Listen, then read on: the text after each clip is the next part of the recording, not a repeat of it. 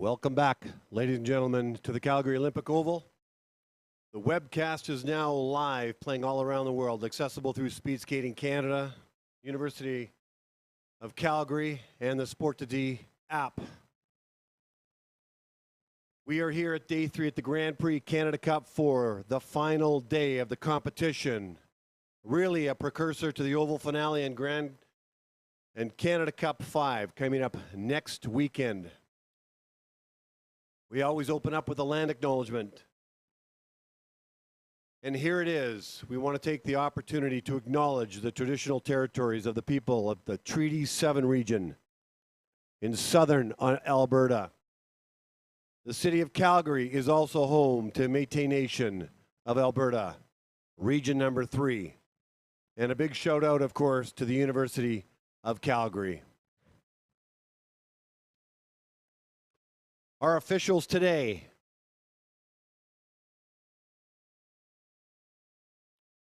referee Bernd Tolinar,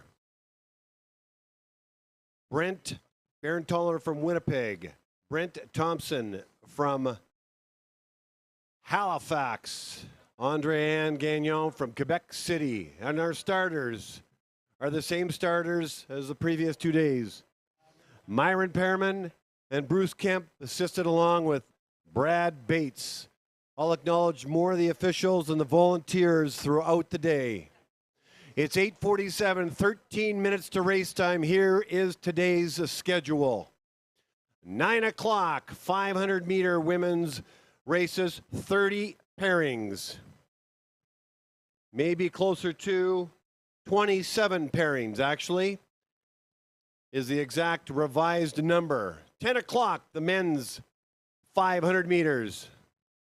And then at 5 to 11, we're going to bring back the men's and finish off the other 25 pairings. So 50 in total, unless there are changes. The women's 1,000 meters will race at 12:30. The men at 1:45, and then the always entertaining and exciting mass start. Another exciting day here at the Calgary Olympic Oval. So fun to be a part of this speed skating family. This is the 17th event of the season in long track speed skating at the Calgary Oval, which is a post-pandemic, regular and now busy season, not just Calgary, but all over the world. Lots to talk about on the webcast. We've got some fast races coming up. It's going to be really interesting to see how the athletes respond to the time change and 2 full days of competition ahead. We had personal bests rain down on the 500, 1,000, and 1,500, and not so much in the longer races, to the disappointment of some of the athletes who I spoke to yesterday afternoon. But it's redemption time, athletes. This is your time. A big shout out to all the coaches, all the parents who put their shoulders behind these athletes to make them what they are. You deserve a pat on the back, parents and coaches who make a huge difference in the lives of our kids, both on and off the ice. You're amazing. Thank you. It's 10 minutes to 9. We are live at the Calgary Oval. The second last long track meet of the year. 190 skaters, 13 different countries represented. Forerunner, Mila Ireland, is coming up at around 3 minutes to 9 to test the system. An important meet for some skaters looking for Canada Cup points. And now let's go get some PBs. It's showtime.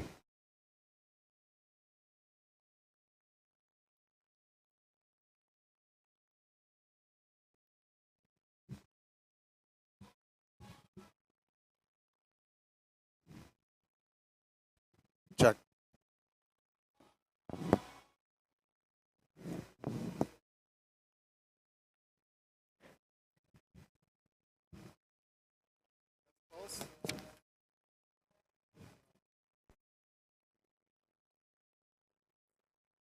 Test pulse.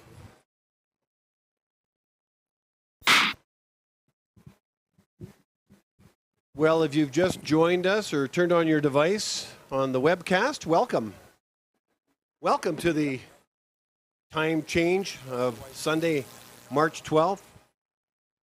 The Greatest Showman song is being played in the Oval right now, followed by the Space Odyssey 2001 to set the tone in terms of Oval atmosphere.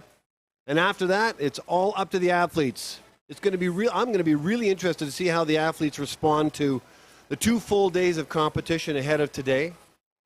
Good turnout. Normally we see a number fall off in terms of skaters. We had 31 pairings on Friday. We have 27 today. Some don't race for different reasons. But they came here to race. Not every skater is going to skate in Canada Cup 5 next weekend. And so with the 2 days of already competition, these athletes will be a little bit tired. The time change will mess them up a little bit. The air pressure is higher, not lower.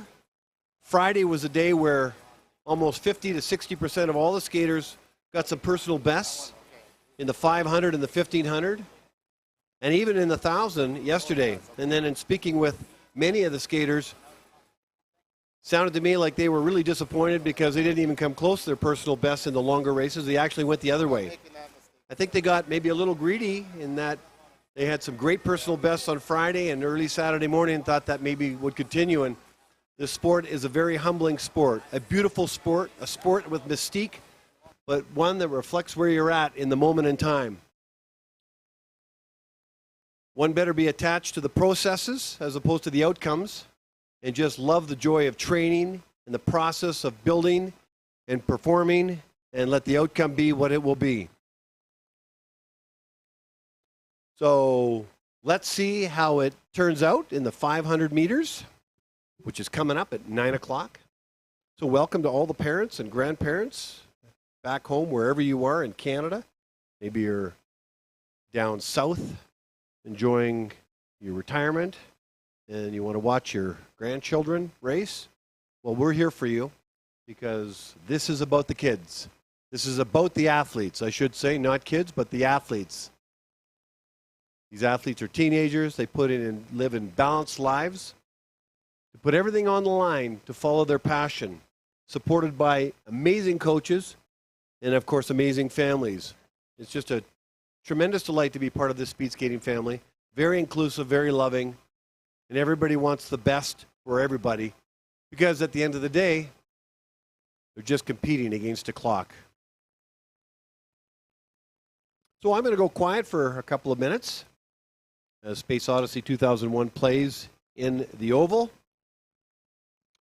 Mila Island will be coming up as a forerunner. The purpose of a forerunner is who was a 13-year-old skater, the daughter of Mike and Noriko Island and granddaughter of Bob and Darla Ireland. Bob and Darla, if you're watching, hello. Hello from me and the Bieber family. We think of you often as you're a big part of this sport for many, many years, and your sons continue on with Sean and Bob. Sean and Mike, I should say, and now your grandkids.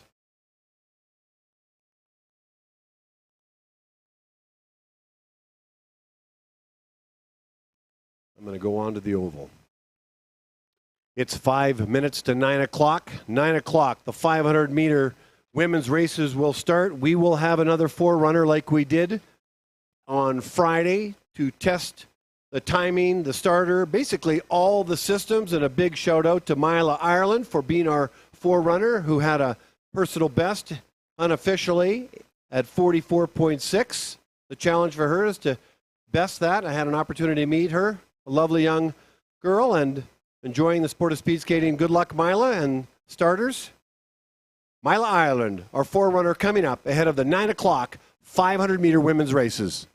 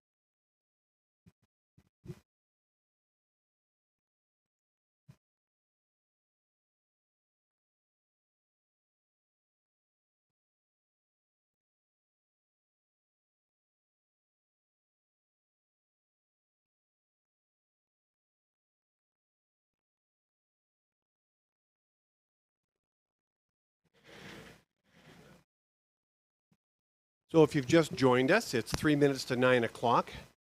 On the screen, you're looking at the Calgary Olympic Oval. You're looking from the east side to the west. The venue, the oval, runs north to south.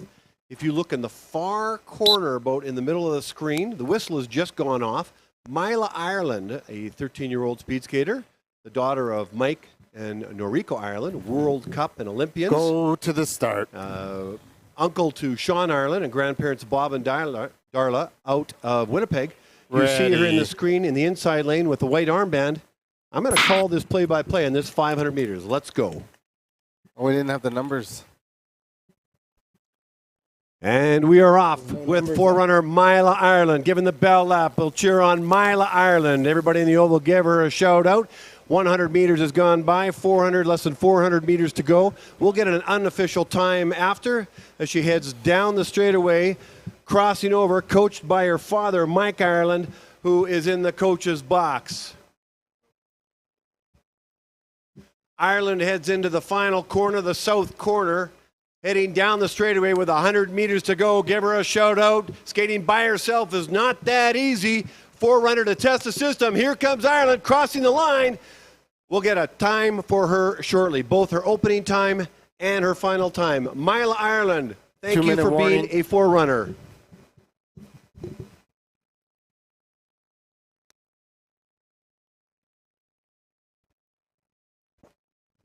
Mila Ireland, opener 11.861 to be precise, and an unofficial personal best, beating her time on Friday of 44.6, 44.166. Congratulations, Mila Ireland. Let me now introduce to you the first pairing of 27 pairings in the 500-meter women's race to kick off day 3 here at the Grand Prix Canada Cup 4.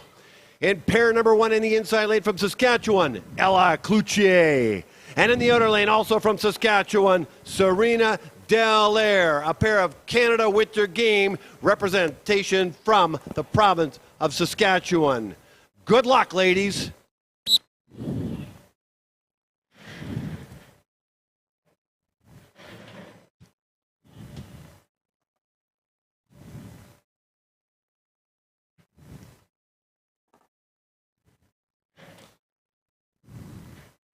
Go to the start.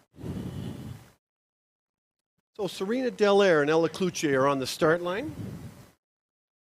Both of these skaters participated in the Canada Winter Games.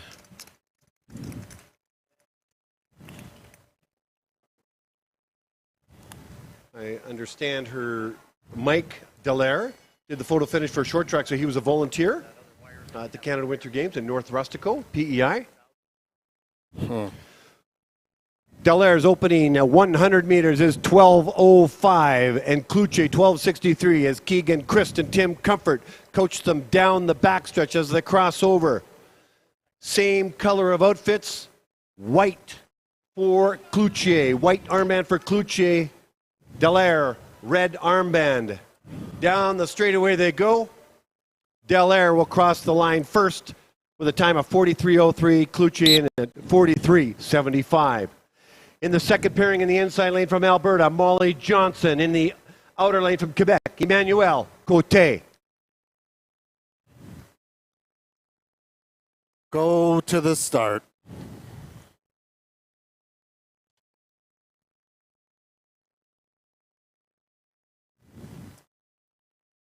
Ready.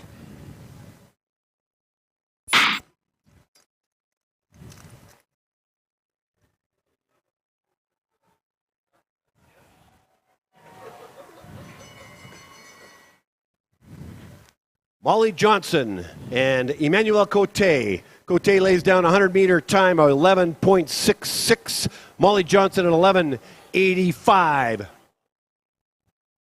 Marc Grandre on the coach for Côté. Kevin Crockett for Johnson for Alberta.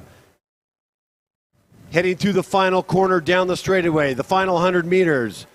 Here comes Côté, slightly ahead of Johnson. How is this going to finish up? Côté crosses the line with a time of 41.81 for a season's best, and Johnson in at 42.7.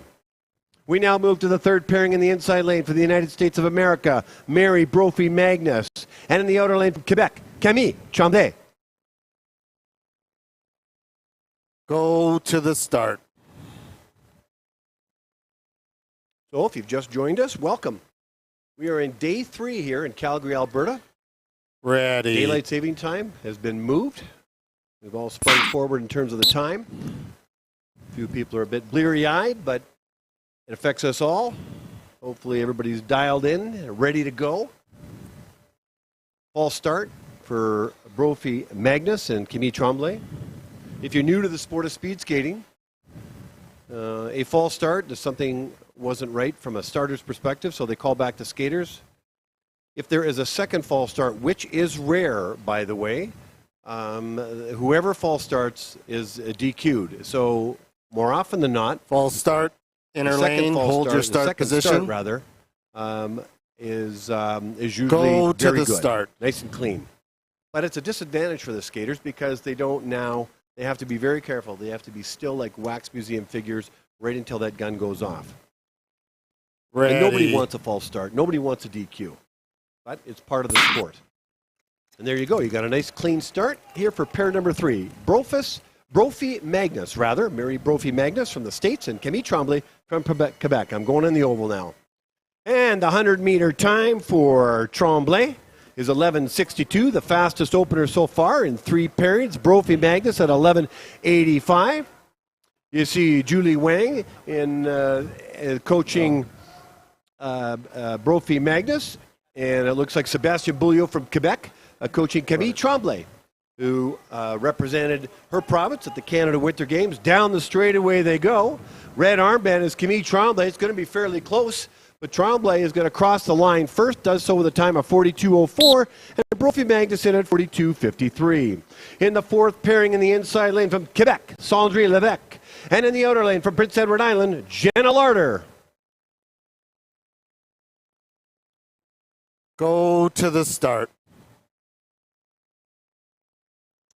Quebec and Prince Edward Island are on the track right now. Prince Edward Island, as you know, hosted the Canada Winter Games, the 15th annual, and did an outstanding job. 3,500 athletes, coaches, and managers, and 5,500 volunteers to put that on. I happen to be one of those volunteers and just loved being out there at the satellite venue in Halifax. Larder's opening time, 11:38 for now, the fastest opener in this fourth pairing. Levesque, 11:09 for her opener. Phil Riopel is coaching, it looks like Larder, and Sabrina Lapointe coaching Sandrine Levesque as they come down to the south part of the oval, now head north down the straightaway. Larder and Levesque pushing hard. Larder crossing the line with a time of 41.3 and a personal best for Levesque at 42.03. In the fifth pairing in the inside lane from Ontario, Brielle Durham, and in the outer lane from Alberta, Maya Luders. Go to the start. Represented their province at the Canada Winter Games. Brielle Durham for Ontario and Maya Luders for the province of Alberta. Ready. Both having very, very good years. When you represent your province at Teenager Olympics, if you will, if I can call it that, I'd say you're having a good year. Brielle Durham and Maya Luders on the ice right now. The opener, the fastest one so far, is Brielle Durham at 11:37. Luders in at 11:62. Phil Riopel coaching down the backstretch for both skaters, it looks like. Luders started in the outside lane, will finish in the inner with the red armband. And she comes out of the corner first. Here comes Durham, challenging her to the finish. Luders will cross the line first with a time of 40.88. Durham in at 41.9 with a personal best. In the sixth pairing in the inside lane from Alberta, Haley Bell. And in the outer lane from Nova Scotia, Julia Snellgrove.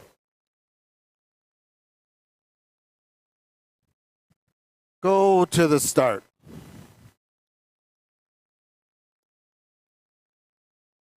Alberta and Nova Scotia on the ice right now. Haley Bell from Alberta. Ready. Julia Snellgrove from Nova Scotia. We're the satellite long track venue was, the Emerald Oval in downtown Halifax, a beautiful oval with artificial ice, a legacy venue from 2011 Winter Games held there. The opening 100 meters for Julia Snellgrove, 11:36. Haley Bell, 11:46. Fastest 100-meter opener so far in this sixth pairing of 27 pairings. Down the straightaway they go, crossing over, heading into the south corner. Here comes Haley Bell out of the corner first. Snellgrove wearing the red armband. Snellgrove will cross the line first. She does so with a personal best of 40.52. Haley Bell, 41.92. In the seventh pairing in the inside lane from Alberta, Caitlin Pelkey. In the outer lane from Quebec, Andre Phaneuf. Go to the start.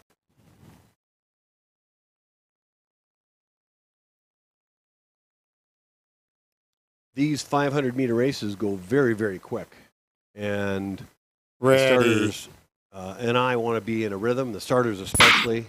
I don't have much announcing time. As soon as the skaters cross the finish line, I'm ready into announcing the next pairing because it's a rhythm that happens, and they run these meets like clockwork.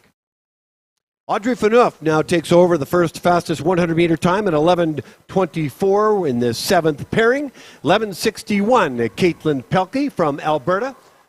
As they head down the backstretch, crossing over. Pelkey in the inside lane will cross over and finish in the outer. Here comes Phaneuf and Pelkey.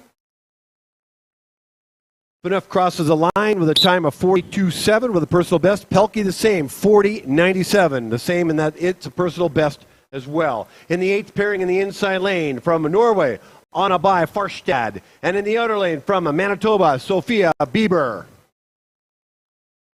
Go to the start.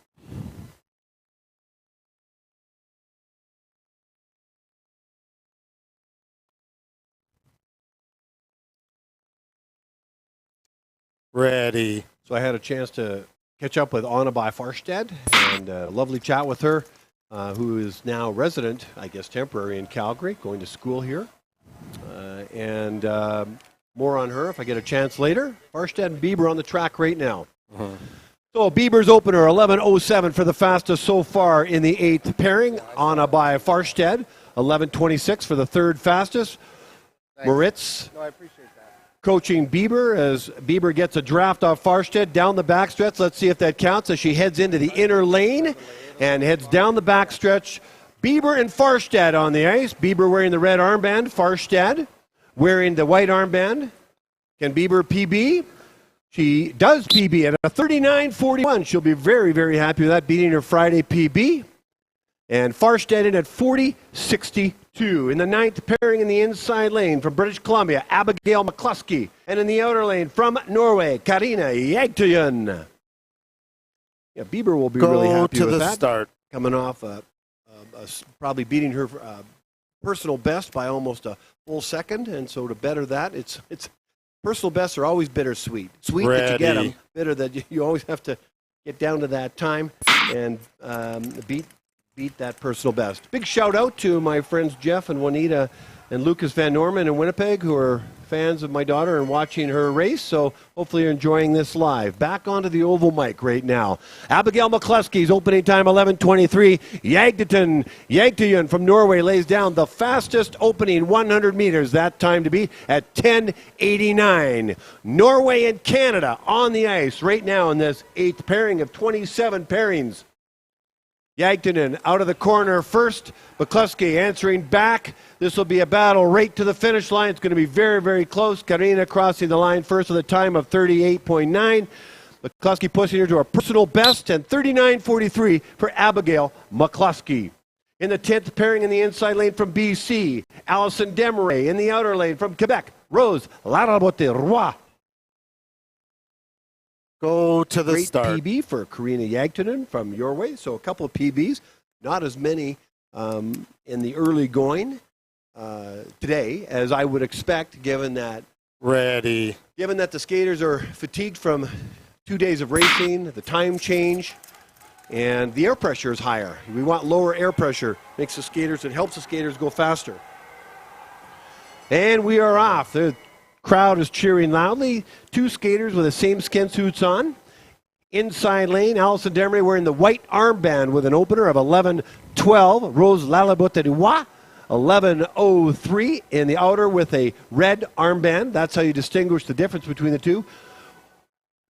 So Alison Demery will finish in the outer lane, and Lalaboterois in the inner lane. It's going to be very, very close as they stretch it out.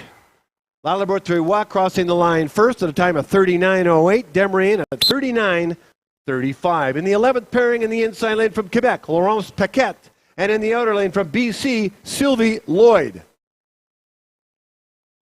Go to the start. In case you're watching and you happen to be new to the sport, the athletes who are responsible for the armbands, and there are 4 different colors. Ready.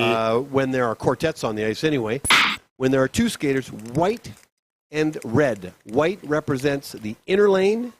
Red represents the outer lane. In the 500 meters, which is 1 1/4 lap around a 400 meter, the inner lane will finish in the outer lane, and the outer lane skater will finish in the inner. Opening times in the 200 meters, Sylvie Lloyd at 11:97, Paquette in at 12:13. Looks like Sebastian Beaulieu coaching Laurence Paquette, and Sandy Vise from Kamloops is coaching Sylvie Lloyd. As they come out of the corner at about the same spot, let's see how it finishes up. It looks like Paquette will cross the line first with a season's best of 42.97, and Sylvie Lloyd at 43.57. The 12th pairing in the inside lane from Quebec, Leila Cotier. And in the outer lane from BC, Malia Hansen. Go to the start. So we probably have seen the fastest 500-meter times. Usually the fastest seated times are around pairings 4 to 8 or 9 or 10, somewhere right in there. Unfortunately, we got a false start with Leila Cartier and Maria Hansen. You'll see a white flag come out in the corner of the screen. That means that the white flag matches the white armband, representing that the foul, if you will, was on the inner lane skater, in this case, Leila Cartier.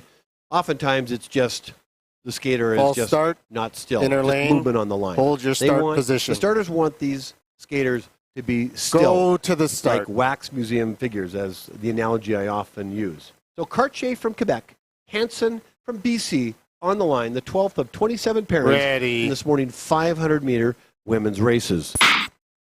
There we go. A nice clean start in the second start. Let's see how this race plays out.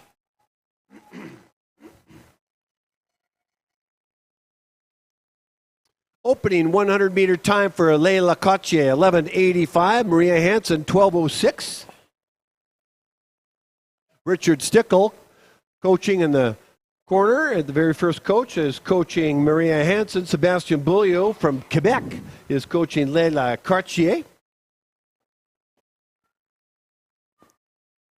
Cartier coming out of the corner first, but Hansen having the inside track has a little less distance to cover, but it looks like Cartier is going to cross the line first and does so with a personal best of 43.27, and Hansen in at 44.22 for a PB. In the 13th pairing in the inside lane from Quebec, Juliette Larochelle. And in the outer lane, also from Quebec, Lily-Pierre Guérin, who I don't see on the screen. Go to the start. So I go ahead and announce 2 racers, and I see 1 on the screen. It looks like this is going to be a solo performance. Ready. La Rochelle. The rules of engagement for coaches and athletes. The coaches for the athletes is to get their pairings in 1 hour before race time. After that, the pairings sheet is set, and the racers are expected to show up. Sometimes they don't. Opening time for La Rochelle, 12:11.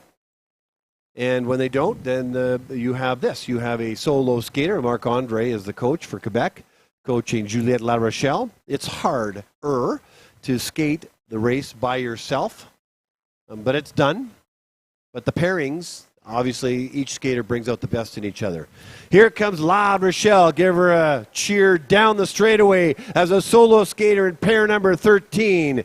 Juliette La Rochelle will cross the line at a time of 43.64.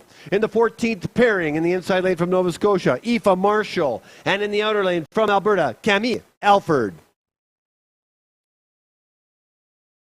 Go to the start. And I announced 2 skaters, and both skaters are on the line.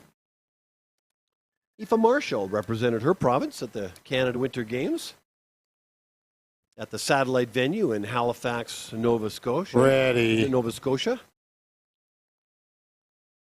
I've been giving Prince Edward Island, and I've been giving Nova Scotia a big shout out. White. And New Brunswick should probably get a shout out too, because they held a satellite venue, I think, in the Alpine events. But it was my first experience being part of a very large event at the Canada Winter Games. And as a speed skating dad, just in my early years, I've only been involved maybe 4 or 5 years, maybe slightly less, and thoroughly enjoying it. The speed skating community is fantastic.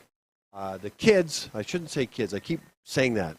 The athletes, the teenagers, the grown young women and men are, for all the ones I've met, are outstanding individuals with hopefully bright futures. Many of them go to the University of Calgary and are part of the older program. Start position. I just love these athletes, love chatting with them and getting to know them, and I wish them all the best. Behind their skin suits are these amazing young people that have just really interesting stories, and they've found a passion in an athletic endeavor called speed skating. And you tell somebody you're a speed skater, and they go, "Ooh, you're a speed skater," and there's a mystique about it, and it's not something that's easy to do. Let me call in the opening time. Aoife Marshall, 11:92 in her opening 100 meters. Camille Alford, 12:17 in her opening 100 meters. Phil Riopel coaching Camille Alford. And I haven't met the coach from Nova Scotia. Hope to do that. Out of the corner first, looks like Aoife Marshall in the Nova Scotia colors of the Canada Winter Games skin suits. She's going to cross the line first and does so at a time of 43.91. Alford at a time of 45.01. In the 15th pairing in the inside lane from Ontario, Daria Vogt. And in the outer lane from Quebec, Marie-Michelle Gagnon. Go to the start. Daria Vogt is another skater that represented her province. Ready. In this case, it's the province of Ontario. I had a chance to catch up with her in Halifax and asked her how her experience was, and she was loving it. She was having a great time, and the long track speed skaters, they get to spend a whole week in Halifax. I'll come back to this story in a moment.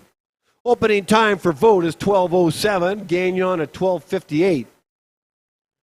The long track speed skaters got to spend the first 2 days in Charlottetown at the opening ceremonies, and then the final 2 days before they hopped the plane and went back to their respective provinces. But they got the best of both worlds, and then they got to stay, the 66 skaters, long track skaters, stayed in the Atlantica Hotel, a former Holiday Inn converted, and in some tremendous conditions. Come back to this in a moment. Vogt's time, 44.2, and Gagnon, 44.61. In the 16th pairing, in the inside lane from Sweden, Anne-Marie Lindqvist, and in the outer lane from Manitoba, Lindsay Smart. Yeah, the athletes got to stay in to the start. Different conditions that those that stayed in the village in Charlottetown. So they really got the best of both worlds. But they did miss out on the atmosphere during the week to take it in the whole games. But I think they got caught up and did a lot of pin trading, which was big, and clothes trading. People traded different types of hats and jackets, all kinds of things. So the spirit of the Canada Games certainly lived on for these long trackers. Anne-Marie Lindqvist from Sweden and Lindsay Smart from Manitoba, a Canadian and a Swede on the ice right now. Lindqvist opening time, 12:41. Lindsay Smart, 12.5. Coach Alex Moritz coaching Lindsay Smart down the backstretch. A big hello to the Smart family. Ian and Heather And their other two children, I think they're back home in Winnipeg. Lindsay Smart is one of those kids that walks into a room and lights it up because she's always in a good mood with a bright smile. Lindquist time, 44:57. Lindsay Smart, 44:96. In the 17th pairing in the inside lane from BC, Hannah North. In the outer lane from Sweden, Tina Svensson. Go to the start. So there are a couple of Swedish skaters, and to the Lindquist family and the Svensson family, hello. Hope you're watching from Sweden. I'm guessing the time is probably mid-afternoon. That is our third false start today. That's probably the most we've almost had in 2 days. And the red flag comes out, so that means that Tina Svensson from Sweden is tagged with something not right as far as the starter goes. Like I say, most of the time, it's generally movement on the line. If we have an opportunity after the men's 500, stick around because Blair Toblin, I believe, hopefully it's Blair, or it could be Andrew Cross. Blair Toblin and Andrew Cross are hosting a level 2 starters clinic. There are 14 officials go to the start that have basically said, look, I want to get more involved in the sport, and they're holding a clinic. And I wanted to hear from one of them in an interview to talk about the clinic, talk about how they got involved in speed skating, and the perspective of a starter. And so, why do they call a false start? Why do they allow the skaters to skate? What do they look for? So more information on that, if possible, after the men's 500-meter races later this morning. Hannah North's opening time, 12:28. Tina Svensson from Sweden, 12:24. Richard Stickle coaching Hannah North. The only coach in the coach's box in this pairing, the 17th pairing of 27 in the women's 500-meter race here at the Calgary Olympic Oval. Welcome to those that have just joined us either live on the webcast or here inside the Oval. Crossing the line first for a season's best is Tina Svensson at 44:26 and Hannah North at 45:56. In the 18th pairing from Alberta in the inside lane, Cassandra Curry. In the outer lane from BC, Sydney Benny. Go to the start. As soon as these skaters cross the line from the previous race, I'm on to introducing the next race because the starters want to get into a rhythm. There is 190 skaters. There's 27 pairings here. We've got something close to 15 pairings of the men's 500. So the skaters that came here this weekend for Canada Cup 4 and Grand Prix, they came here to race. Not all the skaters will be racing next weekend. It'll be fewer skaters, not sure by how much. Opening 100 meters, Cassandra Curry, 12:41. Sydney Benny, 12:75. The 18th of 27 pairings, Richard Stickle in the coach's box. And it looks like, I don't know who the coach is for Alberta. It might have been Mike Ireland, but I'll clarify that. But here we go. Curry and Benny on the track right now. Curry wearing the white armband, Benny wearing the red. This is going to be a very close finish between the two. Looks like Curry's going to take it, crossing the line first at a time of 45:28. And Benny, 45:45. In the 19th pairing in the inside lane from Alberta, Sophia Major. In the outer lane from Alberta as well, Lewis Spence. Go to the start.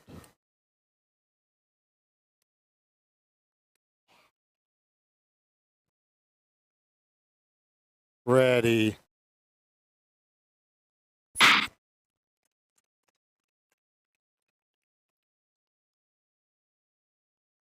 And we are off and running. Good clean start. 19th pairing of 27. Major and Spence on the track right now. Lewis Spence with an opening 100 meters, 12:48. Sophia Major is 12:73.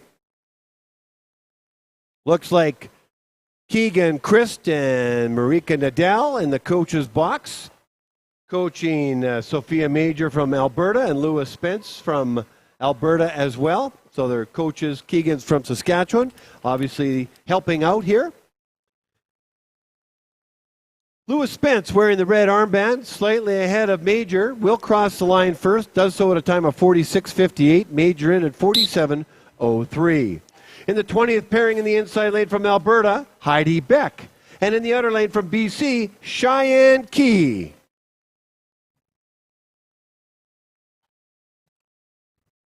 Go to the start.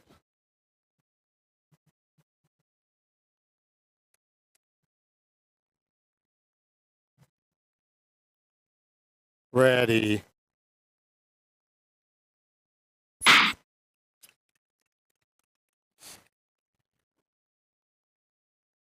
Heidi Beck from the province of Alberta. What? Cheyenne Key from BC. Opening 100-meter time for Beck at 12.61. Cheyenne Key, 13:07.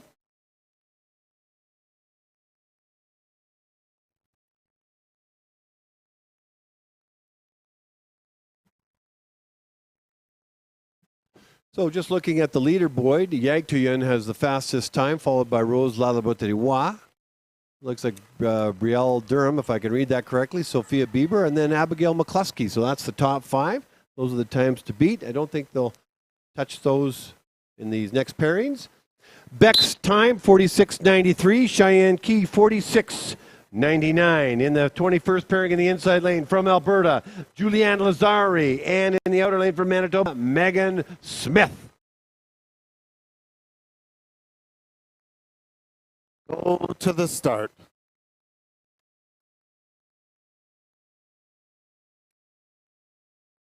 Julianne Lazari from Alberta. Ready. She's in the inside lane wearing the white armband. You can hardly see it amongst the colors on her right arm. And you can see the red armband from Megan Smith in the back with the black skin suit backdrop. Opening time for Smith is 12:73. Lazarian at 12:63. Coach Alex Moritz is coaching Megan Smith. Looks like Marika Nadal is coaching Julianne Lazari. Out of the south corner, here they come. Smith and Lazari down the straightaway, getting a cheer on from their teammates. It's going to be close. Smith crossing the line with a personal best of 47.13. She'll be happy with that. Lazari, the same personal best, 47.82. In the 22nd pairing in the inside lane from BC, Leah Turner. And in the outer lane from Saskatchewan, Sophia Dvorak. Go to the start. Love the two skin suit colors on the line. Leah Turner's got the black and the fuchsia. That's got real pop to it. You can see the white armband around it. And Sophia Dvorak in the beautiful Saskatchewan colors. Green and black. Yeah, it looked like a false start. And from my vantage point, it looked like maybe a little movement on the line.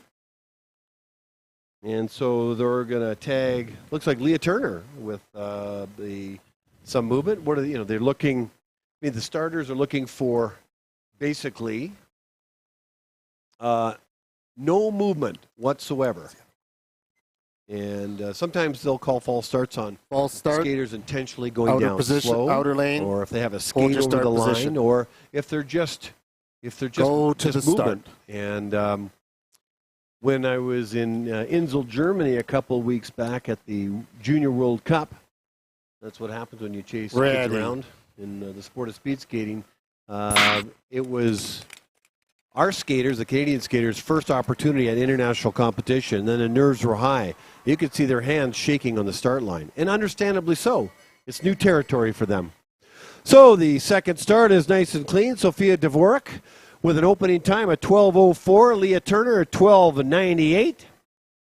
On the ice right now, ladies and gentlemen, the province of British Columbia and the province of Saskatchewan. Dvorak from Saskatchewan, Turner from BC. Out of the corner first comes Dvorak in the inside lane. We'll stretch it out to seek out her best possible time. Turner doing the same. Dvorak crossing the line first with a season's best of 44.35 and a personal best for Leah Turner at 46.82. 86. In the 23rd pairing in the inside lane from BC, Talia Halperin. And in the outer lane from Alberta, Denise Wesseling.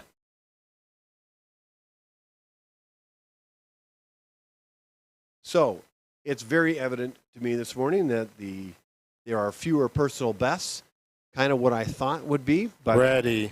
Nonetheless, we're seeing some, and it's terrific. I'm always happy for these athletes. Anytime they get a personal best, whether it's a beautiful personal best from their perspective or it's not a great one, maybe they didn't feel like they skated great. Because if you ask a skater how their race was, it's like asking a golfer how their golf game was. It could be better. But a personal best is a personal best. 100-meter opener for Halperin at 12.94, Wesseling in at 13.65. The legendary Julie Wong is on the coach's box for these skaters. Julie Wong is the mother of Yankun Zhao, the young speed skating phenom out of Alberta, representing his country and his province, his country at the Junior Worlds and his province at Canada Winter Games. So crossing the line first will be Denise Wesseling. Talia Halperin with a time of 48.21 and Denise Wesseling with a time of 50.7. In the 24th pairing in the inside lane from Alberta, Maggie Breedlove. And in the outer lane from Ontario, Alexa Anika. Go to the start. Alexa Anika said when I talked to her back in the fall, I introduced myself to her, and she recognized my voice but didn't know the face with the voice, and she basically coined me the Sky Guy, the voice in the sky. So I'm happy to be the Sky Guy. Alexa, I've gotten to know her a little bit. Very smart university student, is graduating this year, looks to get her master's. Anika's opener 12.05 and Breedlove 12.54. There's Christina Lazarescu and Marika Nadal assisting. On the backstretch as they've crossed over, Anika heads into the inner lane and out into the 100-meter stretch first. Here comes Anika, stretching it out with the red armband. Will cross the line first. Does so with a time of 43.57. And Maggie Breedlove will cross the line with a personal best of 49.57. In the 25th pairing in the inside lane from the province of Alberta, Sophia Cross. And in the outer lane from BC, Beth Smith. Go to the start.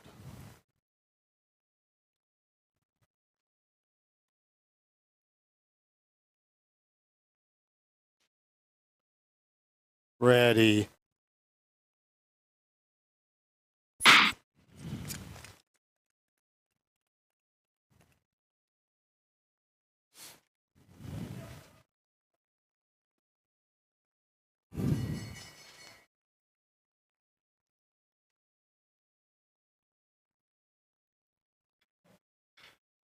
Opening 100-meter time for Sophia Cross, 13.51, and Beth Smith, 13.28. Phil Riopel and Marika Nadal on the backstretch, coaching these racers as they cross over, heading into the final corner. Beth Smith out of the corner first, and down, sadly, goes Sophia Cross. Crossing the line first, it is Beth Smith at 45.74. Unfortunately, Sophia fell on the corner, and you can thank the mats because they are a very important part of the safety. She's still down. So we'll get one of the medics over and see how she's doing. You can see her in the distance. So Sophia Cross, unfortunately, fell on the final corner. Falling does happen in the sport of speed skating, and the mat, it's all about safety, while achieving the speed possible. So this isn't generally a good sign when a skater is down and still down, and now they're calling on the medics. You can't have a sanctioned meet without medics, and there are two in the house today. Avanish Bodoni. And I don't remember the other gentleman's name at the moment. but she must have fallen into the mat funny with her foot. Her dad, Andrew Cross, is in the building conducting a level 2 starter clinic. And so I'm sure he'll be notified that his daughter is down and staying down right now. Hopefully it's not serious. But she's not moving, and so that's probably a good thing, depending on what the assessment is. So Sophia Cross, we're watching everything unfold.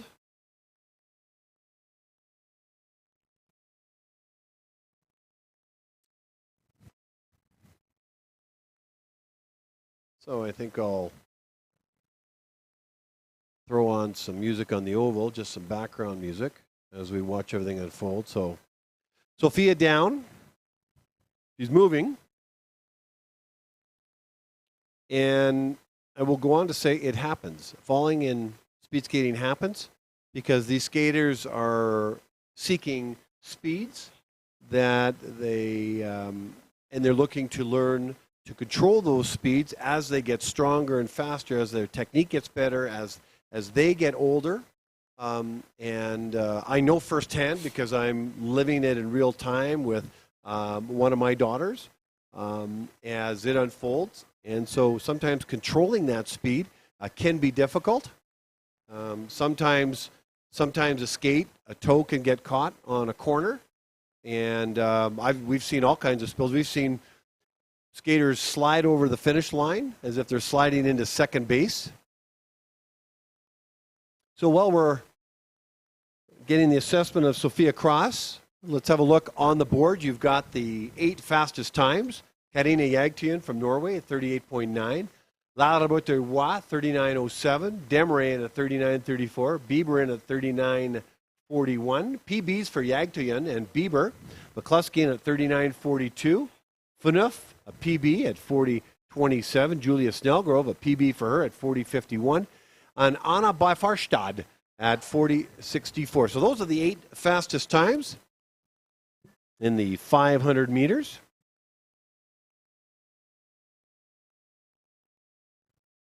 We're pausing right now as we have an injured skater.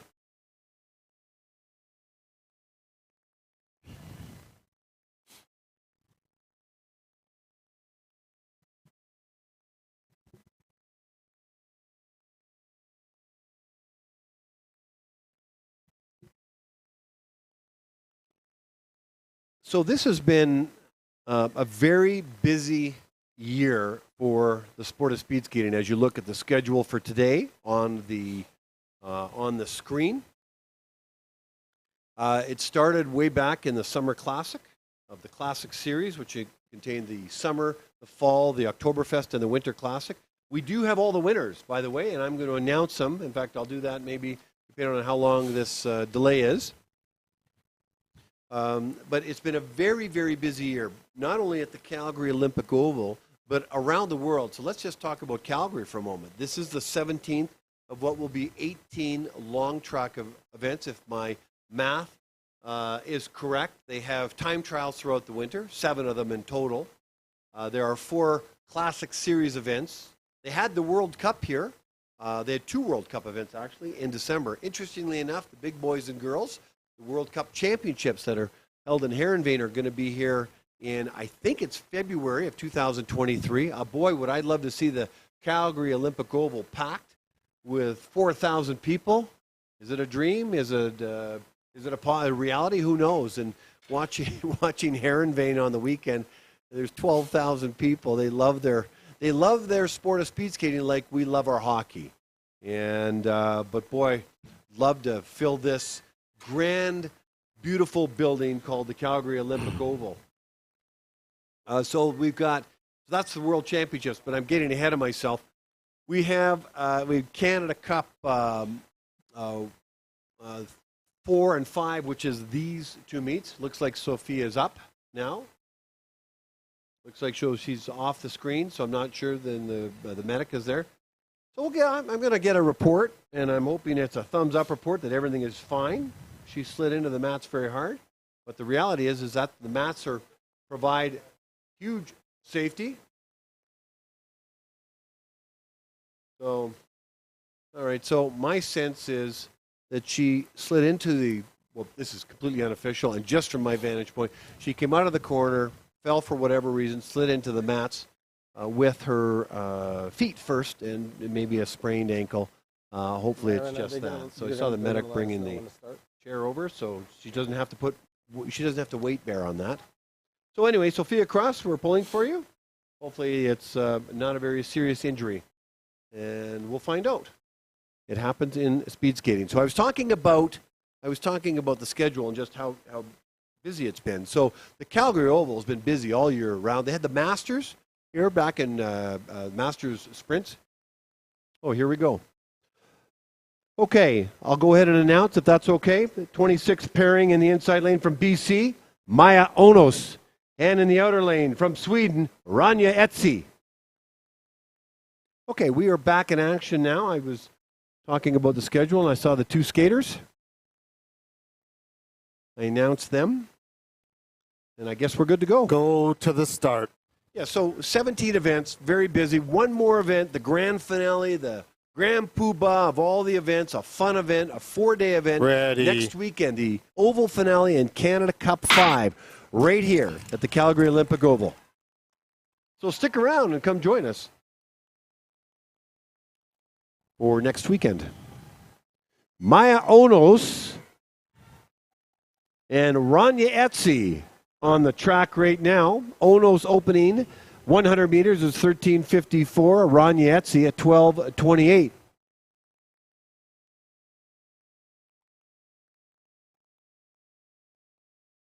Onos from BC, Etsi from Sweden. Out of the corner first is Ranja Etsi, and will cross the line first and does so with the season's best time of 43:99. Maya Onos will cross the line with a personal best time of 51:88. We now move to the final pairing of the 500-meter women's race from BC in the inside lane, Karen Reppen. Go to the start. So Karen Reppen is a master skater. She skated 2 or 3 events before. This weekend, there are no time standards for this meet. Next weekend there is. And so that will mean we'll have fewer skaters. I don't know by how many. We have 190 skaters. I've been at an event or participated in an event where there's been 300 skaters. And so it gets a little busy. And that's why you see quartets. That's why you see 4 skaters on the ice. Two sets of pairs starting about 200 meters apart. So Karen Reppen from BC is on the ice right now. Reppen's opening 100 meters is 18.33.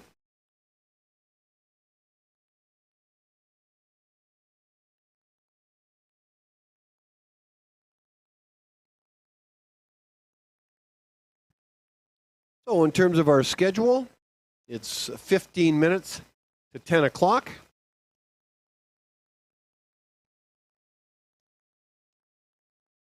I believe we're back at 10:05.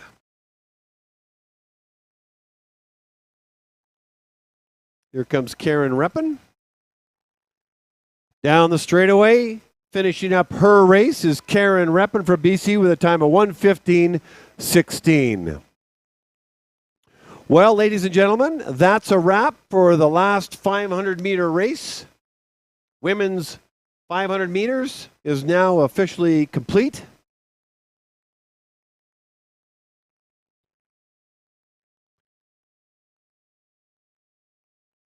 We now have a 10 o'clock start time, 10 o'clock. And we'll be back with the men's first sets of pairings, the 500 meters. So just a reminder, all those back home in webcast land, a 10 o'clock start for the 2023 Grand Prix Canada Cup 4. 10 o'clock start. We have, I think, close to, let me just check. We're going to have 2 sets of pairings. 25 pairings before an ice resurfacing, 44 pairings in total. So, like I said earlier, these skaters came here to race this weekend. Not many scratches, enough. Yet, it looks like they're set, and we're going to see set to race, and we're going to see some very, very fast skaters. So stick around. I hope to bring in Simon Coots for the 1,000-meter races to have a little chat with him in and out of the races, and I'm hoping to get a chat with either Blair Tomlin or Andrew Cross to talk about the starter. And hopefully Sophia Cross is good. But I'm going to get a report and get back to you. So we'll see you. You'll hear from me in 13 minutes. Thanks for watching, and thanks for listening.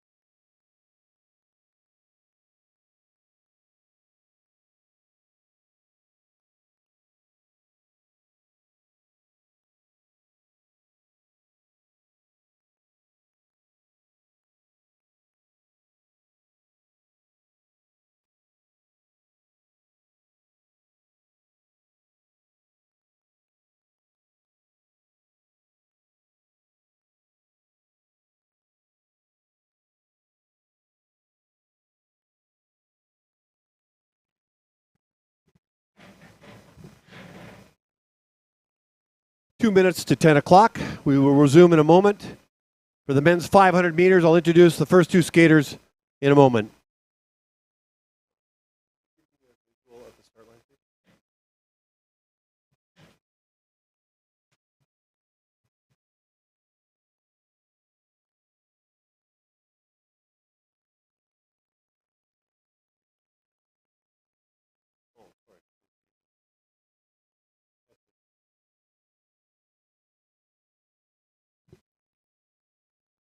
I'm about to announce the opening skaters, but look, for those of you on webcast land, look at the beautiful ice. Look at the reflection on the ice. The letters off the safety mats, showing the fastest ice in the world with the red backdrop. That ice is like skating on a pane of glass. It looks beautiful. Okay, well, let's get going. 500-meter men's. Ladies and gentlemen, we're back. 47 pairings. We're going to do 25 pairings first before we do an ice resurfacing. And the first pairing in the inside lane from Sweden, David Karlingsjö. And in the outer lane from Manitoba, Ryan Kulbacki. Good luck, gentlemen.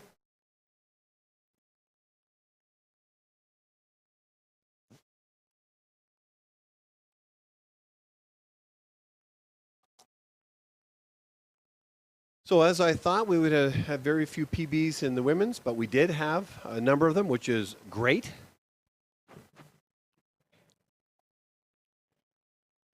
And let's see what the men do for today after the time change. I'm hoping to get one of the Blair Toblin or Andrew Cross up here to talk a little bit about the starting position. They're putting on a level 2 starting clinic, so I'm advertising that. Hoping to get Simon Coots up here as well, a retired speed skater from the Oval program from Manitoba who has a wealth of knowledge about the sport of speed skating. When I say wealth of knowledge, that's an understatement. Him and a number of his friends are just absolutely passionate about the sport. So we'll learn a little bit more about that. I look forward to having a conversation. So you can see on the line right now, David Karlingsjö is on your right on the screen in the Norwegian colors. And Ryan Kulbacki in the province of Manitoba colors. Karlingsjö with the white armband goes perfect with the outfit. And Kulbacki, who's having a breakout year for Manitoba with the red armband. Opening 100 meters, Karlingsjö at 10.3. Kulbacki in at 10.51. I have yet to meet the Norway coach. I'd like to do that, and so I can give him a shout out. Out of the corner, here comes Karlingsjö and Kulbacki, a very evenly matched race, both pushing each other. Karlingsjö will cross the line first at a time of 37.01, Kulbacki 37.22. In the second pairing in the inside lane from Ontario, Sebastian Champagne, and in the outer lane from Alberta, Logan Toblin. Go to the start. I said there were 47 pairings. I was incorrect. There are 44 pairings. 44 pairings. Ready. Still a very strong showing on a Sunday for this 500-meter race. And unfortunately, this pair has got a false start. Let's see what color of flag comes out. It's white. So the focus is on Sebastian Champagne. There'll be a reason from a starter's perspective to say, hey, you know what? Let's call you guys back and let's do this all over again.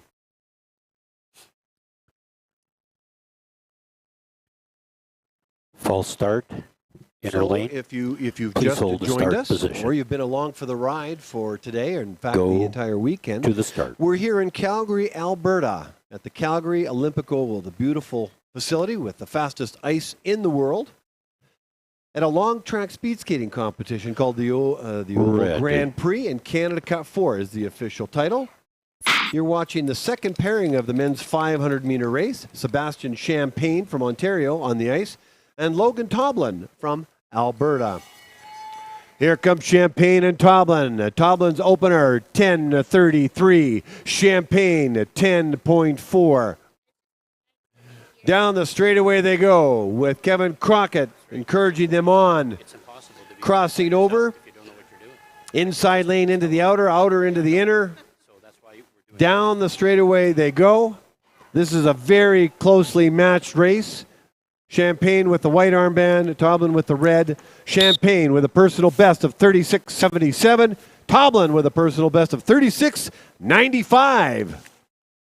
In the third pairing from Norway in the inside lane, Martin Solberg Andreasen. And in the outer lane from Alberta, Andre Rasmus. Go to the start. Gotta like that.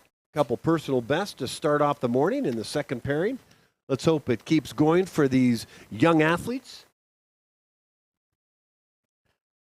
Ready. That's a skater's measuring stick, is a personal best. Yes, a podium. Yes, a medal. But the personal best is the universal measuring stick as to the progress they are making in their sport. So Andreasen from Norway with an opener of 10.3 and Rasmus in a 10.51. Andre represented his province at the Canada Winter Games. Enjoyed himself immensely. Got himself a team pursuit medal. Bronze medal. Down the straightaway they go. Andreasen crossing the line at 36.79. And Erasmus happy at 36.93 with a personal best. In the fourth pairing in the inside lane from BC, Kieran Hansen. And in the outer lane from Alberta, Paul Cordair. Go to the start. I had a great conversation with Kieran Hansen, who I'd never met before, and there was a reason for it. He hadn't been around for almost 3 years. He gave me permission to share a little bit of his story. This gentleman who was a great interview. Kieran, you were a fantastic interview. Thank you for playing along. Birth defect in his hip. Took 3 years to repair. This guy's on the mend and wants to get back to where he was prior to 16 leaving the sport. Welcome back, Kieran. Paul Coder at 10.27 with the fastest opener so far. Kieran Hansen with the fifth fastest opener. Crockett Rocket is giving them encouragement on the backstretch. Kieran Hansen's opener was 10.34. Down the backstretch they go. Both in Alberta, looks like Alberta skin suits. Exactly the same. White armband is Hansen in the outer lane. And Cordair with the red armband. Cordair will best him and do with a time of 36.57. Hansen at a 36.8. In the inside lane from Quebec in the fifth pairing, Antoine Roger. And in the outer lane from Alberta, Zachary Lacroix. Go to the start.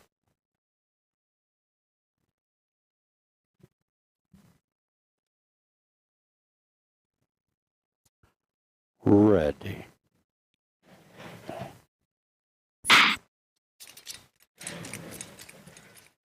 And we're off and running. Pair 5 of 44 in the men's 500 meters. Bell lap, 1 lap to go. Opening 100 meters for Antoine Roger, the fastest so far of the fifth pairings, 10.18. Mike Ireland and Sabrina Lapointe, coaches in the coaches box, and Zachary Lacroix with an opener of 10.2.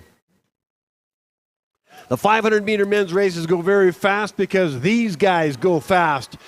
Very close down the straightaway, crossing the line first is going to be Roger at 35.97. Lacroix will be happy with a 36.19 time because that's a PB for Zachary. In the sixth pairing in the inside lane from Norway, Seaver Bratjord. And in the outer lane from Ontario, Chris Homestead. Go to the start.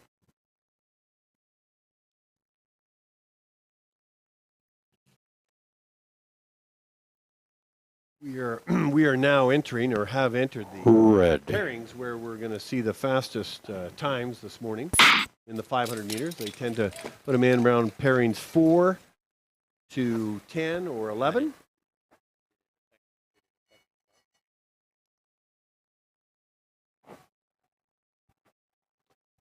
So a blistering opening time by Bratchard, 9.96. Homestead not to be outdone, 10.07. 1 and 2 so far in pair 6 of 44. Bratchard from Sweden, Homestead from Canada on the ice right now. as they stretch it out in the final 100 meters. Homestead and Bratchard crossing the line first is Bratchard at 35.96. Homestead at 36.2. In the seventh pairing in the inside lane from Quebec, Cedric Brunet. And in the outer lane from Norway, Christian Landre Magnussen. Go to the start. Had a good chat with Homestead back in the fall. He's from Burlington, Ontario. Mike Ireland coaches him. Ready. And he wanted to give a shout out to his mom, Julie, and his dad, Doug, back in the fall. And I think he'd probably like to do that now. And that was a blatant false start there. So I guess we'll do that over again. That's pair number 7 of 44. So Chris Homestead is racing the 500 and the 1,000. I think he's in the 1,000. But he is a sprinter, and he just loves the shorter distances. So great race, Chris. So Full start, inner lane. we are now in the Please hold 7th the pairing. start Cedric position. Brunet Go and to the Christian start. Landro Magnussen. I've met Christian's dad, Bjorn, who was skating and pulled a hamstring, sadly, and had a good chat with him yesterday. They're heading home back to Norway on Ready. Monday. It was a pleasure to meet his mom and dad. Hope to meet more Norwegian skaters, learn a little bit more about them. We're delighted that they're here in Calgary. And Cedric Brunet is a skater that can lay down some really fast times. All right, on the ice right now is Cedric Brunet from Quebec with a 10 flat opener. Magnussen from Norway at 10.08. Looks like his dad is coaching him on the coach's box. Brunet from Canada. Magnussen from the country of Norway. Out of the corner they go. This is a very fast race for these guys, and it's going to be very close finish. Crossing the line first is Brunet at 35.81. 4/100ths of a second later, Magnussen at 35.93. In the 8th pairing in the inside lane from Alberta, Yankun Zhao. And in the outer lane from Ontario, Ryan Gibson. Go to the start.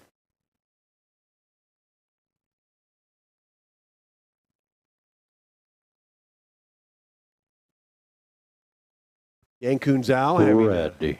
great year, as is Gibson. Two fine gentlemen that I've spoken to and have gotten to know a little bit.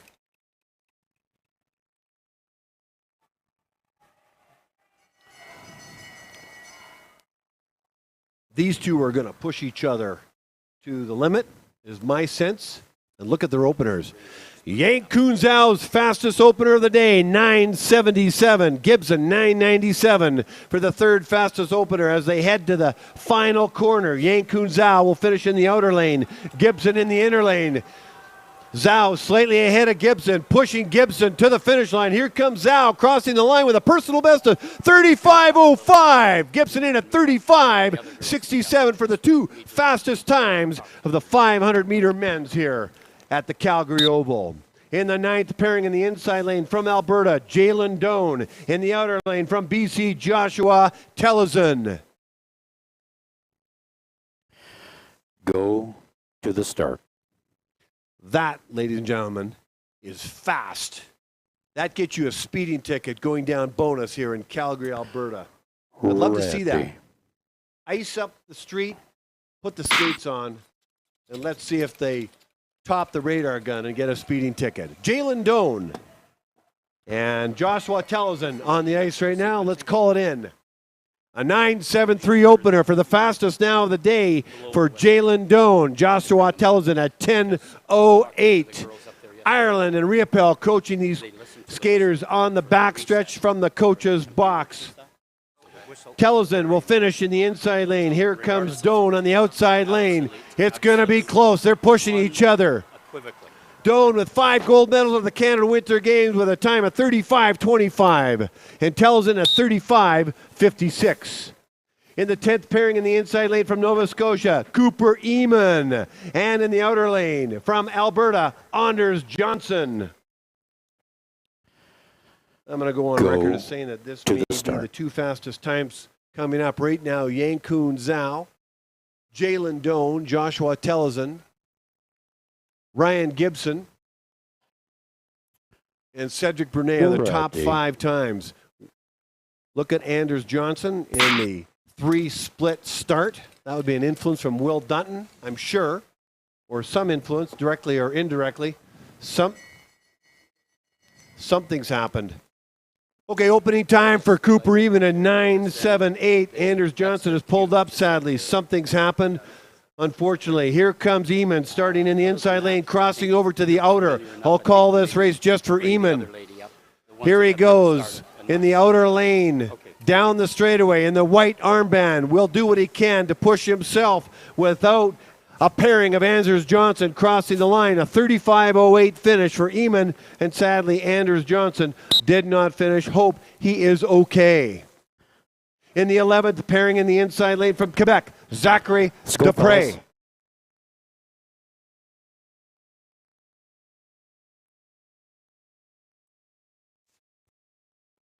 In the opening, in the 11th pairing in the inside lane from Quebec, Zachary Dupre. In the outer lane from Ontario, Matthew Laxton. Go to the start. From my vantage point, Anders Johnson pulled up because it looks like he might have pulled a muscle, Ready. tweaked something, and said, that's enough. I'm not going any further. The pressure these gentlemen put on their bodies to go as fast as possible on ice is immense on their bodies, and they know their bodies well. Dupre with an opening time at 10:31. Laxton at 10:37. Dupre skating away with 4 medals out of the Canada Winter Games. He just had a fantastic meet, both in the team pursuit and in individual events. So congratulations, Zachary Dupre from Quebec. Dupre and Matthew Laxton, a very close race. It's going to look very close. A PB for Dupre at 36.86, 3/100ths of a second later. Laxton with a season's best of 36.89 in the 12th pairing in the inside lane from Quebec, Émilie Wad. And in the outer lane from Alberta, Matthew Medlicott. Go to the start. So Dupre is adding to his already wonderful season with another personal best in 500 meters. So he'll be very, very happy with that.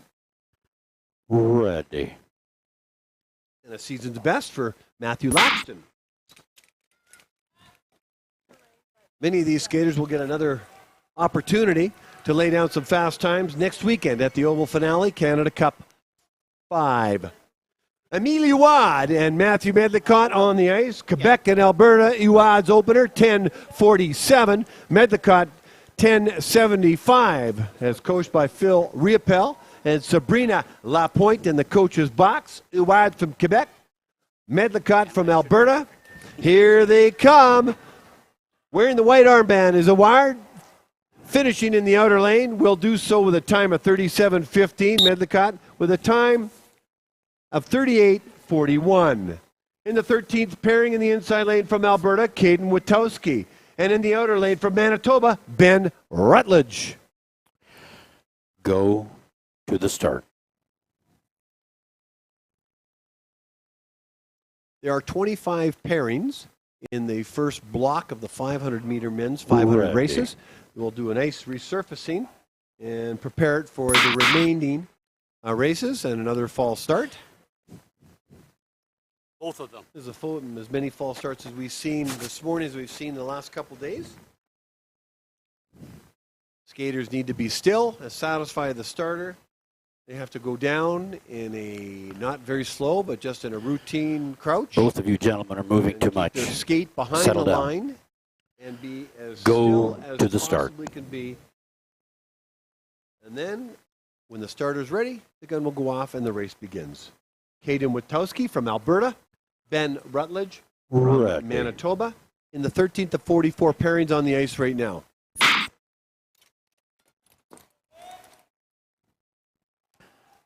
So, is that the right call? I don't really give a shit because to me it's the right. 500-meter race, 1 1/4 lap around a 400-meter track. Witowski's opener 10:44, Rutledge 10:99. Phil Riopel and Kevin Crockett coaching these skaters. Same time, right? So Witowski from Alberta, Rutledge from Manitoba as they round the final corner from the south part of the oval. Now skating northward. This is going to be very close. Witowski best Rutledge. Witowski's time 38:38. Rutledge in at 38:57. Very close indeed. 14th pairing in the inside lane from Alberta, Caleb Jacobson. And in the outer lane from Quebec, Gregory Picard. Go to the start. That's the benefit of pairings. Each skater pushes each other. It looks like in the 13th pairing, Rutledge was turning it on towards the end because he could see that Witowski had a lead on him, and that propels and pushes another skater to say, hey, I'm going to do my best to catch up and dig a little deeper. So good for, well, that's the benefit of the pairings. So you can get the fastest time as possible.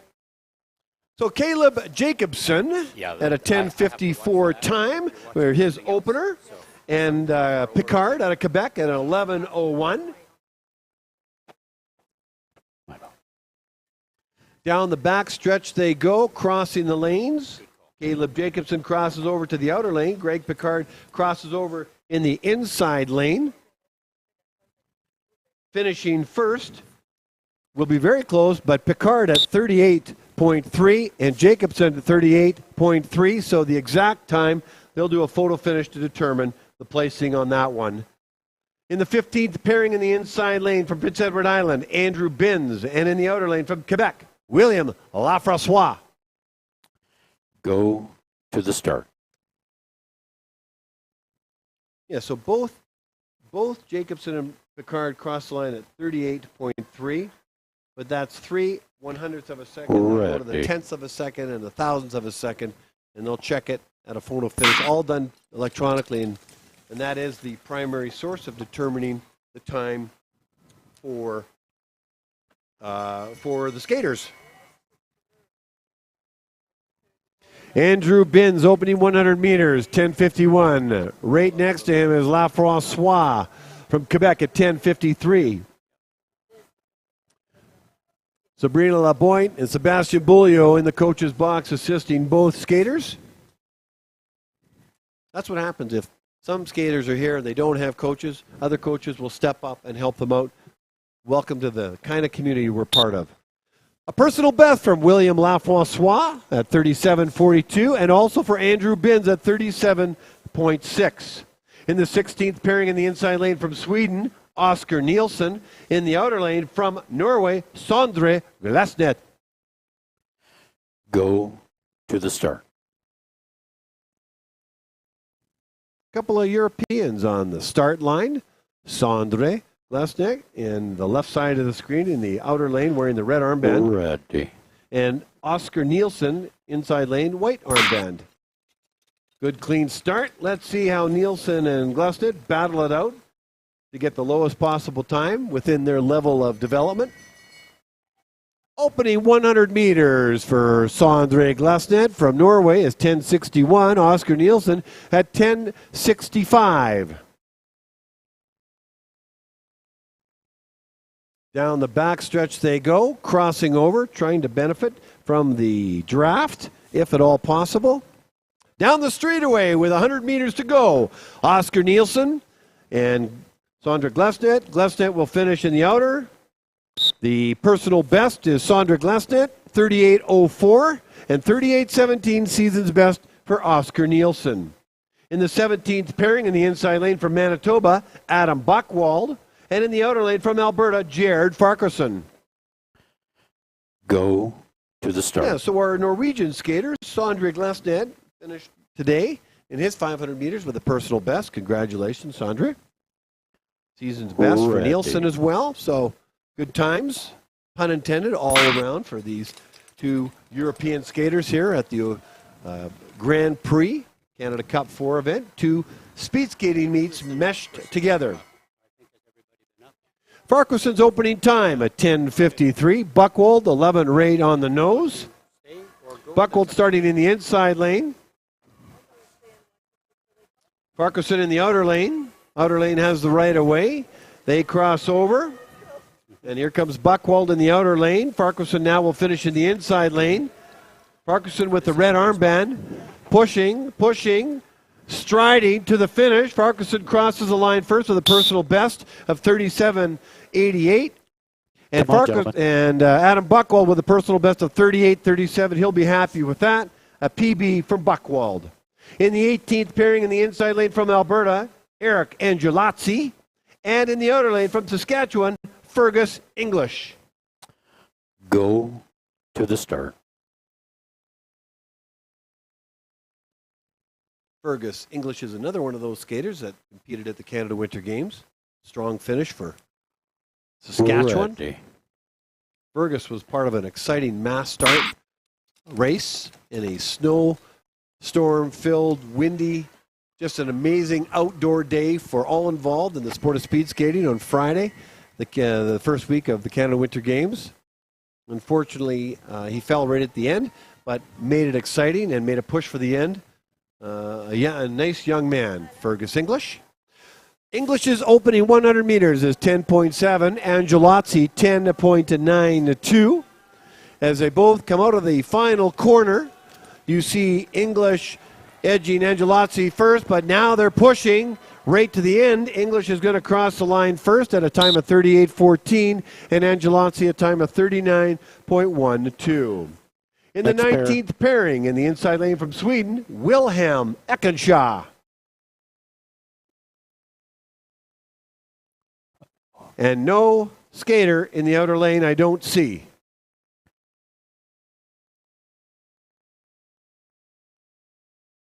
I do see. And in the outer lane from Alberta, Liam Robinson.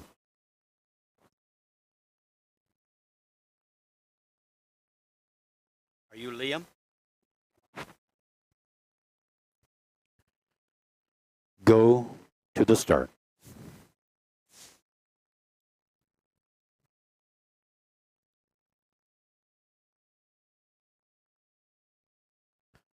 Ready.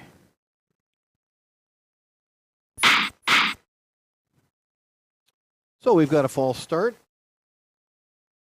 We had a late arrival, I guess, or a late arrival to the lane anyway, Liam Robinson. Usually I like to call, usually both skaters get moved to the start line after the the pairing before them finishes, comes out of the final corner and finishes 100 meters. Hold so the start position. Starters want the next racers in the lane starting to think about the race. As soon as the race is finished, I announce the times of the current skaters and then turn my attention to announcing these two skaters while they're focused, and I don't have a lot of time, and there's a delay of some sort. They're heading off the ice for a moment. This is the 19th the wrong pairing. Liam. There's two Liams.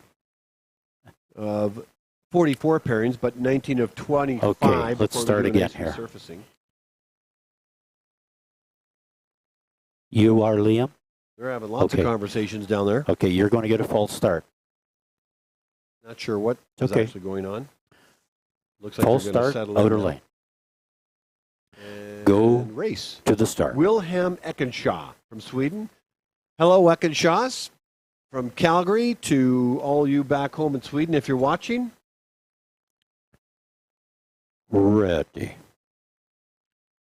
Liam Robinson from Alberta. I let him go a little bit early. Yeah. Well, they're both Liam. I think we're set to go. I think we may have the correct skaters. We may not. I'm not sure. Somebody will let me know. Yeah, there's two Liams. That's the problem. So Liam Robinson, 10.71. Yeah, I'm Liam. Oh, okay. For his opening, Eckenshaw.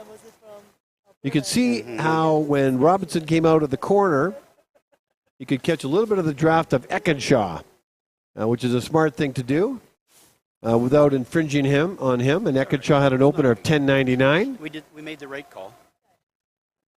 Crossing the line first with a personal best is Liam Robinson, 38.23, and 38.47 for Wilhelm Eckenshaw. We now move to the 20th pairing in the inside lane from Sweden, Arvid Kallingsjö.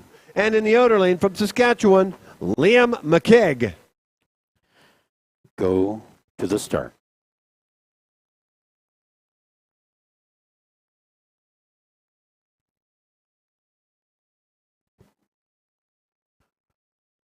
Ready.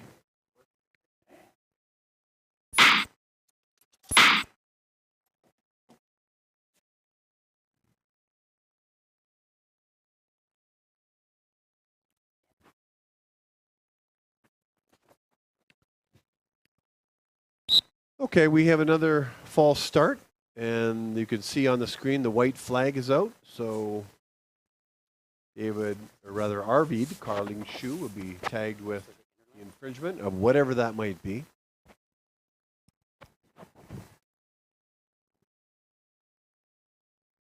I think we're having some discussion up here in the timing deck. What was the confusion in pair 19? Why didn't they just go to the start line and start the race? In False pairing start, number 19, inner lane. Liam Robinson Please hold the was start one of the position. skaters, and in pairing number 20, Liam McKegg Go is to now the start. one of the skaters. You could see him in the left side of your screen. I think the two Liams got confused on who was heading into the outside lane. And what I needed to do was just Ready. announce the racers, and I think that might have cleared things up right away. So, Liam number 2, I guess, is on Liam McKegg. So, here we go. Sweden and Canada on the ice right now. So, we are off and running. Carling Shoes opening time 11:06. McKegg's 10:92 opener is the 33rd of all these skaters so far. So Sweden and Canada on the ice. Carling Shoe started in the inside lane. You can see him switch over right at the very end. He'll finish in the outer lane. This is going to be a very close race. Hopefully pushing these guys to personal best. Crossing the line first. Looks like it'll be Arvid Carling Shoe with a time of 39.4. But Liam McKegg will be happy with that. 39.54 for a PB for Liam McKegg. In the 21st pairing in the inside lane from Quebec, Luca Sullivan. And in the outer lane from Manitoba, Aaron Reel. Go to the start.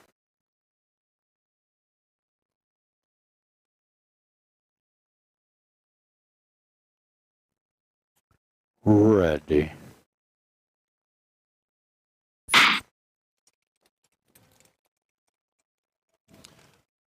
Luca Sullivan from Quebec, Aaron Reel from Manitoba are on the ice now. Aaron Reel represented his province in short track. Uh-oh. We have a fall. Luca Sullivan fell, unfortunately, down the straightaway around the 100-meter mark. That's going to affect Aaron Reel's race for sure because he had to hold up almost running into him. So Aaron Reel's time is...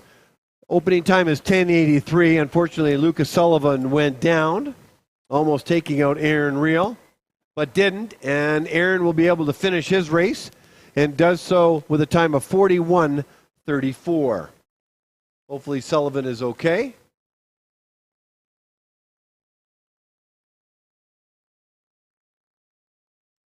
Pair 21 of 44. I'll introduce them now in the inside lane from Quebec, Edouard Bouliot, and in the outer lane from Quebec as well, Etienne Perron.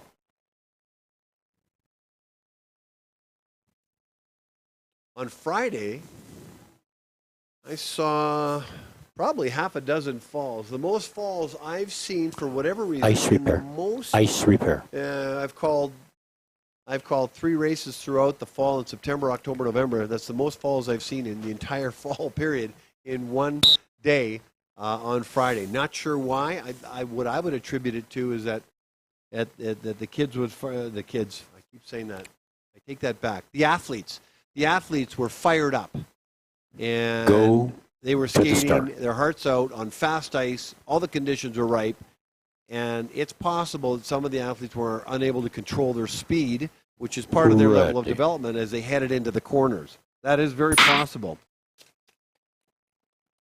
So Lucas Sullivan had fallen in the previous race. Hopefully he's okay. Looks like he landed properly. You want your skates up, land into the backside. So Bouliot and Perron are on the ice right now. So the opening 100 meters for Etienne Perron is 11:03 with Sebastien Bouliot coaching him, and Etienne Perron at 11. So Bouliot at 11:06, Perron at 11:03. I see Marc-Andre coaching as well in the coach's box. Battle of Quebec. Here comes Bouliot in the end with the white armband. Perron with the red armband. Beaulieu's time, 40.1. Et Twampel, 40.49. In the 23rd pairing in the inside lane from Quebec, William Boissonneau. And in the outer lane from Ontario, Alex Wood. Go to the start. Alex and William, I'm looking at your stats, but I don't see pictures of you. So, Ready. if you are rewatching your race on YouTube, go see Dustin Miller and get your headshots so we can see what you look like, and everybody that's watching can see what you look like. The interval is okay, but I think Hard to sometimes we see and identify with the athletes when they have their skin suits on. Opening 100 meters, Alex Wood at 11:06, fair start. and William Boissonneau I mean, it's with an not opener of bad, 11:87. but I think sometimes it's just my personal opinion. You don't have to share it with anybody, but I think it's overrated. Alex Wood coming out of the corner first with the red armband, started in the inside lane, will finish in the outer, and he clocks in his 500 meters with a personal best of 39.89. Boissonneau books his 500 meters at 41.01. In the 24th pairing in the inside lane from Alberta, Evan Boyce. And in the outer lane from Ontario, Stephen Lee. Go to the start.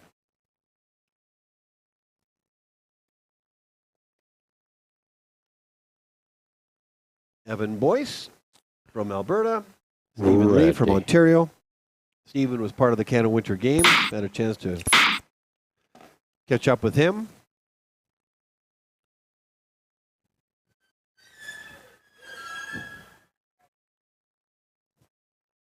False start, you could see the dissatisfaction of the false start for whatever reason by Stephen Lee, and then crossed over. False start. Outer lane. Crossed over Please hold to the cut start back and position. almost took out Evan. Obviously, Go unhappy to the with start. that, and so hopefully he can transition that energy into a great start and a great race. Evan Boyce, his mother is Ready. here shadowing and refereeing. Eureka Boyce, hello Eureka. So a referee in training, always looking for more officials, and pleasure to meet her. Okay, we are off and running after that false start. Stephen Lee with an opening time of 10:71. Evan Boyce with a time of 11 seconds flat. Both skaters have crossed over on the backstretch. Here comes Evan Boyce, pushing, striding, with everything he's got in his 500 meters. And he books in a time of 39.68. That's, Stephen Lee with a time of 39.68, and Evan Boyce a time of 41.33. In the 25th and final pairing before an ice resurfacing in the inside lane from Alberta, James Wigglesworth. And in the outer lane from BC, Nate Benn. Go to the start.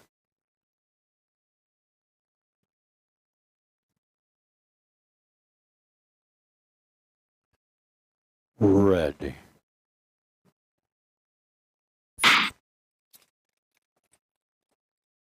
I'm hoping to get a couple of an interview from either Blair Toblin or Andrew Cross. Well, there was a stutter step there by Nate Benn. I'm not sure what happened in his 100 meters there. That will cost him a few 100ths of a second for sure. James Wigglesworth, 11.04, 11.4 for his opening 100 meters, and Nate Benn, 11.7. Yeah, I'm hoping to get a starter conversation, no pun intended, and Simon Coots, hopefully for the 1,000 meters that comes up. Maybe he and I, between announcing, can have a chat about the sport of speed skating. You'll find him a wealth of information. So crossing the line is James Wigglesworth at 41.45. At 42.66 is Nate Benn. So, ladies and gentlemen, the time is 10:38. We're not done the 500-meter men's races. We've done part one. There are 44 pairings in total. Unless something changes Well, in fact, there was a delay, so I'll find out what the return time will be in just a moment. 10:55 is when we're going to return, as the original schedule indicates. 10:55, it's 10:38 right now. We'll be back on the webcast at that time. So grab a coffee, take a break. We'll be back with pairing number 26 with BC in Ontario on the ice, kicking us off. Thanks, everybody. We'll talk to you then.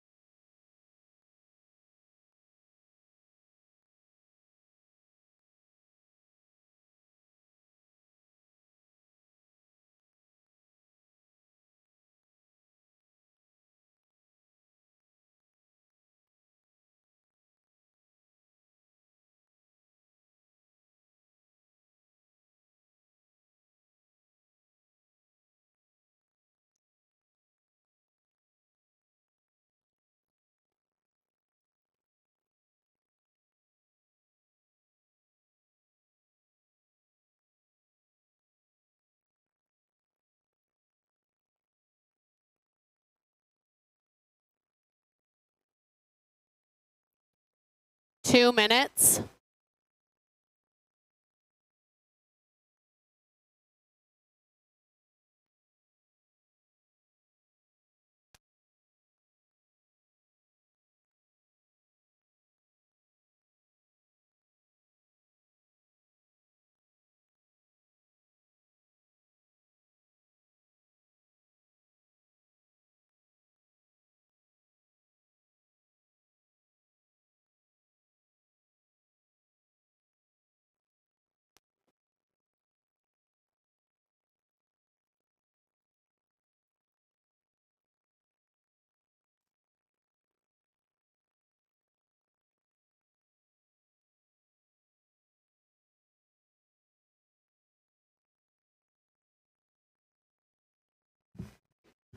Welcome back, ladies and gentlemen. The 500-meter men's pairings will continue. I will introduce the first two skaters in pairing number 26.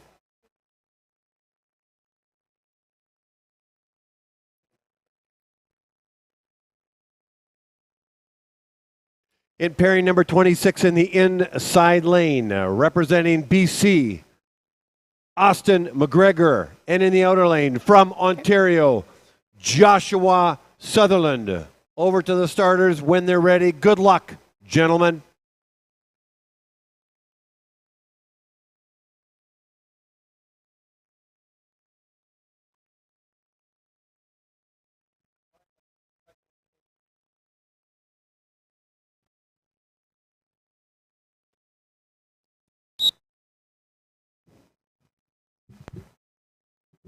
All right, we're about to begin the 26th of 44 pairings. This is the part two, if you will. We've had the ice resurfacing, ice resurfacing. Take a look at that ice. Isn't that beautiful? It looks like a pane of glass. You can see the reflection of the words, the fastest ice in the world. Ready. Right across the starters. That's a beautiful shot right there. McGregor from BC, Sutherland from Ontario, and we kick off with a false start, sadly. But it is what it is. The red flag comes out, and that means that Sutherland created an infraction that the starters weren't, that didn't feel it would have been a fair start had they kicked it off. Outer lane, false start, not stable. So Austin McGregor Go to in the the left start. side of the screen, rather the right side of the screen, and Joshua Sutherland in the left side of the screen. Outer lane on the left, Ready. inner lane on the right.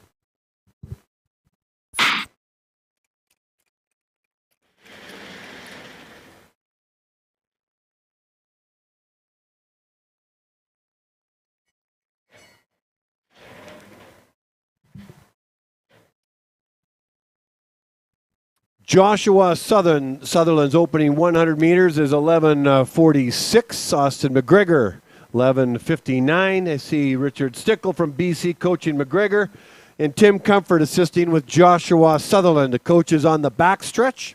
What are they saying to their skaters? They're encouraging them, making sure they switch lanes. Here they come, battling out, stretching it out. The final meters, crossing the line first is Austin McGregor with a time of 41:34. Sutherland in at 41:49. We move to the 27th pairing in the inside lane from Saskatchewan, Max Williams. And in the outer lane from Ontario, Cameron Mason. Go to the start.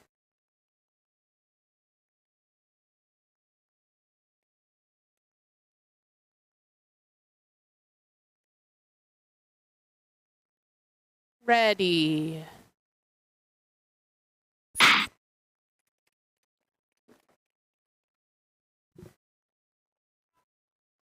Max Williams from Saskatchewan, Cameron Mason from Ontario on the line right now. Opening 100 meters, Max Williams 11:38, Cameron Mason 11.5. Tim Comfort and Keegan Christ coaching from the coaches' boxes, assisting Williams and Mason as they head to the south corner. Now turning due north with their 100 meters to go, stretching it out all the way. Are we going to see PBs or not? Crossing the line first will be Mason at 41:37, Williams in at 41:34. 38. We now move to the 28th pairing in the inside lane from Quebec, Olivier Landreville. And in the outer lane from Ontario, Camden Bettis.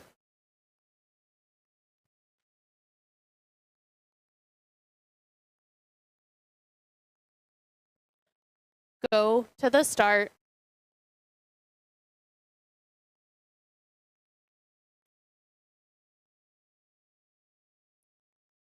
Ready.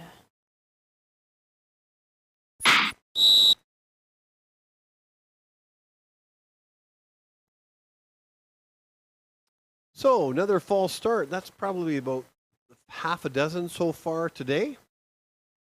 So skaters must be a little restless on the line, not satisfying the starters. Olivier Landreville will be tagged with the infraction in the inner lane. From Quebec, Camden Bettis is in the outer lane. As they circle back, settle in, and we get to do it all over again. Inner lane, false start, not stable. Go to the start.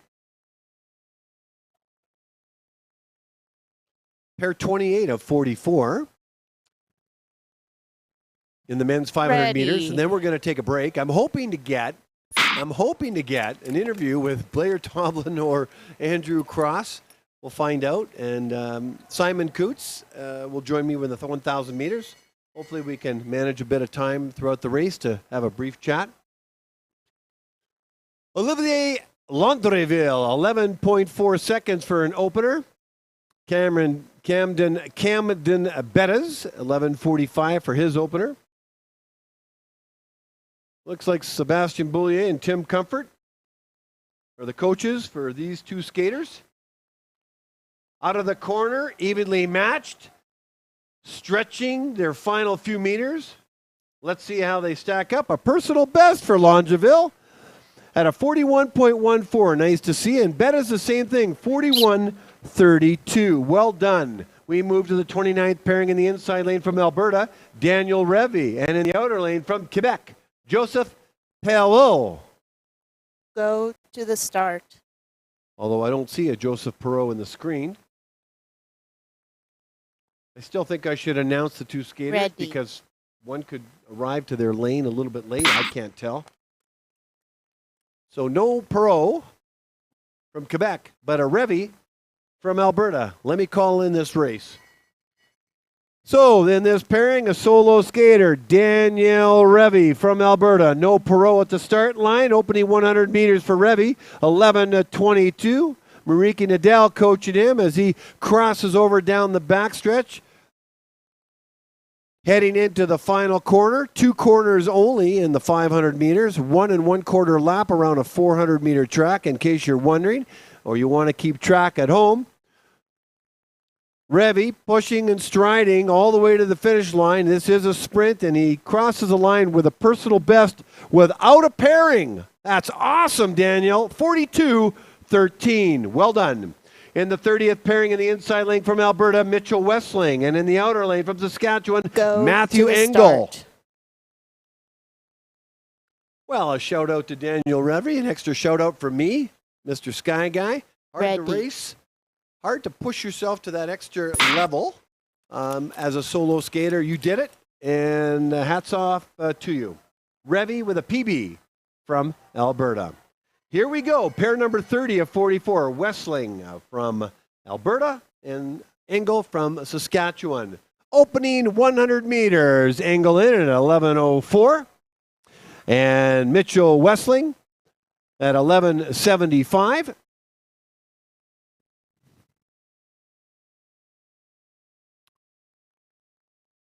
Final 100 meters with these two skaters.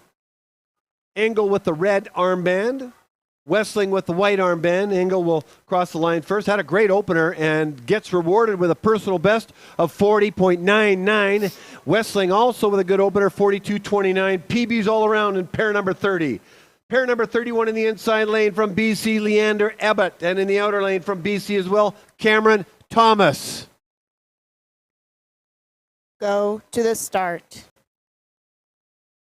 Get a load of that skin suit that Leander Ebbett is wearing. You got to love Ready. it. Canadian maple leaf on the front, red and gray. I don't know what era that comes from. I know that parents swap skin suit for their athletes all the time. We do it in Manitoba because we acquire skin suits all the time. When somebody needs one, we jump to the pump, as do other parents. Leander Ebbett, 11:79 for an opening 100 meters. Cameron Thomas, 11:59. I just love that skin suit, but you know why? Because it's got the maple leaf on it. It's our country. And two Canadians, two BCites are on the ice right now, Leander Ebbett and Cameron Thomas.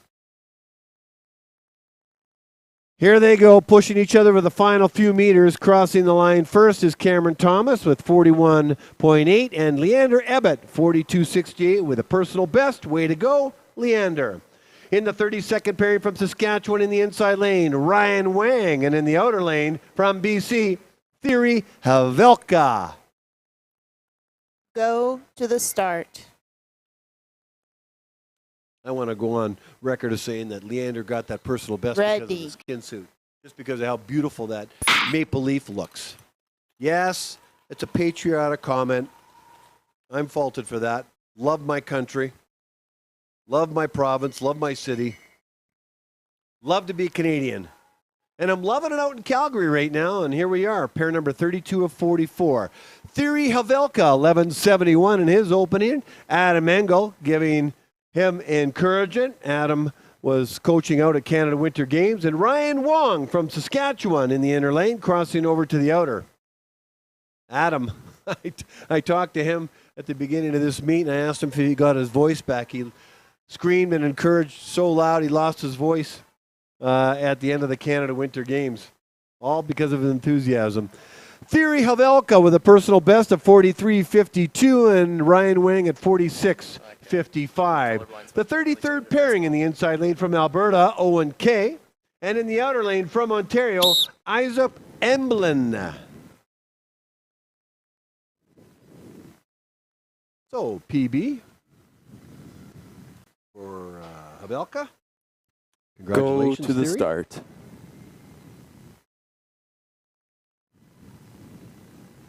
Adam Engel's been coaching in BC for 19 years now. Quite a gentleman. Had a chance to meet him here in the fall and then talk to him at the Canada Winter Games.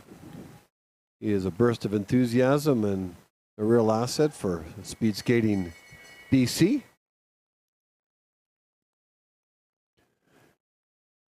Opening 100 meters, Isaac Emblin at 12 seconds flat. Owen Kay at 12.15. Mariki Nadal and Tim Comfort are the coaches in the coaches box, assisting the skaters down the back stretch.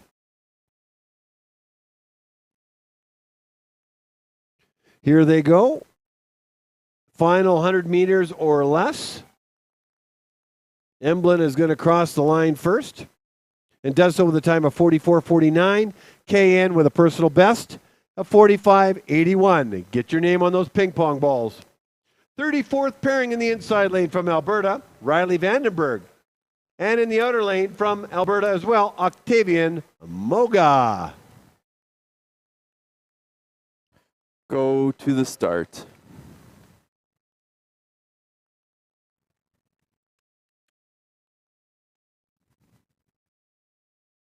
Ready. This is the 34th pairing of 34. We got a false start.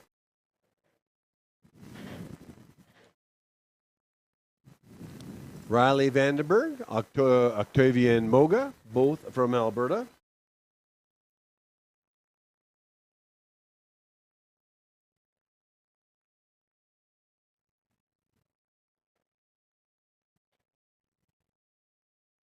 Outer lane, false start, crossing the line.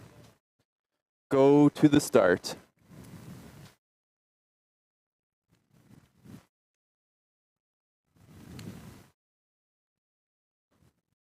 Ready.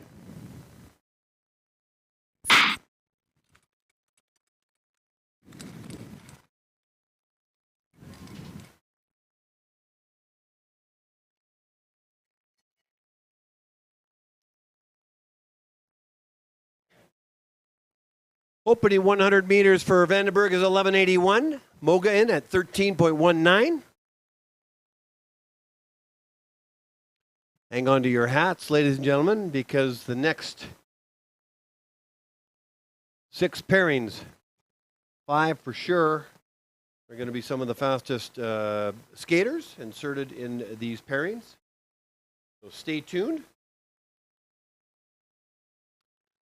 Crossing the line with a time of 43.05 is Riley Vandenberg, and Octavian Moga crossing the line with a season's best of 49.24. We now move to the 35th pairing in the inside lane from Saskatchewan, Luca Wieman, and in the outer lane from Taiwan, I should say, Tai Wei Lin. Go to the start.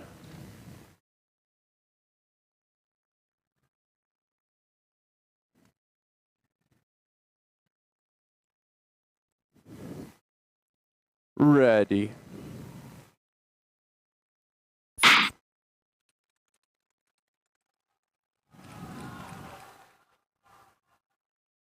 You can expect a very fast race here. Here we go. Wieman and Tai Wei Ling, Saskatchewan, Canadian, and Taiwan on the ice right now. Opener for Tai Wei Ling is 10:09. Wieman in at 10:31 as they head down the backstretch. Tai Wei Lin will finish off in the inside lane. Wieman in the outside lane. Here they come down the back straightaway, crossing the line first with a time of 35.6. Is Tai Wei Ling and a personal best for Luca Wieman at 37.01. We now move to the 36th pairing in the inside lane from Quebec, Raphael Côté, and in the outer lane from Quebec, Félix Larochelle. Go to the start.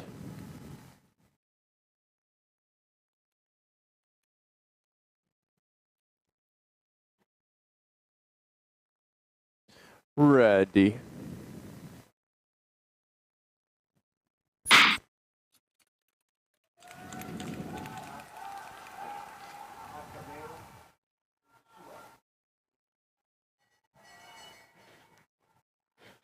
Raphael Côté, 10.4 for an opener. Felix Rochelle, 10.76.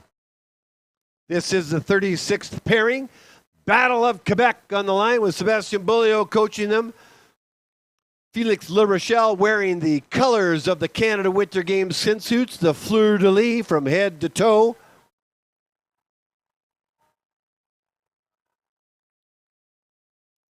Actually, Raphael Côté was wearing that. I got that wrong. 36.89 personal best for Côté, and Felix La Rochelle a personal best of 37.79. These guys are happy skaters. 37th pairing in the inside lane from the Netherlands, Oki Mouwen, and in the outer lane from the Czech Republic, Lucas Stekli.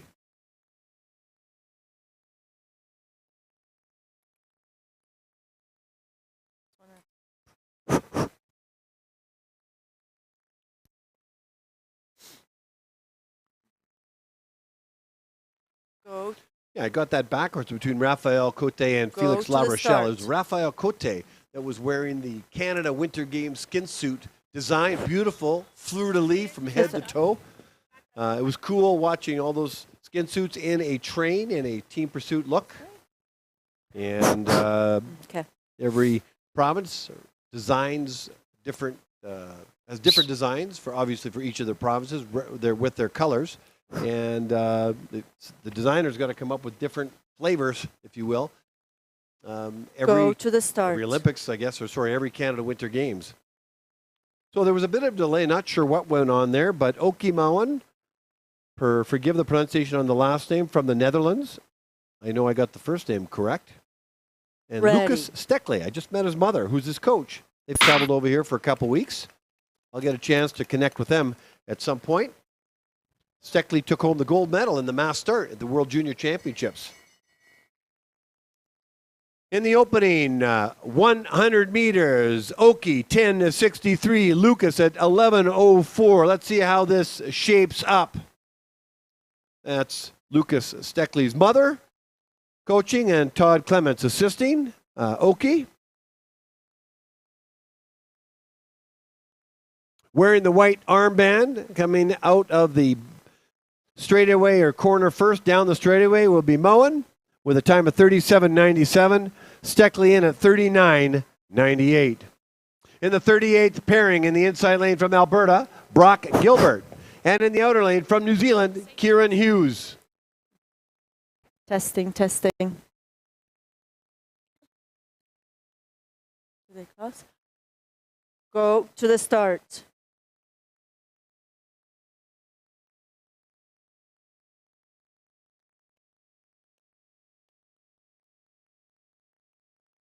Ready.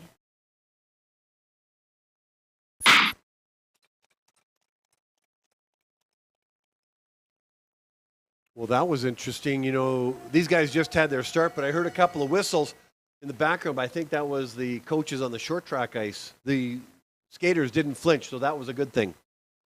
Opening 100 meters is 10:81 for Kieran Hughes and Brock Gilbert at 11:05 as Phil Riopel assists Gilbert down the backstretch. Again, heading to the south end of the oval, the final corner. There's only two in this sprint distance, 500 meters. Gilbert with the red armband crossing the line first and does so at a time of 37.99. And congratulations, Brock. That's a personal best. 39.62. Sorry, Hughes for a personal best of 37.99. Gilbert, 39.62. In the 39th pairing from the United States in the inside lane, Jersey Hitler. And in the outer lane from Alberta, Dino Alaz. Sorry about that, folks. It's Kieran Hughes that got the personal best in that last race, not Brock Gilbert. Good for Kieran. From New Zealand, of all places. Beautiful country. I've had a chance to visit it in my misspent youth days.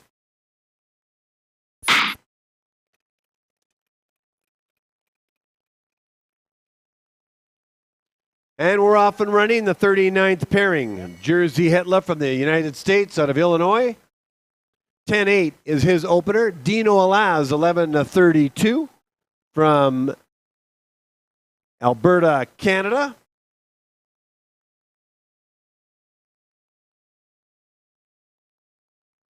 Hitler started in the inside lane. As you can see, he's in the outside lane, coming out of the corner first, wearing the white armband.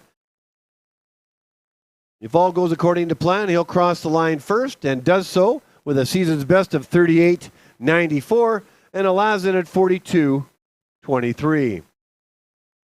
We now move to the 40th pairing in the inside lane from the province of British Columbia, Nick Gulayev, and in the outer lane from Ontario, Chandra Danda.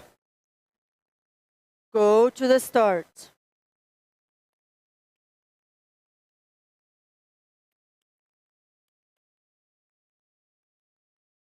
Ready.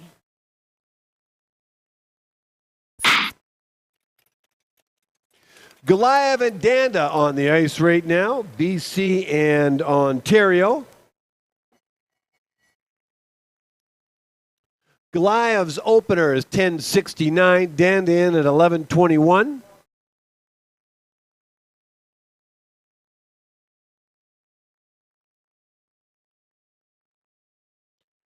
The crossover has happened, inner to outer lane and outer lane to inner lane. Now they head home in the final 100 meters. Gulayev clearly ahead, finishing off the race with the white armband on with a PB for Gulayev at 37.58. And Danda, a personal best as well at 40.66. We now move to the 41st pairing in the inside lane from Alberta, Akameo Ojasua. And in the outer lane from Alberta, Ian Dwyer.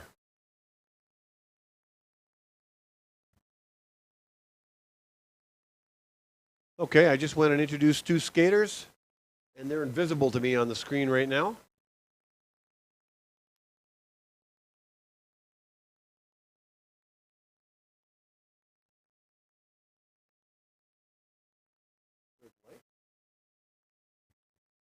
Not sure if there's a delay or not. Okay. That's Ron Johnston, 83-year-old Ron Johnston. He's in the 42nd pairing. having a conversation with the starters.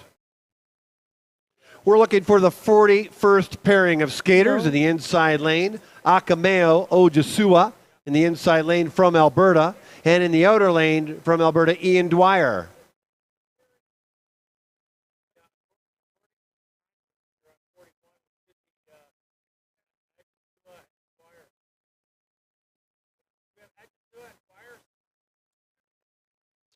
Well, we get to look at the skaters in still shots.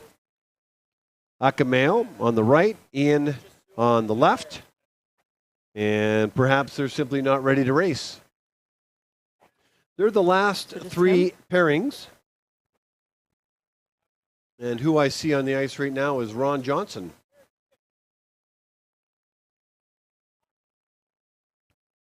Okay. Okay, so let me. Are we starting Well, here? they sort that out. It's 11:19 Calgary time, and we're going to finish up the last few races if we get there, and then we're going to take a break. And let me get out the schedule and let you know what's ahead for us, because we have the 1,000 meter races coming up today. So we had the 500 meters on Friday. We had the 1,000 yesterday, and they actually do 500 meters twice and the thousands twice. And so we have a 12:35 scheduled start for the 1,000 meters. For the women's, there'll be, and we'll do those in quartets. Looks like we're moving to the next pairing. Looks like we're moving to the 42nd pairing. I see Ron Johnston on the screen by himself in the inside lane from Alberta.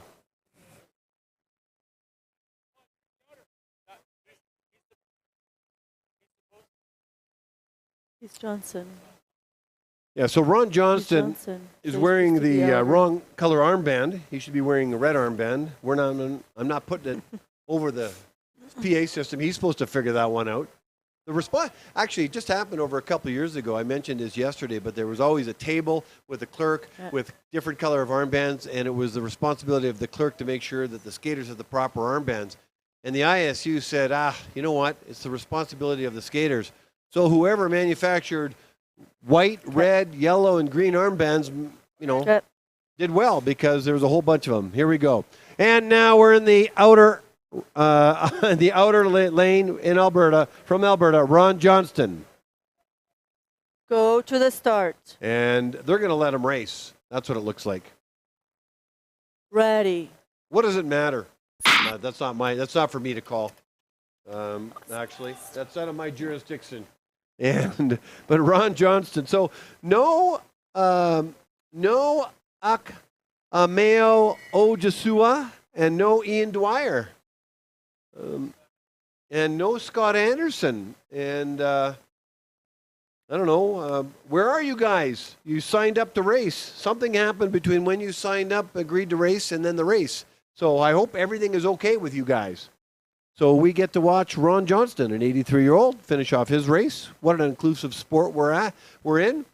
14:32 is the opening 100 meters for Johnston. 83-year-old Johnston rounding the turn with a final 100 meters ahead, stretching it out with everything he's got. Let's hope he PBs or a season's best, crossing the line with a time of 53:49.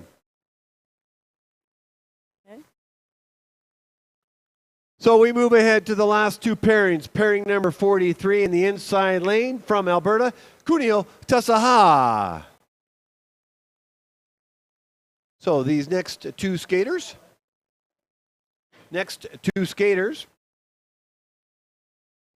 are solos in this pairing.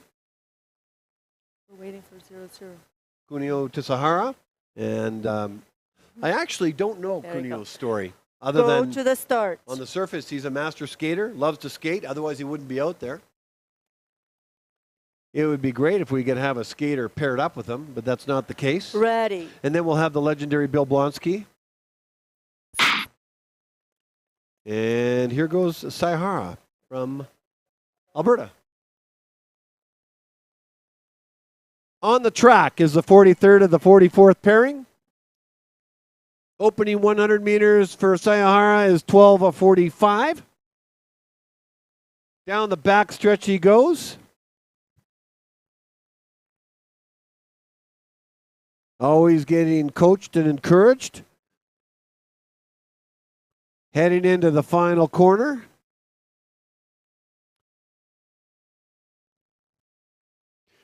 We have one more pairing after this, ladies and gentlemen. Then we're heading off to take a break. The women's 1,000 meters will resume at 12:35. Tassajara crosses the line with a personal best of 47:34. PB for Cuneo. Don't forget to put your name on a ping pong ball in the sphere at the guest surfaces, the front of the oval. And Bill Blonsky rounding out the inside lane from Alberta. Give it up for Bill. Go to the start.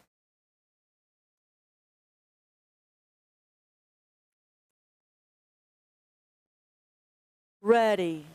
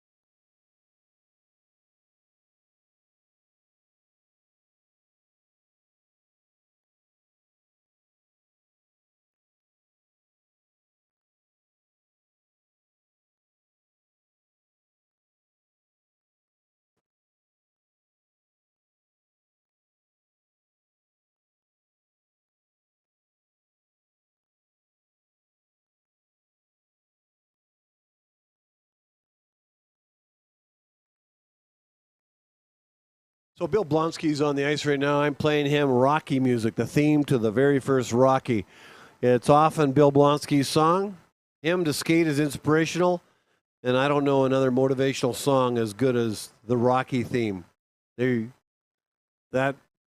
Whoever wrote that music knocked it out of the park. Blonsky comes to the finish line, and I'll give him his due as he gets a round of applause from those in the stands.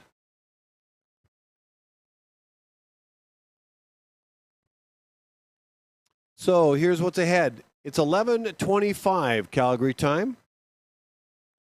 We have the women's 1,000 meter races coming up. Maybe I'll tell everybody in the oval as well.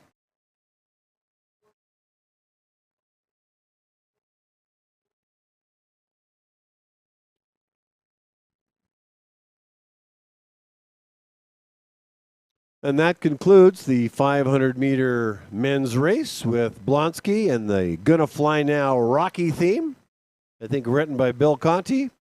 It's 11:26. Here's what's ahead. The women's and the men's 1,000 meters.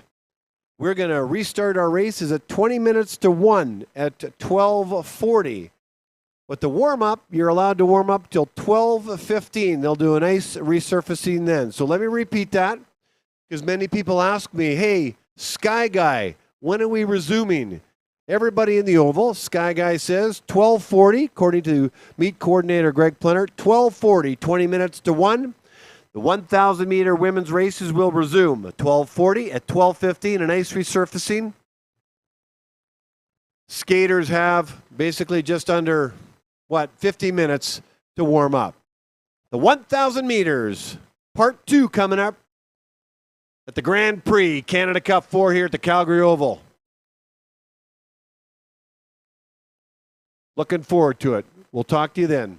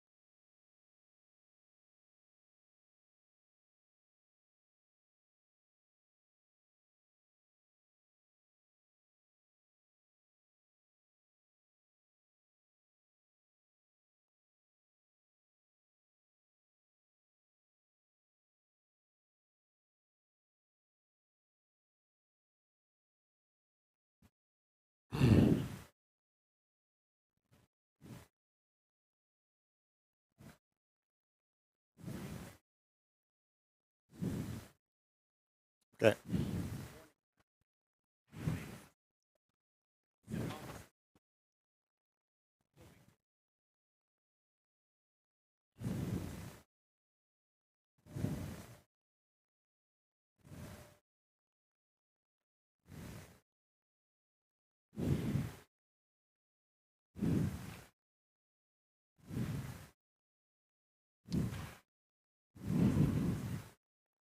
I don't see any skaters out there.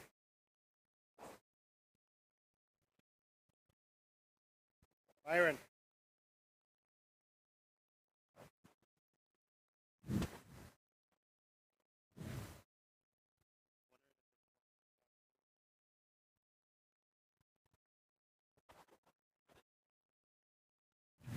What? Pencil? Yeah.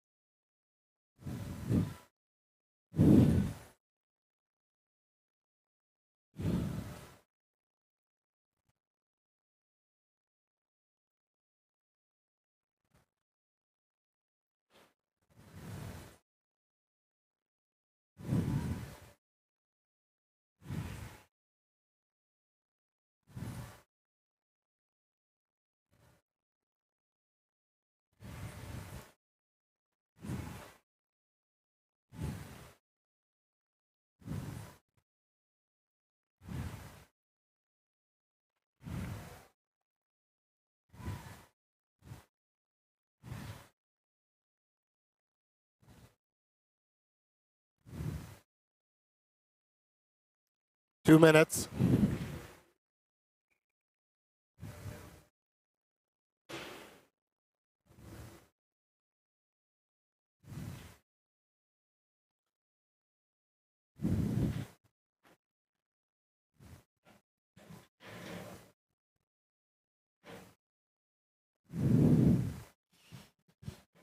We're going to start in about 2 minutes. You can hear me on the webcast. They can't hear me in the oval. I'll announce the quartet in a moment. I've been asking for our Blair Toblin and Andrew Cross either to come up. By the way, the report on Sophia Cross said she's a sprained ankle, not broken. That was the skater that slid into the mats, skate first, and basically rolled her ankle. I talked to Kevin Tolbach, the paramedic. She is okay. Weight bearing now, but a very swollen ankle. I would suspect that. Well, I would think that her meet is done. So I'm going to announce skaters. Simon Coots is going to join me throughout the 1,000 meters. I've got to announce the skaters now, and the starters are going to get mad at me. Well, hello, everybody. Welcome back to the 1,000 meters of the Oval Grand Prix in Canada Cup 4. Let's get into the introduction of the skaters now. In quartet number 1 and pairing 1 in the inside lane from BC, Beth Smith. In the outer lane from Sweden, Anne-Marie Lindqvist. In the second pairing in the inside lane from Quebec, Marie-Michelle Gagnon. And in the outer lane also from Quebec, Camille Tremblay. Good luck, ladies. Go to the start. Okay, the starters were waiting for me, and they don't like to wait. So we've got quartet number 1. There's going to be 13 quartets and then 2 pairings Ready. after that. And welcome. Oh, good. I was going to say, good, there's a false start. I don't mean it that way. I've got some time here. I want to welcome Simon Coots to the timing deck. Simon Coots is, well, first of all, Simon, hello. How are you? I'm doing well. Thanks for having me. False start, really close inner to lane, your hold your start position. So Simon Coots, let me tell you who he Go is. to the start. A career in a minute. So Simon and I are going to have a chat throughout the 1,000 meters. Well, I announce in the oval, and also then he and I can connect. Ready. So Simon is from Winnipeg, Manitoba. Started skating at age 12, skated 8 years out of Winnipeg, then moved to Calgary, skated at the University of Calgary Oval program, and went to school here, and had a very good non-national career in the sport of speed skating, although he got to train with the national team for a 3-year period. An outstanding young man. Highly educated, and has become passionate about the sports of speed skating. So Simon, glad you're here. Let me call in the 200 openers, and then let's have a chat. Beth Smith's opening time is 21:72. Lindquist in at 21:56. Gagnon will have an opening 200-meter time at 21:76, and Tremblay 21.4. I think I'm going to throw on some music for the skaters. I'm going to do some techno music for the kids, the athletes, I should say. Okay, this is Simon. Simon, this is going to be a bit of a challenge as we've got the bell lap already. These 2 1/2 laps around are going to go quickly.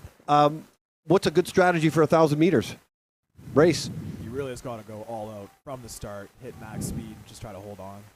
So that 200 meters, just how important is that 200 meters? It's huge. You see some people opening up to second fast than others, and 1 second in a 1,000 meter race is a massive time difference. All right, let me call this race here. Lindquist crosses the line at 1:28.11. That'll be the fastest opener, given that pairing. 1:28.55 for Beth Smith. Here comes Gagnon and Tremblay crossing the line first. Here's Camille Tremblay from Quebec at 1:27.29, and Gagnon in at 1:27.94 in the second quartet in the inner lane. In the first pairing from Manitoba, Lindsay Smart in the outer lane from Quebec. Emily Greenfield in the second pairing from BC. Hannah North. And in the outer lane from the United States of America, Mary Brophy Magnus. Okay, 200. What would be a good 200-meter opener for 1,000 meters for these women skaters?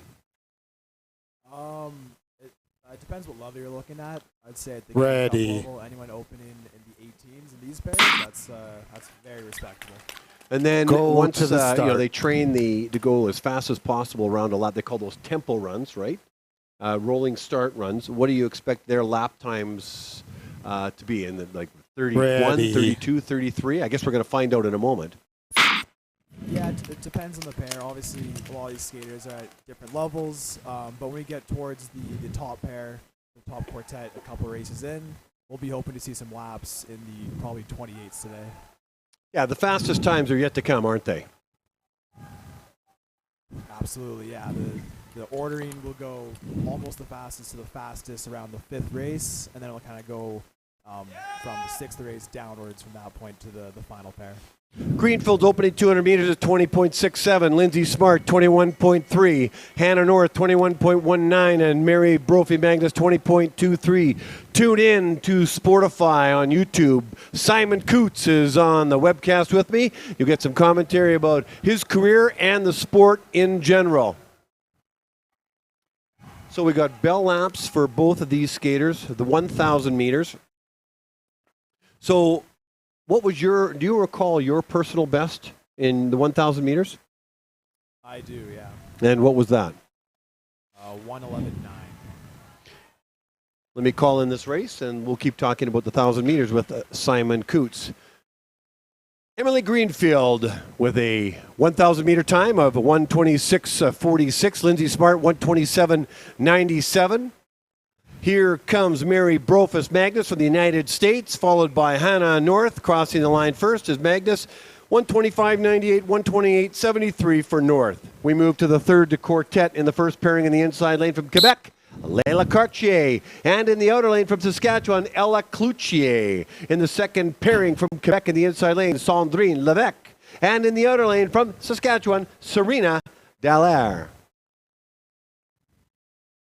So I know the 1,500 meter race Go is to the considered start. the most difficult, challenging race in the sport of speed skating. Where does the 1,000 meter rack up, and where does the lactic acid start to build up in the 1,000, if it does? Because I know it does in the 1,500. So what are you feeling in lap 1 and lap 2?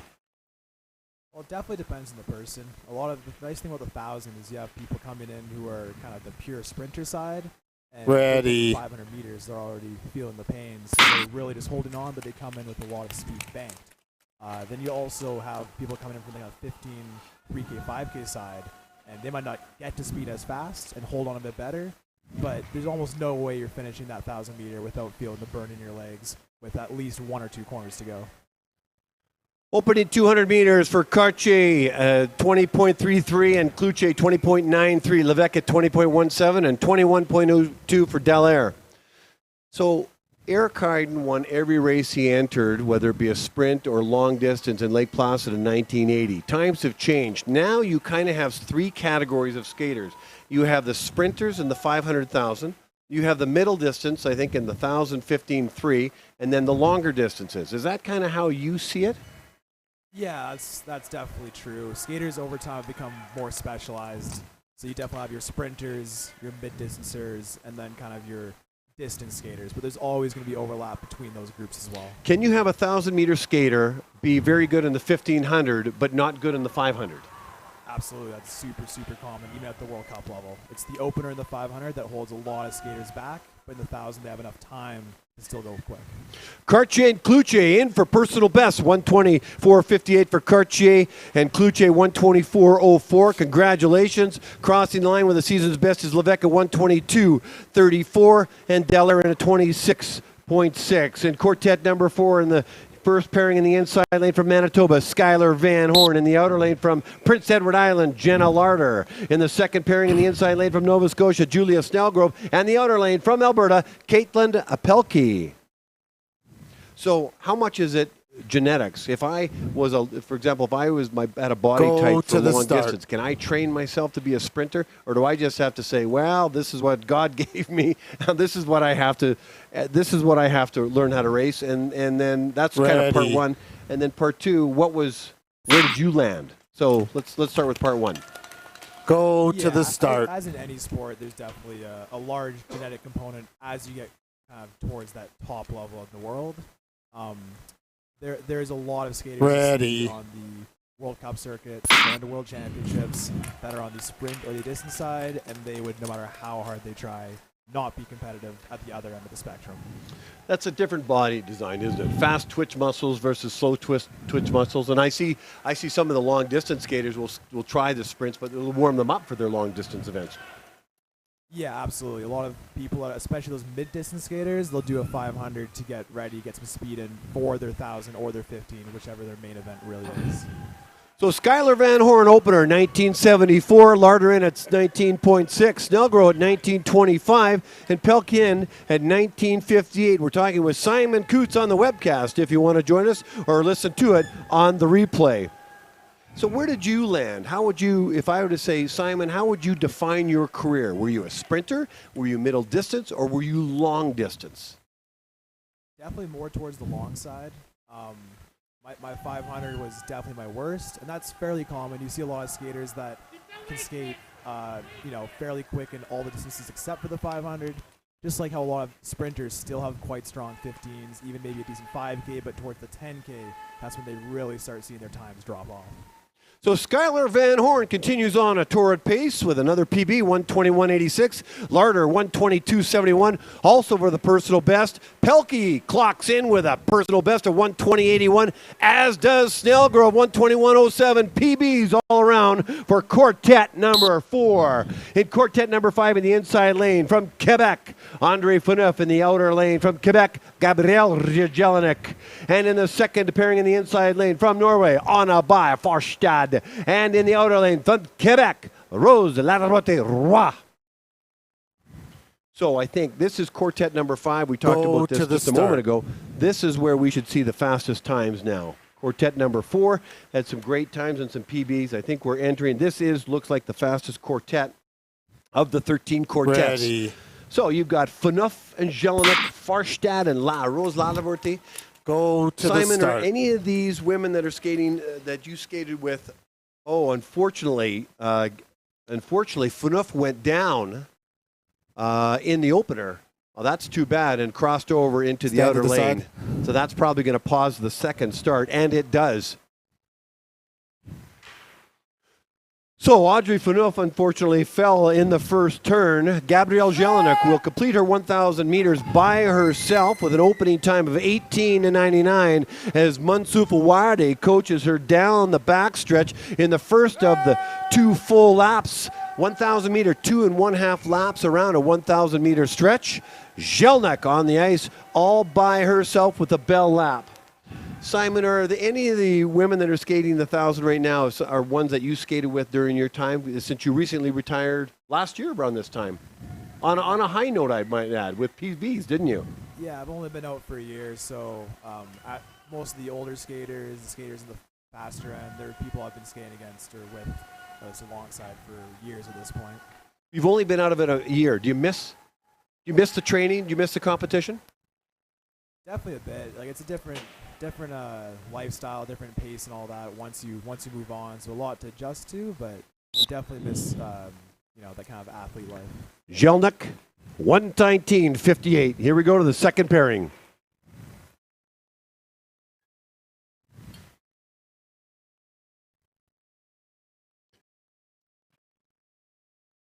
So I guess if I look at the pairing here, Rose Lalabote should clock in the fastest time Go of the to group. the start. And too bad for Phaneuf. I don't know exactly what her personal best is, but these two races are fairly close. 1:17 and change for Lalabote for a personal best, and Farstad from Ready. Norway around 1:19. So let's see if this holds. Let's see if they actually better those times. So back to you. You retired a year ago. You've been skating basically for 16 years, learning how to skate, then being on the provincial team in Manitoba, and then coming into the Oval program. Tell me a little bit about the Oval program, because there are some skaters. Let me call in this opener first, and then tell me about the Oval program, the sort of the progression and the coaches that you had. So Anna by Farstad, 1907, third fastest opener in 200 meters, and Larabote, what you would expect, is the fastest opener so far at 18:54. So tell me a little bit about sort of your entry into the Oval program and your experience through it, if you will. Yeah, well, the old program, for those that don't know, is kind of the main development program for at least in Western Canada, and they have an equivalent out in Quebec, provincial program there. And these are kind of stepping stones for athletes that want to kind of get beyond that provincial team level. Maybe once you're done high school, you want to step it up a notch.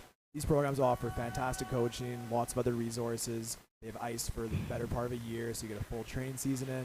And it gives you a chance to kind of push for making the national team, maybe making World Cups, kind of making it that next level up in your career.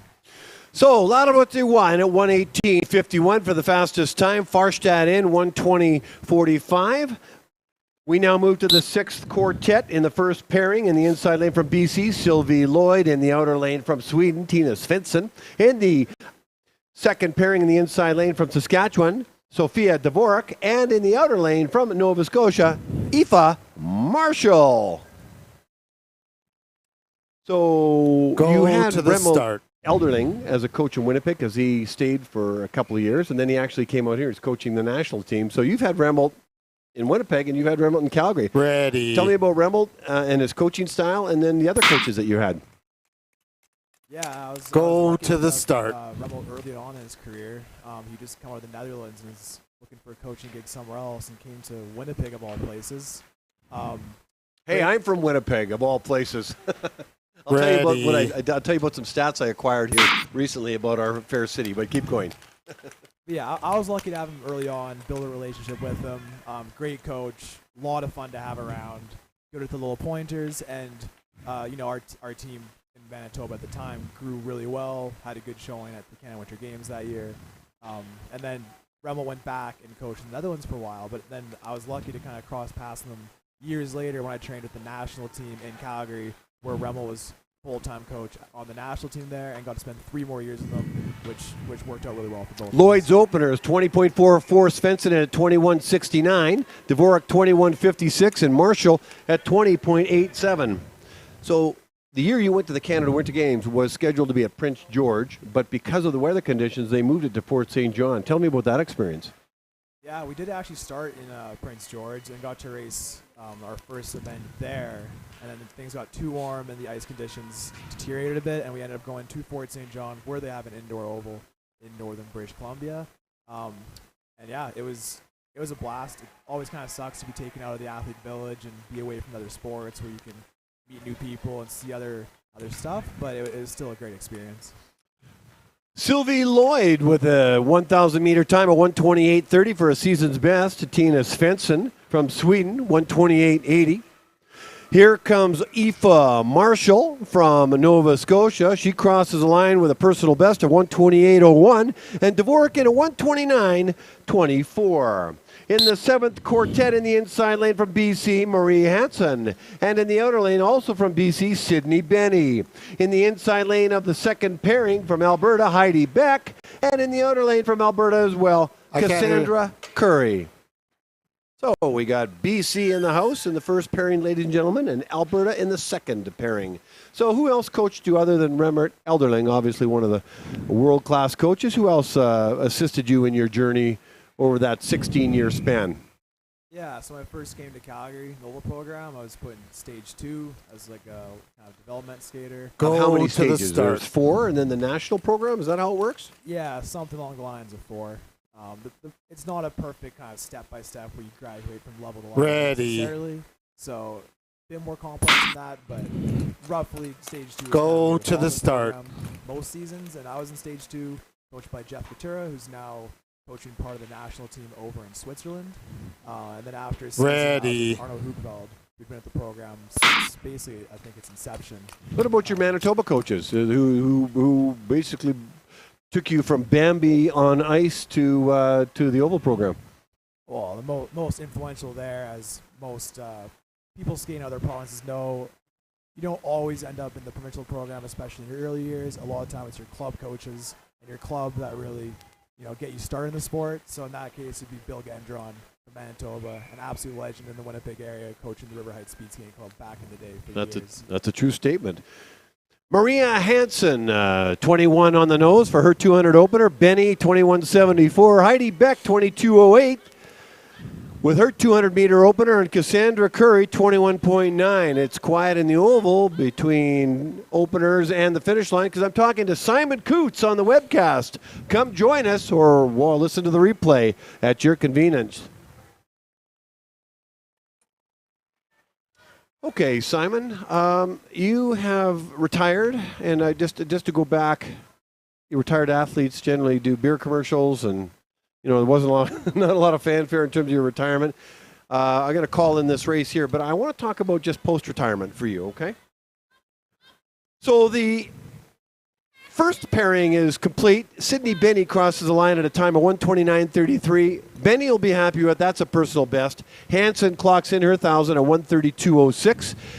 Here comes Cassandra Curry crossing the line at 1:31.12, and Heidi Beck in at a time of 1:34.30, and that is a personal best for Miss Beck. In the 8th quartet in the inside lane of the first pairing from Manitoba, Megan Smith. In the outer lane from BC, Cheyenne Key. In the 2nd pairing from Alberta, Maggie Breedlove. And in the outer lane from Quebec, Lily-Pierre Garing. Post-retirement, it's been a year.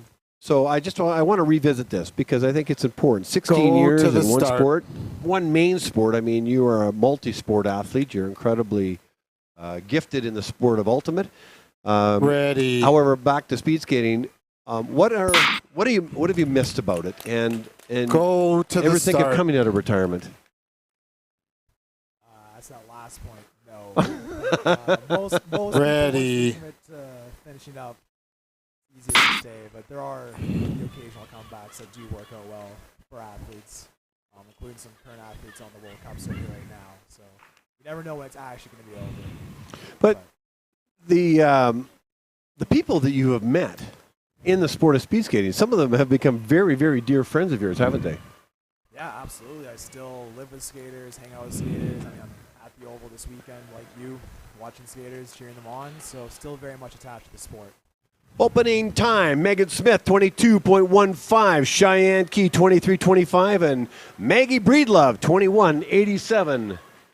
In case you just joined us, we're quartet number 8 of 15, I guess of 13, with 2 pairings to follow. Speaking with Simon Coots, a 16-year veteran of speed skating, 8 years of the Oval program out of Calgary, and a graduated student. What did you graduate from, actually? What degrees did you get? Yeah, I graduated from the University of Calgary just this past November with a master's in social cultural anthropology. What does one do with social culture anthropology? Is that what you said? Yeah, you don't do much with it, actually. It's one of those degrees where the best days are while you're in school. So what, are you working at Walmart now? Like, what career are you actually applying the degree? Yeah, so since then I've kind of been in the nonprofit area in the Calgary, just working contracts in the area. Hold that thought. Megan Smith, 133.92. She'll be happy with that PB. Megan, Cheyenne Key, 134.86. Here comes Maggie Breedlove to finish off her 1,000 at a time of 138.43. We now move to the 9th quartet in the inside lane of the first pairing from Alberta, Julianne Lazari. In the outer lane from BC, Leah Turner. In the second pairing in the inside lane from British Columbia, Abigail McCluskey. And in the outer lane from Alberta, Anna Bourgeois. Okay, back to your degree. Go to the start. Oh, hang on a second here. I have introduced 4 skaters, and I have a feeling these are separate. And so sorry about that, ladies and gentlemen. I'm looking down on my sheet and didn't pay close attention. My bad. Julianne Lazari is in a pairing with Leah Turner, where they're going to have another 3. Let's have a look here. 1, 2. Another pairing with Abigail McCluskey and Anna Bourgeois. These are national team athletes, aren't they? That's correct. Both currently skate on the National Women's Program out of Calgary. Yeah, so that's why they're getting this separate pairing. Okay, let me call the opener on this one.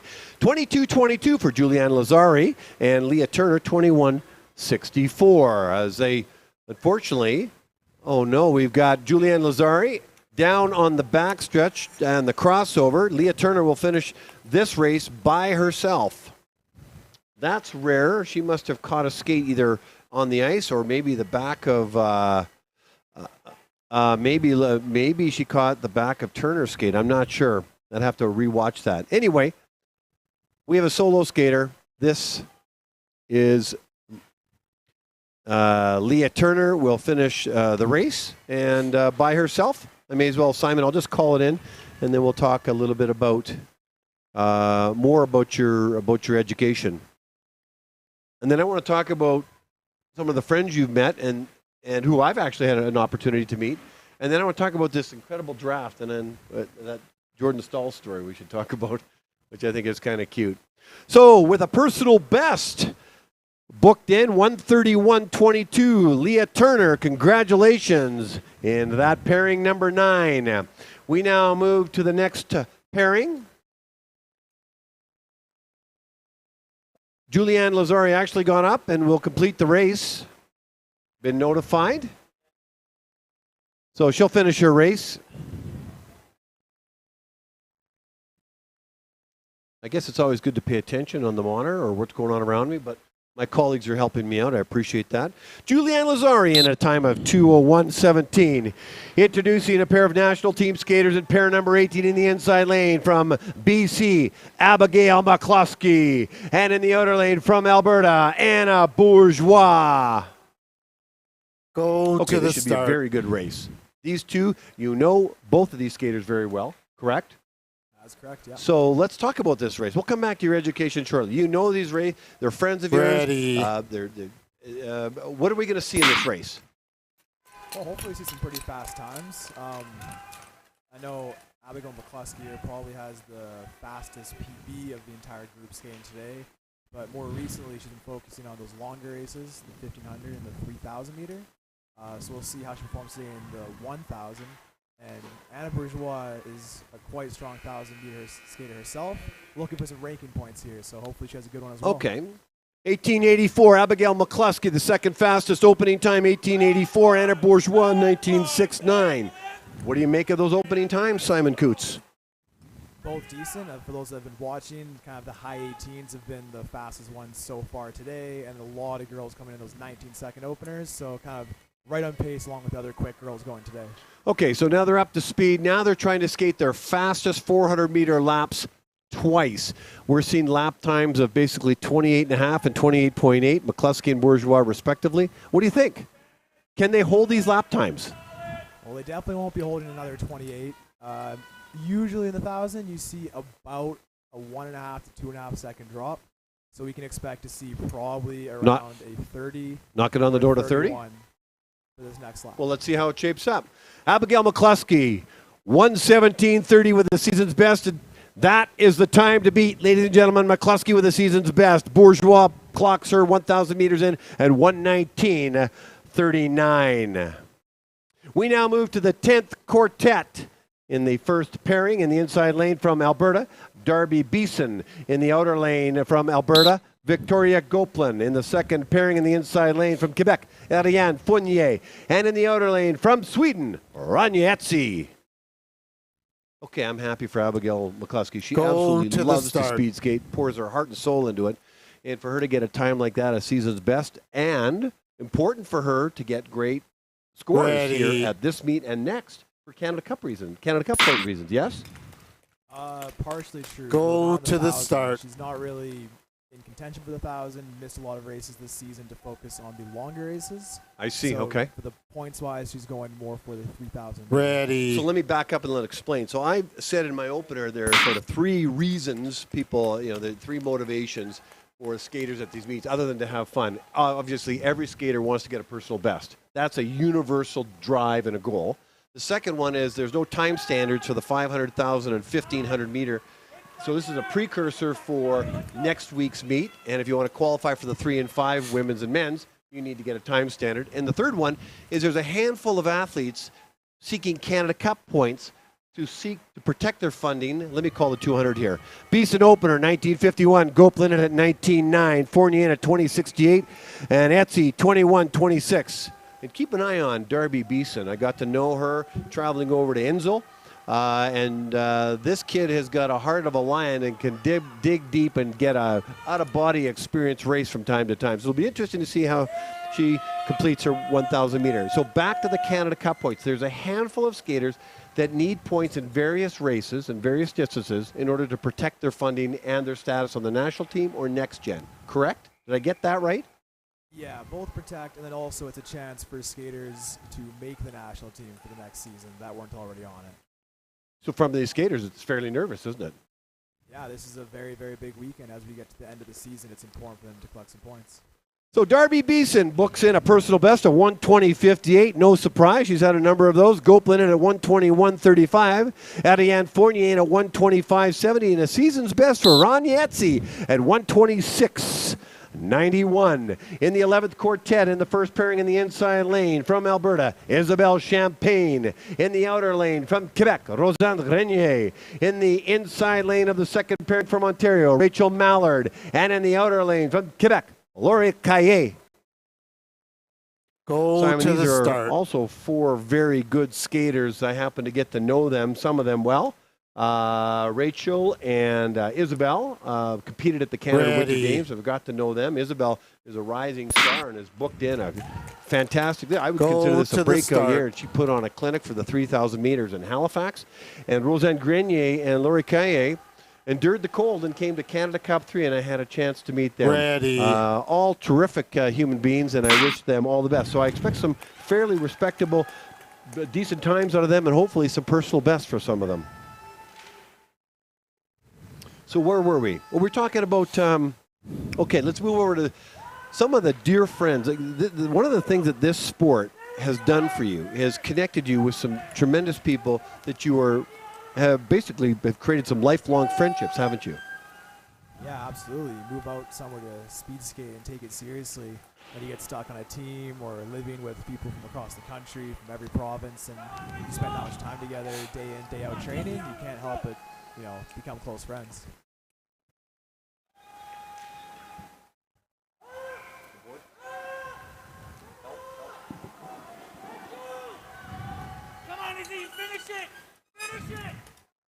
We've got bell laps for both skaters. Missed the 200-meter opener, but let's call in Champagne and Grenier as they round the final corner. Here comes Grenier in the red armband. She's going to cross the line first with a personal best of 1:20.53. Champagne clocks in a personal best as well of 1:21.94. Mallard and Kaye on the ice right now, finishing off their pairing. Crossing the line first with a personal best is Laurie Kaye with a 1:22.01 and 1:24.23 for Mallard for a PB as well. Get your names on those ping pong balls, dates, times, distances, get them in the sphere. Congratulations, Quartet number 11. Quartet number 12 in the inside lane in the first pairing. From Quebec, Laurence Paquette. In the outer lane from Manitoba, Robin Solly. In the inner lane of the first pairing from Alberta, Sophia Major. And in the outer lane from Alberta, Denise Wessling. Okay, Go to the start. Well, first of all, one of the things I really admire about you is that first of all, you found a passion and you lived through it and you retired and you've moved on and you've got an education and, you've been in shape for 16 years. Go to the start. Are you still in shape? Or are you certainly not in the shape that you would have been a year ago, but what kind of shape are you in now? Do you exercise away from being as a retired athlete? Yeah, I'm still in good enough shape, but definitely not what it was a year ago. But one of the things I admire about you is you've maintained your passion to the sport of speed skate. You are a wealth of knowledge about the sport, but also about the athletes that compete at the world level. And let me call in this 200 meters, and you know where I'm going with this, right? We're going into the draft, which has been around for how many years now? Yeah. We just finished our 5th season. Yeah. Laurence Paquette opener, 20.65. Robin Solly in at 20.38. Sophia Major, 22.16. And Denise Wessling at 23.84. So I got a chance to participate in your 5th year of what would be called a fantasy speed skating draft. Why don't you tell me the birth of this draft and who the stakeholders, who are the key people in organizing this? And then I'm going to share my experience a little bit by being involved.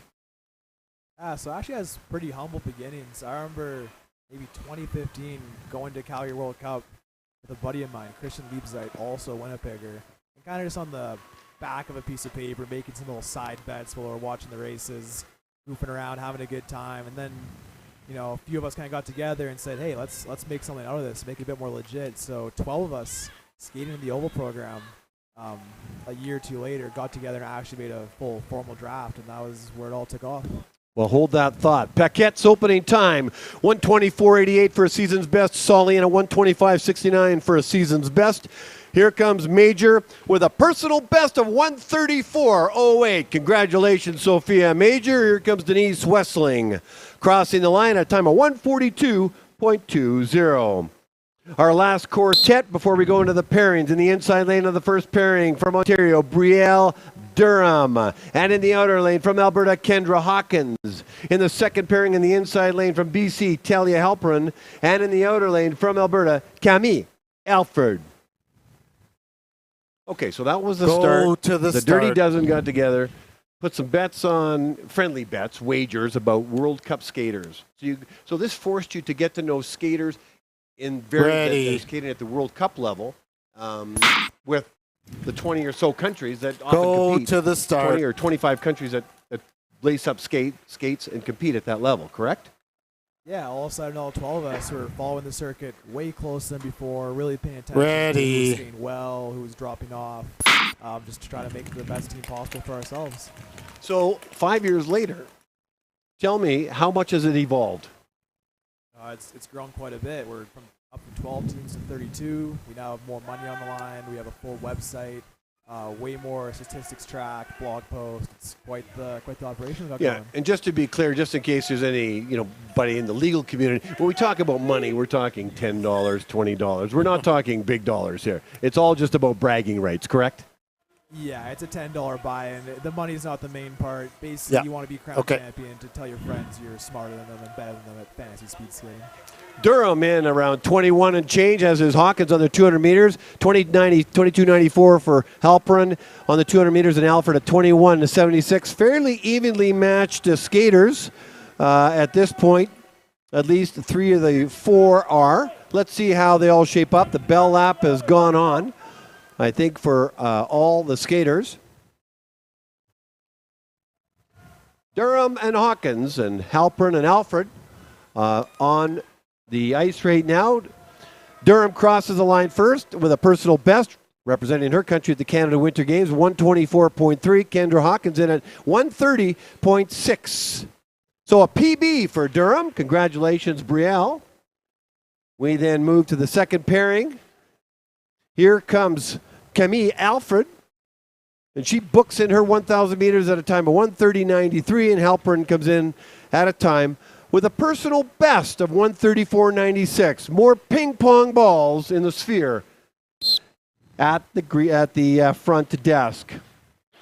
In the next pairing, 14th pairing in the inside lane from Ontario, Daria Vogt. And in the outer lane from BC, Maya Onos. So Go to the 32 start. teams, and many of these teams, well, first of all, who are there's 4 people. There's you, the Kristen, there's, I think, Cody Miller, and is it Jonah Hutebuse? There was 4. I was mentioning this yesterday, and there was 4 ringleaders, so to speak, that organized it, and I couldn't remember who the 4th was. So who are the 4? You? Myself, Kristen? Liebzeit, Cody Miller, Yeah. and Tamar Moline. Oh, Tamar Moline, okay, from all France. veterans of the Oval program, yeah. Yes. You've developed this crazy passion for watching World Cup skaters.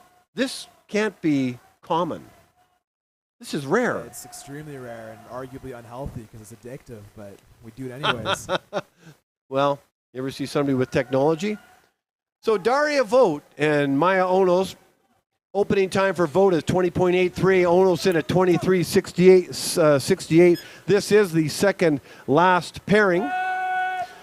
Tune in to the webcast right now. I'm speaking with Simon Coots, and if you're not going to do it live through Sportity or University of Calgary or Speed Skating Canada, check it out later. I'm having a very interesting conversation with 16-year skating veteran, now retired skater from the Oval program, Simon Coots. Calling this race at the right time.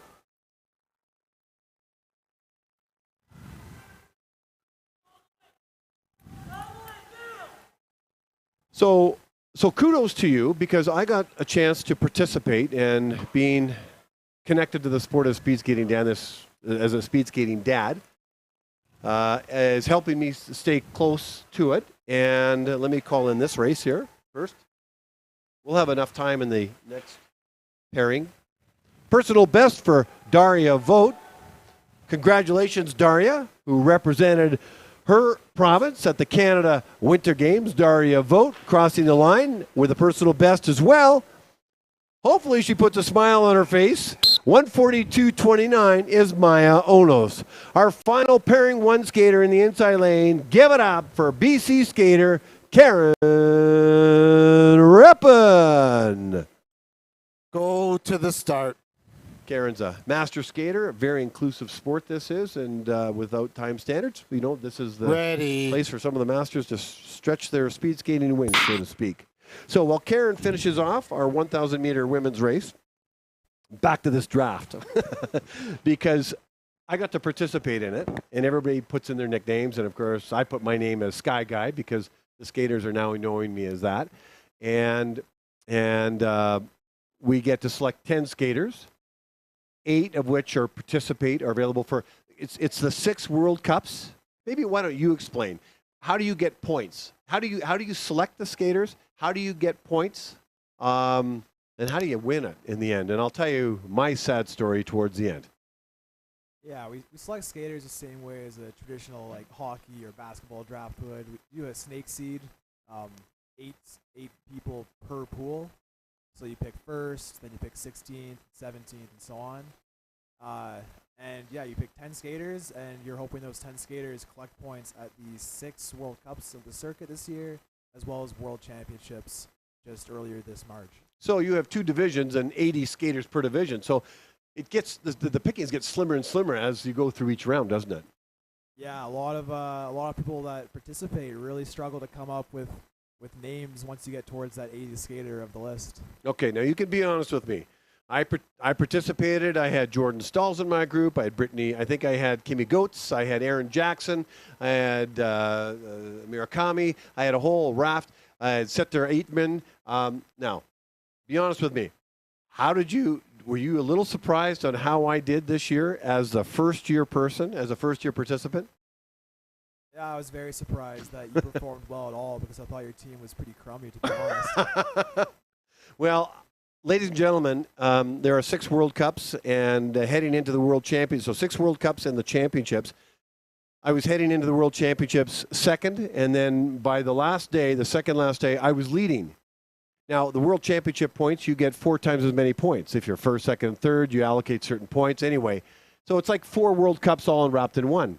And Jordan Stalls, and I can't remember who my last skater was, I didn't basically have enough skaters at the end of the day to carry me, and I went from second while I was in my mind carrying the champion trophy. The next day, I went to 5th. And big shout out to Cody Miller, second time round to win your draft. Yes? Yeah, Cody's the first one to win it multiple times. That's a fantastic achievement, and he's really solidified himself as a world-class fantasy speed skating manager. I got to go hang out with Cody as Karen Reppen crosses the line for 2:39.30. So one final story I'm going to tell you in the fantasy draft, and I've shared this with you. Oh, and you have to go. Okay, well, just give me a moment. So let me just call in, first of all, when we're going to I'll let everybody know when we're going to come back. Stick around for this one story, this Jordan Stahl story of mine. But that completes the 1,000 meters. That sets up the 1,000 meter men's, and that should be a one.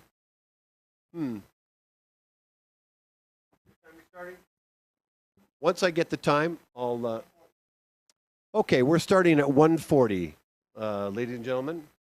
So that completes the 1,000 meter women's race. It's 1:21. We're going to be back here starting the men's 1,000 meter race at 1:40, 20 minutes to 2. 1:40, 20 minutes to 2, ice resurfacing right now. Okay, Simon, one last thing and I'll let you go. And I shared this story with you and all those that were part of the fantasy draft. So I was fortunate enough to go to Insel, Germany a couple weeks ago because my daughter, your cousin, was representing her country in the junior, made the junior national long track team and was competing in World Cup 3 and the championships in Insel in the juniors. And I arrived for the weekend and arrived on Thursday, went to the Max Aiko arena, walked in and saw no Canadians, never been in the venue before. And I looked to somebody to connect with, and who did I see? I saw a group of Americans. They were wearing their Navy outfits. They had the big USA on the back. So I walked up, being the chatty Cathy I am, walked up to what looked like a speed skating dad, and he was. I said, "Hi, my name's Sky Guy." No, I said, "I'm Greg Bieber from Winnipeg." And he said, "Oh, my name is Dirk Stalls." And I said, "Oh, you're Jordan Stalls' dad." And Jordan took a break from competing at the World Cup with the big boys and girls and came to secure a legacy in the junior worlds. And so I naturally steered the conversation to all about Jordan. We had a great conversation, but all in the back of my mind, I didn't know whether I should tell him I'm in a speed skating draft, and Jordan's on my team, and he's carrying my team. And I did. I stepped out of my comfort zone. I said, "Hey, Dirk, thanks very much. Great conversation, but I just want to tell you something. I'm part of a speed skating draft, and Jordan's on my team, and he's carrying my team, and I'm second, and I'm as proud as can be. Can you just tell him thanks very much?" And he looked at me as if, "You're a Canadian. Don't you do hockey drafts?" A blank look, a surprised look, as if a speed skating draft. And I kind of tippy-toed walked away wondering if he wondered what kind of Canadian I actually was. But we Canadians have passion for hockey and also for speed skating. And Dirk was an amazing man and a fine gentleman. I just said, "Thank you, son, for now putting me in 5th spot." Although, what a phenom that kid is. That's my speed skating fantasy draft story. And what do you think of that one? Definitely caught him by surprise. I'll say that much. Simon Coots, thank you so much for taking the time. I hope you enjoyed it and hope we can do it again sometime. Yeah, thanks for having me, Greg. I'll probably be back next weekend. Simon Coots, everybody, 16-year veteran, 8-year oval program skater. And hopefully we'll talk to you next week. All right, everybody, we'll be back in 16 minutes race time for the men's 1,000 meter.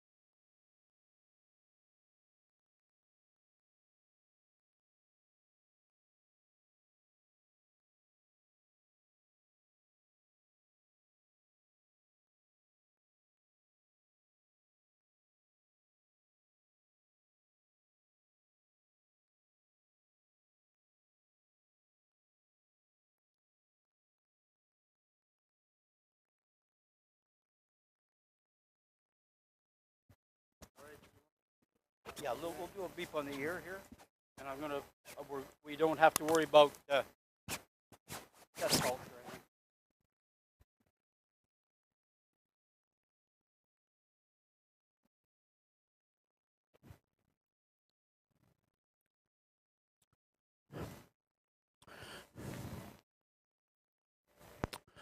Test 1, 2, test.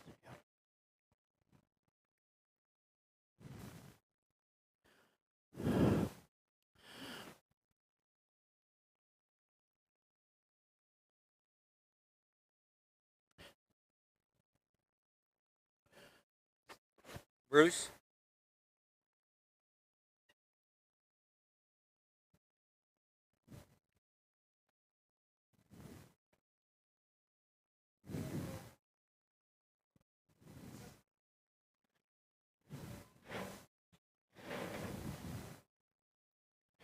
Welcome back, everybody.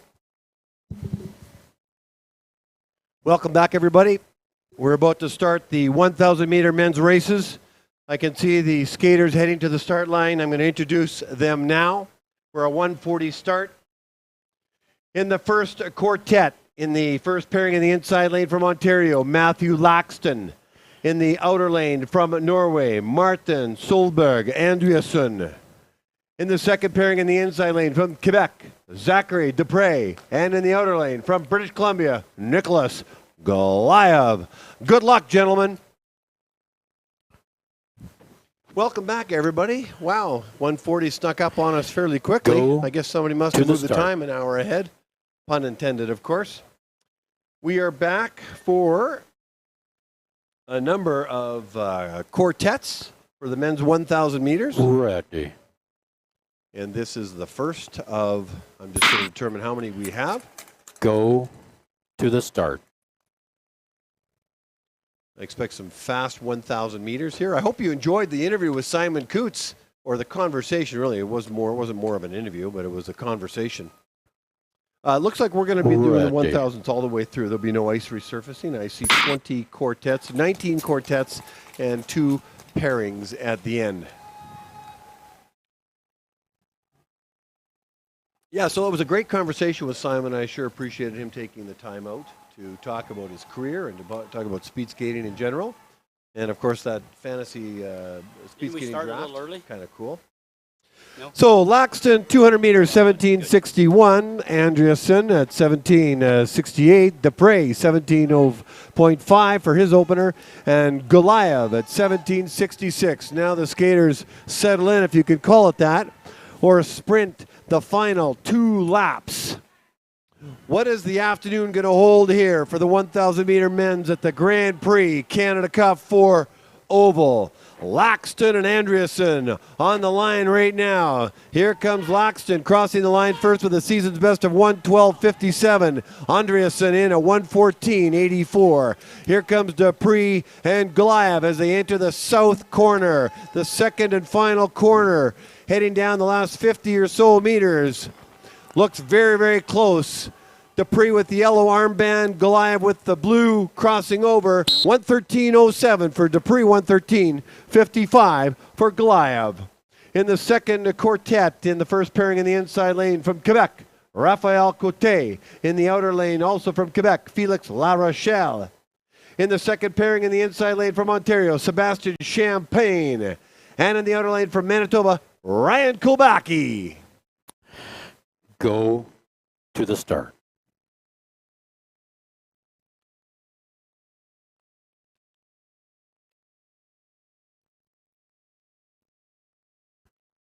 Ready.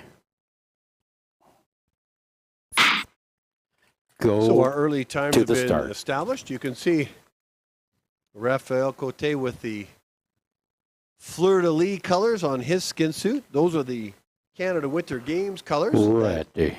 Quebec displayed on their skin suits. Very beautiful skin suits. Very creative and, of course, very provincially patriotic, of course. Raphael Cote, 1786 for his opener, La Rochelle, a teammate of his, 1815. For his opener, Sebastian Champagne, 17:54, third fastest opener, and Kulbaki, who's having a breakout year at 18:06. I didn't call those openers inside the oval, but that's fine. So it's the 1,000 meter race. It's 2 1/2 laps around a 400 meter track, an all out 2.5 lap sprint. Excuse me, it's 2.5 lap sprint. And crossing the line first is Rafael Cote, crossing the line first with a personal best of 1:12.59. He'll be very happy with that race. And La Rochelle in at 1:13.89. Here comes Champagne. He's going to cross the line with a 1:12.21 number, and Kulbaki 1:13.22. We now move to the third quartet. In the inside lane of the first pairing from Quebec, William Lemelin Bilodeau. And in the outside lane from Alberta, Zachary Lacroix. In the second pairing in the inside lane from Alberta, Paul Coder. And in the outer lane from Alberta as well, Jalen Doan. Yep. Okay. We just have a slight delay, gentlemen. Hang on.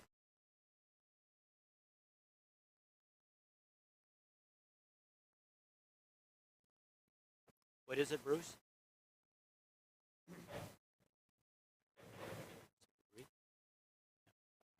Looks like a bit of a delay. I just stepped away from my monitor for a moment, came back. I saw 4 skaters at the start. And I came back and there were 2. And I now see 2. I'm looking at Coder and Doan in the picture, even though it says Lemelin Bilodeau and Zachary Lacroix. They're off the ice for some odd reason. There they are. William Lemelin Bilodeau would be obviously in the Quebec skin suit. Zachary Lacroix will be in the Alberta-looking skin suit. He'll wear the red armband. Lemelin Bilodeau will be in the white armband. And there's a delay of some sort. And so, not exactly sure. We got a slight delay. Not sure why, but we'll be back to you shortly. This is the third quartet. Third quartet of 19 quartets, and then 2 pairings after that for the men's 1,000 meter race. Lemelin Bilodeau in Quebec and Zachary Lacroix from Alberta in the first pairing of this quartet. And in the second pairing of this quartet, Paul Coder and Jalen Doan.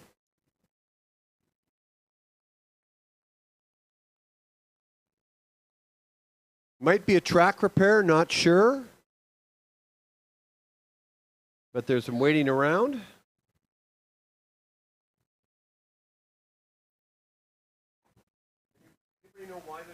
What does it say, Bruce?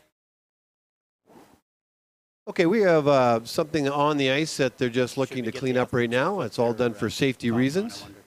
So that's why there's a delay. They're still working on the ice, gentlemen. Put your tops on. There'll be another delay. Hold on.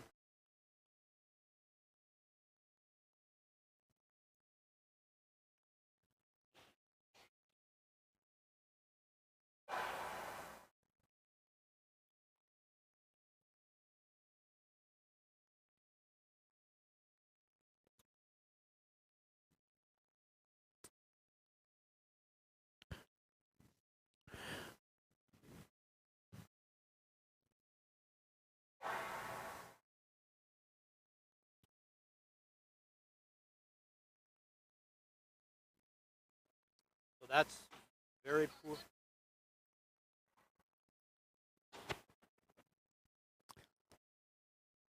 Okay, I've heard inside the timing deck that we've got the green light. Here we go. Quartet number 3. Quebec and Alberta in the first pairing and a pair of Albertans in the second pairing. Here we go. So, in case you've just joined us, we're in the third quartet of 19 quartets. Sorry, gentlemen. And go to the start. we're going to see some very fast 1,000 meter times. there was something on the Ready. ice that the ice meisters or the referees didn't like and wanted it cleaned up. To the start. And wanted to make sure the ice conditions are not only fast, of course, that's what the ice meister's job is, but also safe. So it's to their satisfaction, and the green light has gone on, and we are now underway in quartet number 3.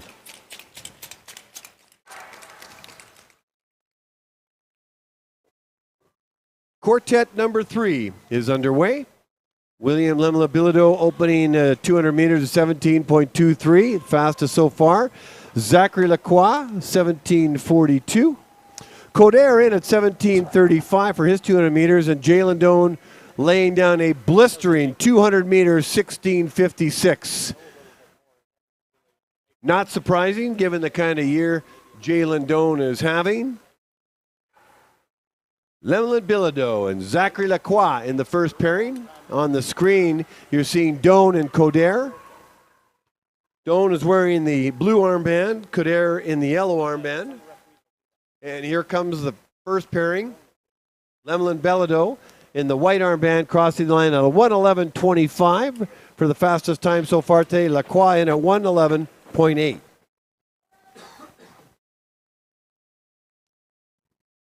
Coder and Doan might have a say in those times. Doan crossing the line at a time of 1:09.92. Not surprising. Personal best for Doan, having a banner meet. 1:10.85 for Coder in quartet number 3. In quartet number 4, in the first pairing in the inside lane from Taiwan, Tai Wei Ling. And in the outer lane from Ontario, Ryan Gibson. In the second pairing in the inside lane from Ontario, Vincent de Hattada. And in the outer lane from Quebec, Hubert Marcotte. Go to the start. This is going to be a fast quartet, ladies and gentlemen. Hubert Marcotte has had a great year. He was over in the University Games in Lake Placid. I believe it was in January, and he medaled in a couple of races. Go he's to a the bronze start. medal, I think, in the mass start, and I think he got the bronze medal in the team pursuit with David Larue, and I think Josh Tellison, if I'm not mistaken. So it looks like Tai Wei Ling, our Taiwanese skater, is not skating, but Ryan Gibson is.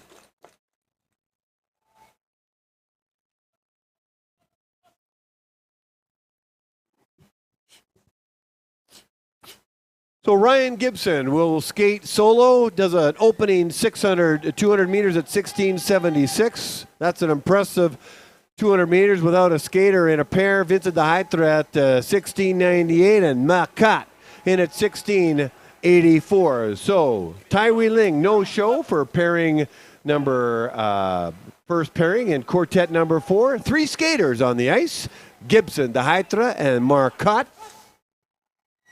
Gibson's laying down a blistering pace. Doan's time, Jalen's Tone's time is the time to beat. Here comes Gibson with a red armband crossing the line with a 1:09.91 with 1/100th of a second ahead of Jalen Doan. The time to beat. Way to go, Gibson. Vincent de Heitra and Hubert Marcotte out the final corner. In the yellow armband, Marcotte in the blue, crossing the line first is de Heitra at 1:08.91 and Marcotte with a season's best 1:09.17. Fast quartet. Here comes another one. Quartet number 5 in the inside lane from Nova Scotia, Cooper Eamon. And in the outer lane from Alberta, Yang Kun Zhao. In the second pairing in the inner lane from Saskatchewan, Marc-Andre Doyon. And in the outer lane from Quebec, David Larue. Go to the start. So quartets 3, 4, 5, which is what we're doing right now, will be the fastest times in these quartets. They put the fastest times in these quartets. Watch. So go Gibson to the start. Let's have a look here. In terms of time, I can't. Actually, I know what I'm going to do. Look at the results on Sportity. My eyes don't cooperate with the screen across the oval.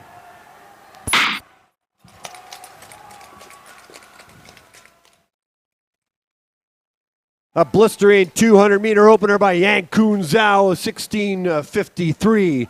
Cooper Eamon, 16.58 for the third fastest time. Marc-Andre Doyon, 16:75, and David LaRue with the fastest opener at 16:38. We're going to see some incredible times here, ladies and gentlemen.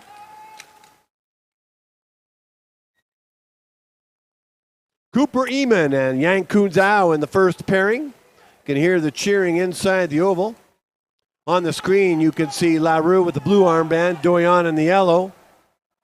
White and red armband. Here comes Eamon and Zhao.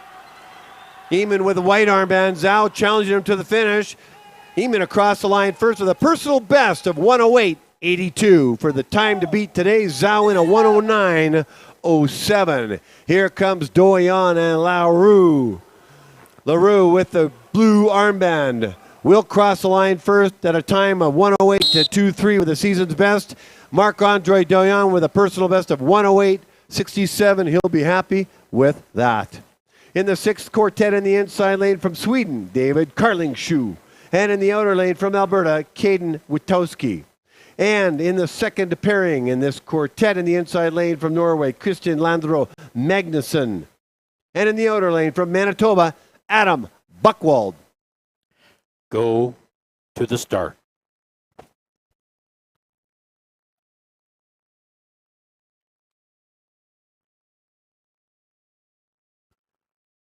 Ready. Go to the start.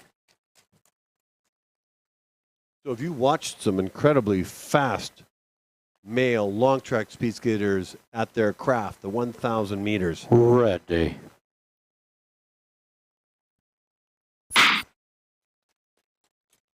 Looks like David LaRue's time is the time to beat, followed by Marc-Andre Doyon, Cooper Eamon, Vincent de Hatra, and Yang Kun Zhao. Those are the top 5 times. Those times will be very, very difficult to beat. 200-meter opener for David Carlingsjö, 17:45. Caden Witkowski, 18:05. Christian Landro Magnuson, 17:11. And Adam Buchwald, 18:23.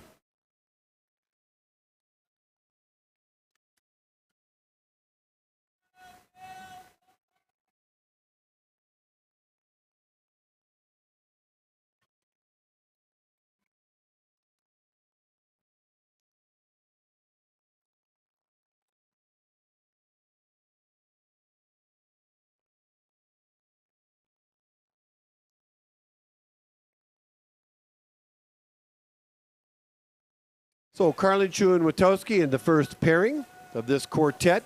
Magnuson and Buchwald in the second pairing.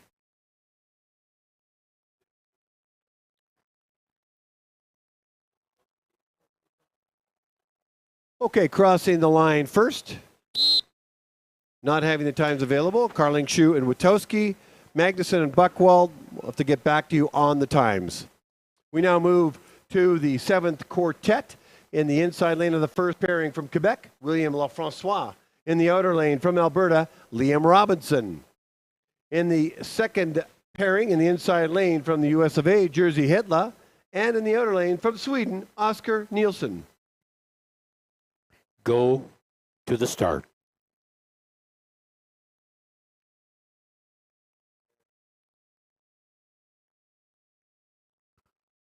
Ready.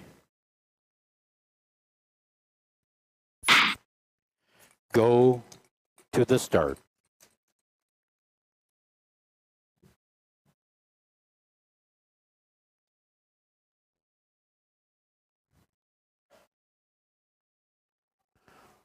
Ready.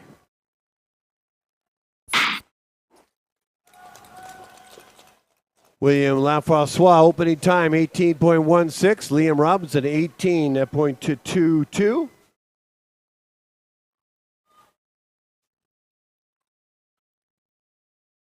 I'm just going to get the times from the previous quartet for you.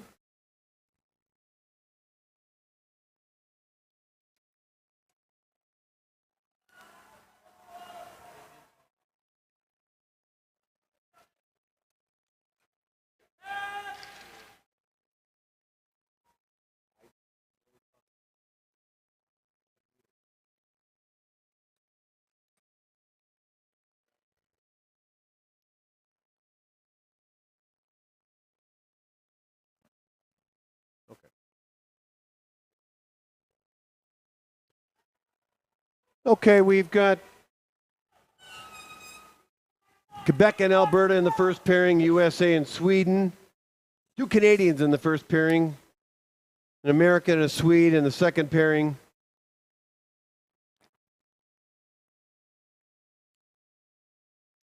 Crossing the line, 1:16.48, a personal best for Liam Robinson. Left Francois, 1:15.95. Hitler, 1:15.07 for a PB. And Nielsen, a season's best of 1:16.88. In the 8th quartet in the inside lane from Switzerland, Matthias Nageli in the inside lane. In the outer lane from Alberta, Eric Angelozzi. In the inside lane from Saskatchewan, Liam McKegg. And in the outer lane from Ontario, Stephen Lee. Go to the start.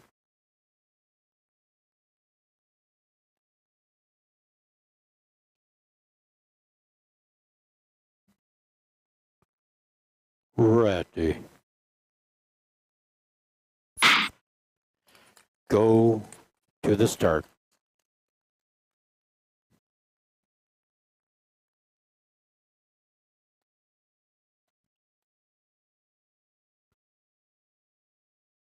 Ready.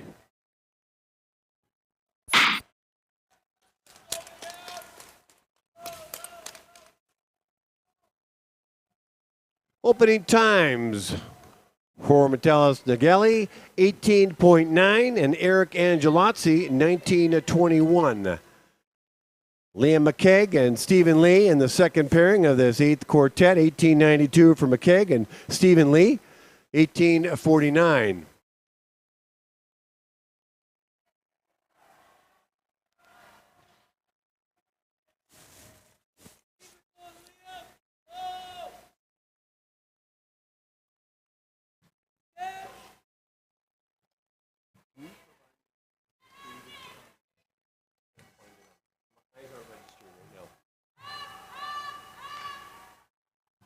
So we're quartet number 8.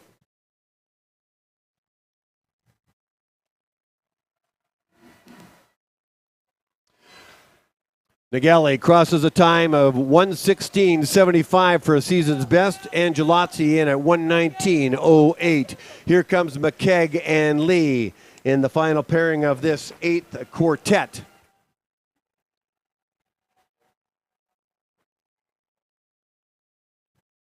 Personal best for Stephen Lee at 1:18.24 and Liam McKegg 1:18.44.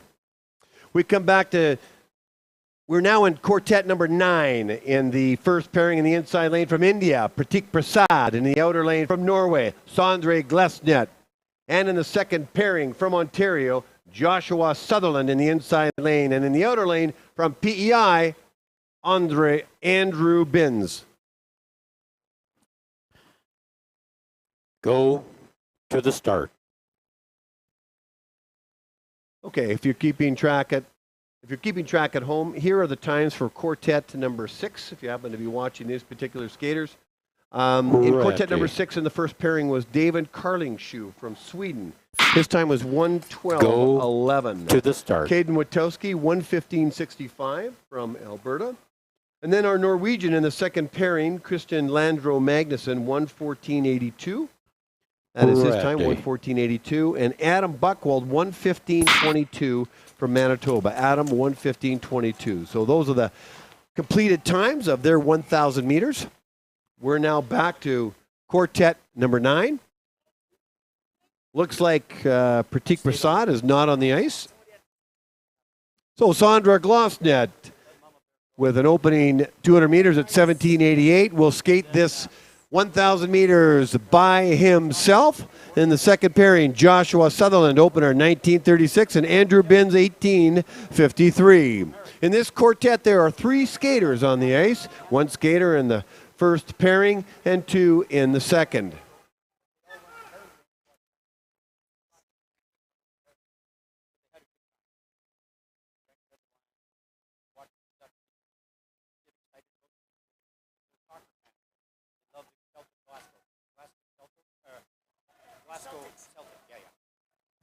Yeah, it was a wonderful time. But Crossing the line right now with an enthusiasm that is heard throughout the oval. Sondre Glesnet, I bet you heard that all the way to Norway. a personal best of 114.75. Sondre Glossnet, congratulations. Here comes Andrew Binns from PEI with a time of 118.14 with a PB, as is Joshua Sutherland, 118.73 PBs all around. What a great quartet number 9 was. In the 10th quartet in the inside lane from Alberta, James Wigglesworth. In the outer lane from Manitoba, Aaron Reel. In the second pairing in the inside lane from Quebec, Lucas Sullivan. And in the outer lane from Ontario, Alex Wood. Go to the start. Okay, I want to go back to the 8th quartet. I got a little bit disheveled here the last few quartets, but I really wanted to work on the pronunciation of one particular skater who came up and had a chat with me, and I've been calling him Mateus Nagelli, and I think his family likes that. But he came up to the timing deck, and we had a great chat for the time that was available between races, and his real pronunciation, and I really appreciate it, although it wasn't offended and his family liked it, what I was pronouncing, it's Matthias Nagelli. Matthias Nagelli is the best way I can come up with it. That phonetically is how you pronounce it, from Switzerland. So Matthias Nagelli, or Matthias Nagelli, as your family would like me to say. And a big shout out to Sylvia and Marcus Nagelli back home, watching his son race, his 33-year-old male speed skater who went from inline speed skating to real speed skating, inline speed skating, to on ice, knives on boots, and then he kind of complements that sport with cycling. Anyway, you've raised a nice young man, Sylvia and Marcus. It was a great chat, and I was delighted that he came up to talk to Sky Guy. Back to the 10th quartet, James Wigglesworth and Aaron Reel. In this quartet, Alberta and Manitoba. And here they come. This is close. Reel and Wigglesworth. Reel crosses the line with a time of 121.09. Wigglesworth 121.14. Sullivan and Wood still on the track, starting 200 meters behind the first pairing. Quebec and Ontario. Crossing the line first is going to be Alex Wood with a personal best of 119.83. And not to be outdone, Lucas Sullivan also gets a personal best, 120.85. You gotta love those PBs. Get your names on the ping pong balls, the times, the dates, the distance, and get them in to the service desk at the front of the oval. The 11th quartet in the inside lane of the first pairing from Ontario, Chandra Danda. And in the outer lane from Saskatchewan, Matthew Engel. And in the second pairing in the inside lane from BC, Austin McGregor. And in the outer lane from Quebec, Etienne Perron. Go to the start. So, Sylvia and Marcus, if you're still dialed in to the webcast, I know it's probably around 10 o'clock in Switzerland right now. I know that Matthias will be skating next weekend as well. To the start. And so I'll look forward to announcing and commentating a little bit about his races as we head to the Oval finale, which this meet is a precursor to that. So that's all I have to say about that. We move to the 11th quartet. And I will call that in live at the Oval. Chandra Danda, 1942 for his opening 200 meters. Matthew Engel, 1905. Austin McGregor's 200 meters. 1955, and Etienne Perron at 1883.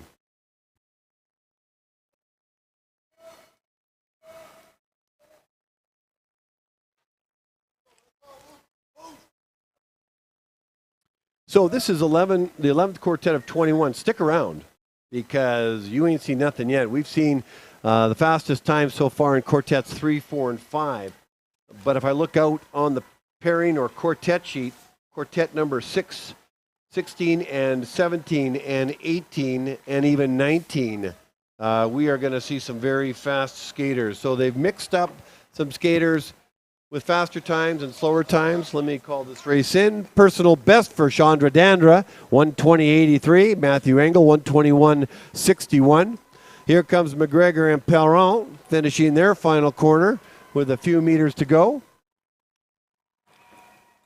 And crossing the line with a personal best, Austin McGregor, 120.92, and Antoine Perron, 120.95.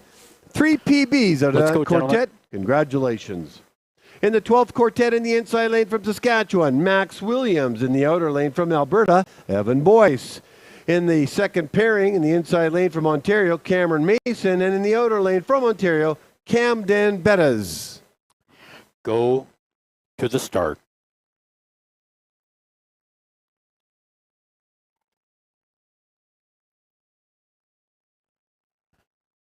Ready.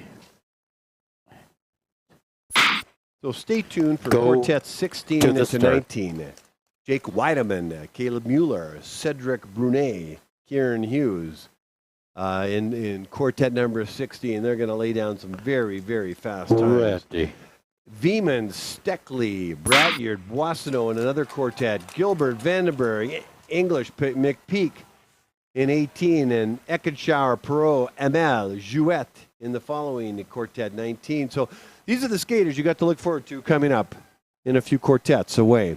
Max Williams, 1955 in his opener. Evan Boyce, 19-21. Cameron Mason, 19.5. And Camden Bettas at 19-76.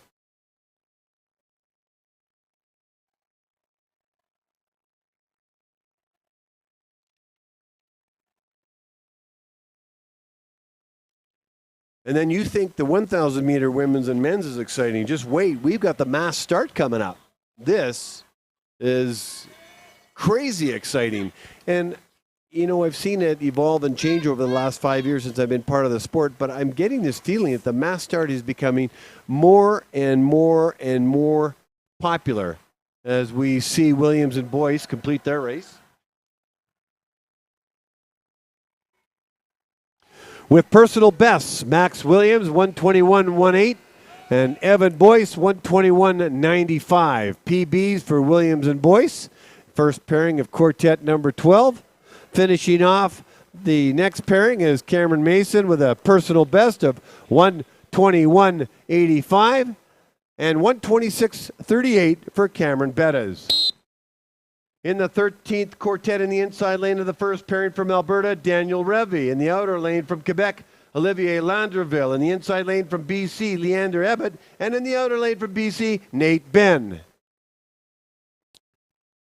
Go to the start.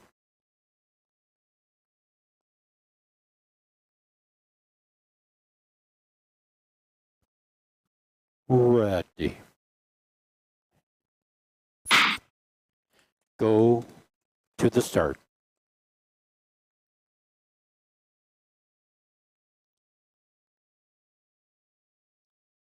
So as a refresher, if you've been watching Ready. all day, all weekend, this is day 3 of 3 here at Calgary, Alberta, at the Calgary Olympic Oval, home of the fastest ice in the entire world. This is the 17th event held at the Calgary Oval, long track event that is, and it's called the Grand Prix Canada Cup 4. It's a prep meet and a fun meet for Canada Cup 5 and the Oval finale, the last long track speed skating meet of the year. Daniel Revy, 1953, Olivier Landerville, 1967.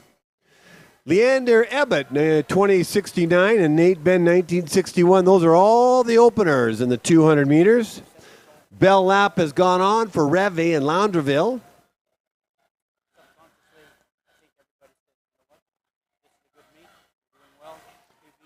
Nate Ben and Leander Ebbett, you can see on the screen, and now you see Revy and Landerville as they enter into the final corner with a few meters left to complete their 1,000 meters.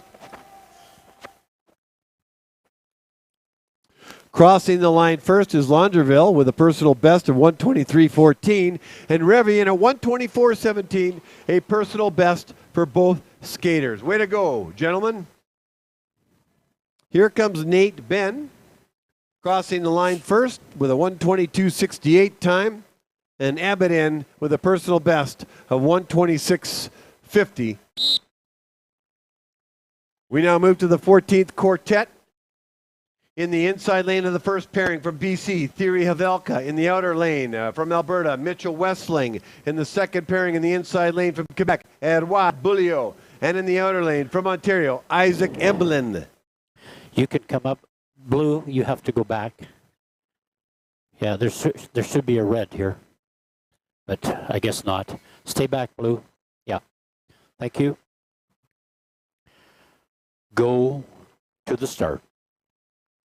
So we have lots of racing left today because we have 5 mass start races coming up.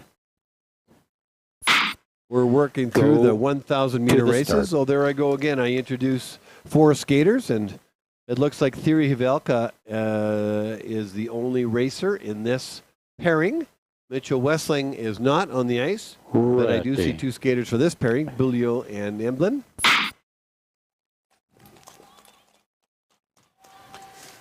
So Thierry Havelka has an opening time of 20.05. Mitchell Westling not at the start line. Edouard Beaulieu and Isaac Emblin in the second pairing. The opening 200 meters for Edouard is 19:24 and Isaac at 21:21.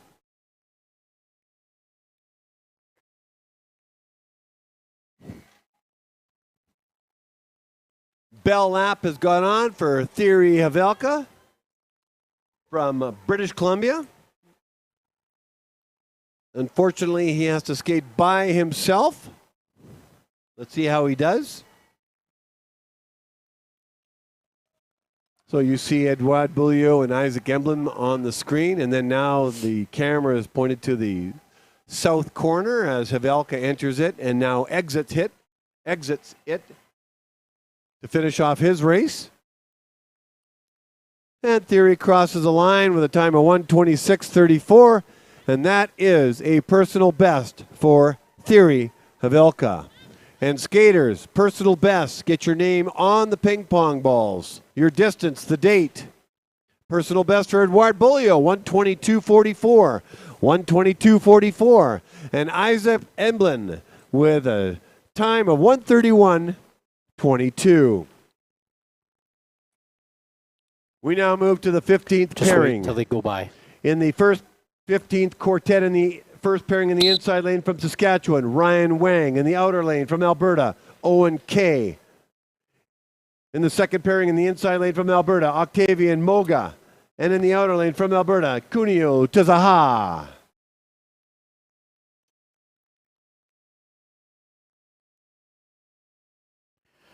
Go to the start. Looks like Ryan Wang is, oh no, there, I can see him now. Ready. He was hiding behind Go Octavian Mogo. to the start. I couldn't see him there. And so Ryan Wang, Owen Kay are the first 2 skaters of this quartet, and then Octavian Moga and Kunio Tazaha from Alberta are in this pairing.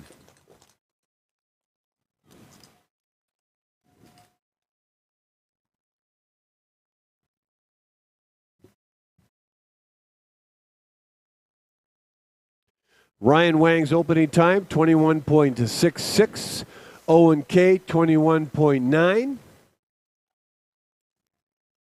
Octavian Mogo, 22.65. And Saha, 22.86. Coming up, we got some faster, some very fast quartets coming up. So they've mixed in 3 quartets, 3, 4, and 5 were incredibly fast, setting the tone. The time to beat will be LaRue's. Doyon is in there. Eamon. The Haitra. And it looks like Yankung Zhao. Those are the top 5 times to beat. That may just get challenged in quartets number 16 and 16 for sure, and maybe even 17. But 16 for sure.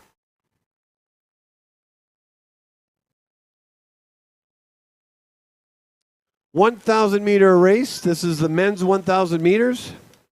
Crossing the line, Ryan Wang with a personal best of 1:32, 1:34.82, and Owen K 132.99. 2 PBs for these young skaters. Make sure you get your names on the ping pong balls and get them into the sphere at the guest services desk at the Oval. Moga's time 134.89 and Sahara 135.74 for a personal best. We now move to the 16th, the quartet in the inside lane from Ontario, Jake Weideman. In the outer lane of the first pairing from Alberta, Caleb Mueller. In the second pairing in the inside lane from Quebec, Cedric Brunet. And in the outer lane from New Zealand, Kieran Hughes. Go to the start.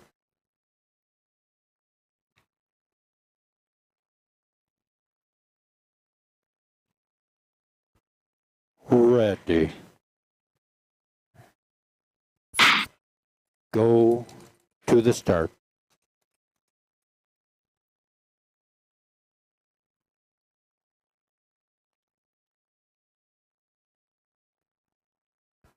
Ready.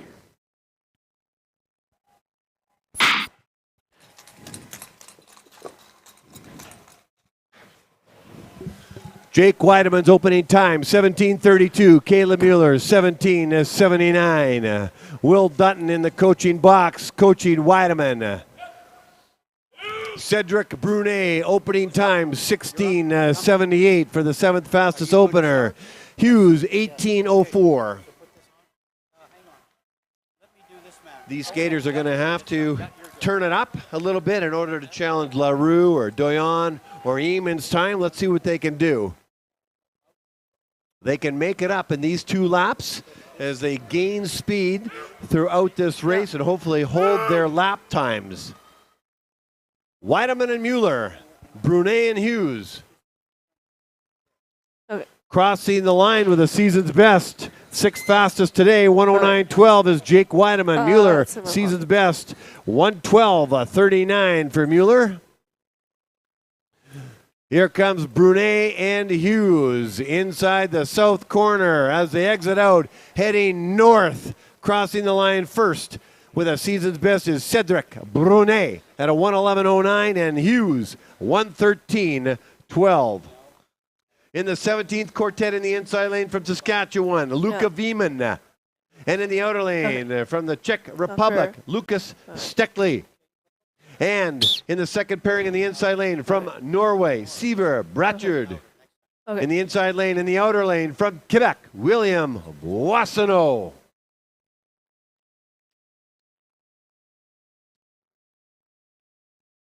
Go to the start. This is a good meet for Jake Weideman, who's had a very good skate. Well, not a personal best, a season's best. That's always good. That was a very fast quartet. To the start. I thought maybe one or more of those skaters might have challenged the top 5. Weideman Ready. right on the edge in the 6th position, 6th fastest time today. So Vieman and Stekli, Bratchard and Boissonneau on the ice right now. Luca Vieman, 1773 for an opener. Luca Stekli, gold medalist in the mass start at the World Junior Championships, 1936. Siver Bratchard, 1724 from Norway. And William Boissonneau from Quebec with 1965.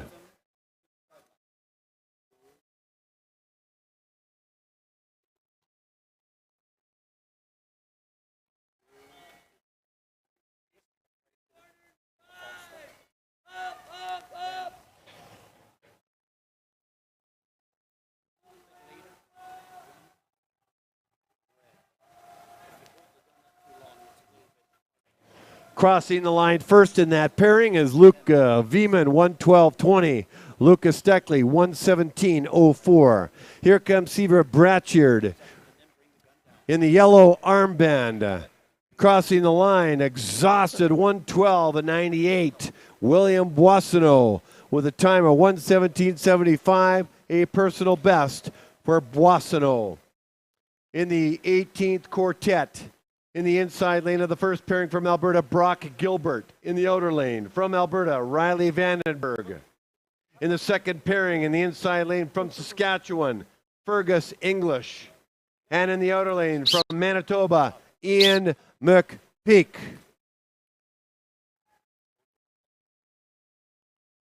So I caught up with the Steckley family. Go to the start. From the Czech Republic. I knew when I saw the first pairing sheet on Friday and I saw Lucas Steckley's name, it rang a bell and I couldn't remember where. And then Greg Plennert reminded me he won the gold medal at the World Junior Championships. To the start. Back in early February. I happened to be over there for the World Cup but didn't stay for the championships.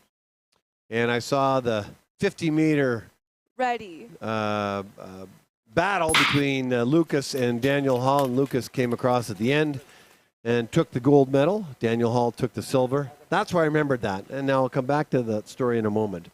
Brock Gilbert's opening 200 meters, 18:81. Riley Vandenberg, 20.34. You see all four coaches, Julie Wong, Keegan Christ. It looked like Coach Moritz and Tim Comfort all on the coach's line right now. English opening 200 meters, 18:18. McPeak, 18:62. So I didn't know who was coaching Lucas Steckley, and it was his mother. It is his mother. I don't know if I pronounce it correctly. Lubisa Stekla. So over in the Czech Republic, a female last name is Stekla. But Lucas, the male version, is Steckley, and the dad, George Steckley, is the dad. He may not be watching right now, but hello, Yuri, if you're watching. Brock Gilbert's time, 1:16:22. Riley Vandenberg, 1:25. Here comes English and McPeak, and they clock their times in a 1:14:50 for English and McPeak. He'll be happy with that. There's a personal best for Ian at 1:15:12. In the 19th quartet in the inside lane from Sweden, Wilhelm Ekenshaw. And in the outer lane from Quebec, Amy Pavot. And in the inside lane from the second pairing from Quebec, Antoine Hamel. And in the outer lane from France, Jimmy Jouet. I was talking about Jimmy Jouet yesterday, and he lives in Quebec. And I couldn't figure out, was he from France or is he from Quebec? Go to the start. Come over from France. He's just, I guess he's here on a visa, talking to the coaches. That's where I got that information, so you don't think I'm making anything up. Jimmy came over, I think, on an exchange to Trois-Rivières, and I think he's settled in Quebec City. I'm not sure. I guess the Quebecers call Quebec City Go to the Quebec. start. I call Quebec the province Quebec. I'm from Winnipeg, so when you say Quebec, I'm thinking, oh, that's the province. I get it now, though. Quebec City and Quebec are the same. Anyway, Jimmy Jouet is from France. That's where I'm going with this whole story. All that other stuff was just commentary. Jimmy Jouet's from France, but he's right now temporarily living in Quebec. William Ekenshaw, 1873, is his opening 200 meters. Perot in at 1986. Antoine Hamel, 17.9 for his 200-meter opener. And Jimmy Jouet from France, 19.9. So just two more pairings left. The usual suspects, if you will. Ron Johnson in the 20th pairing and Bill Blonsky in the 21st pairing, which is really, I guess, the single skater in each of their pairings making up the last quartet. That'd be probably the best way to describe it. So crossing the line with the season's best is William Ekshauer, 1:13.97, a personal best for Amy Perot, 1:16.34. Congratulations, Amy. Antoine Hamel crossing the line with a time of 1:14.21. That is the season's best for him. And Jimmy Jouet from France, a personal best of 1:18.41. We now move to the final quartet. In the first pairing, one skater from Alberta in the inside lane, Ron Johnston.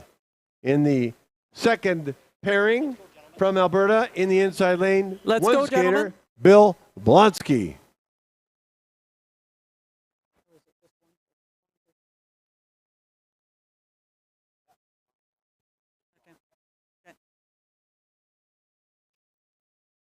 Go to the start. No? Back up.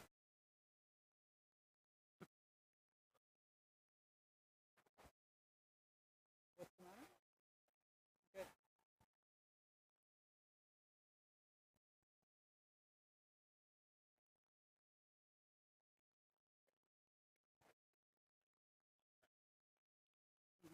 Good. Okay. All right. Go to the start. Ready?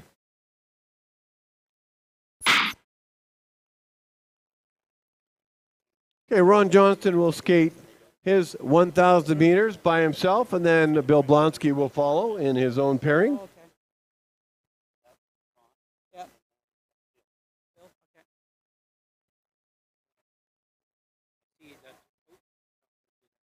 Yeah. Something going on that we don't know about? Red? Yep. Or Bill's getting a different armband.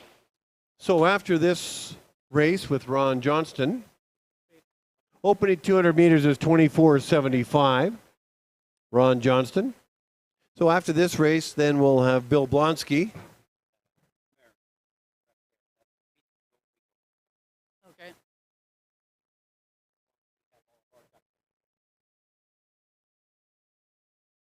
So when I'm looking, I look for the zeros. I look to Then the we're gonna we'll take a break, No. and we will get ready for the mass starts.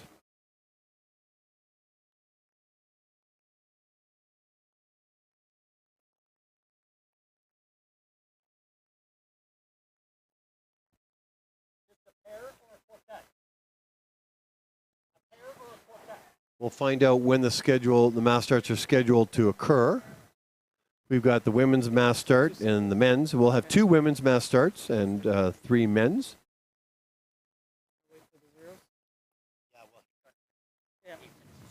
It'll be 3 o'clock or shortly after 3 o'clock. 3 o'clock, we'll let you know the exact time.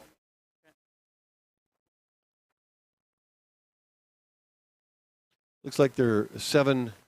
Here comes Ross Johnson. I'll call that race in. Ross Johnson, the season's best time, 1:48.74. And to complete our 1,000 meter men's, in the yellow armband in the inside lane from Alberta, Bill Blonsky. I'm good to go? Okay.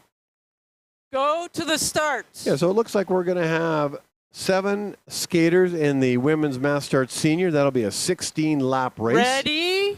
And then I'll count the number of skaters for the juniors, which is a 10-lap race. Okay.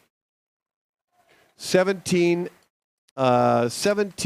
skaters in the juniors. So we'll have 7 in the senior, 17 in the juniors. That's at this point anyway. There'll be lots of juggling between now and then, but at least that's the revised list, and they continue to get revised as we get closer. It'll be in the ballpark. I'll let you know as we get closer. So sometime after 3 o'clock, we'll get the exact time for you as you're watching Bill Blonsky, the legendary Bill Blonsky, finish up his race.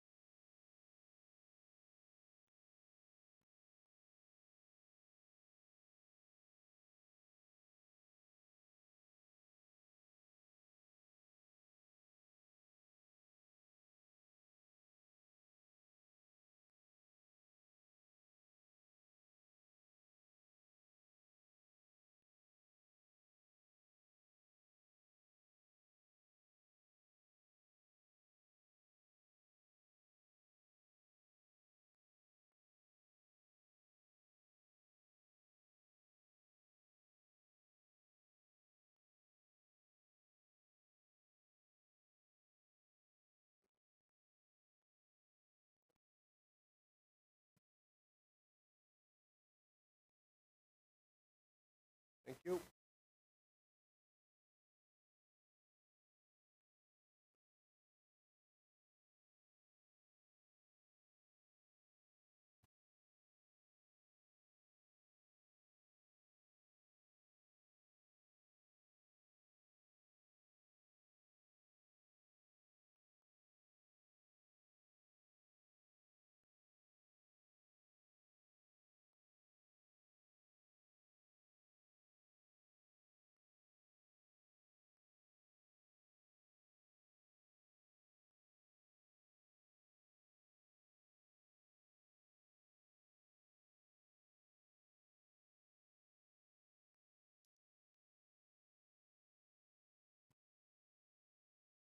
Crossing the line, Bill Blonsky with a personal best of 2:43.79. Congratulations.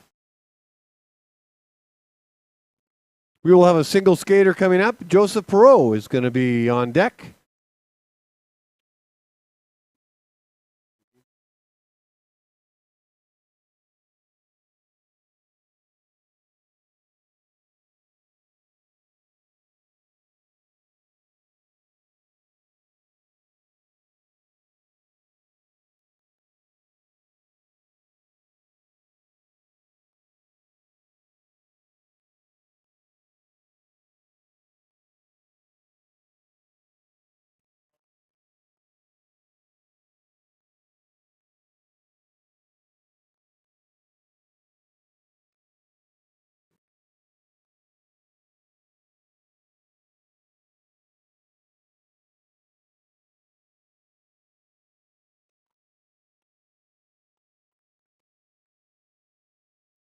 Ready?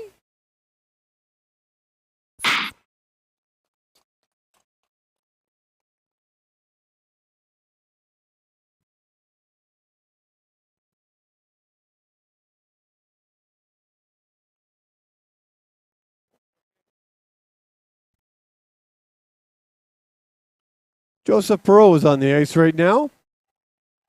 We don't. 19.6 is Joseph Perreault's opening at 200 meters as he settles in for the final 2 laps as Sebastien Beaulieu coaches him coming out of the outer lane, crossing over to the inner lane. He'll finish in the outer with the 2 1/2 lap round with 1,000 meter. If you start in the outer, you finish in the outer. If you start in the inner lane, you finish in the inner lane. Perreault has got the bell lap with the red armband on, entering the inner lane of the north corner, heading his lap time.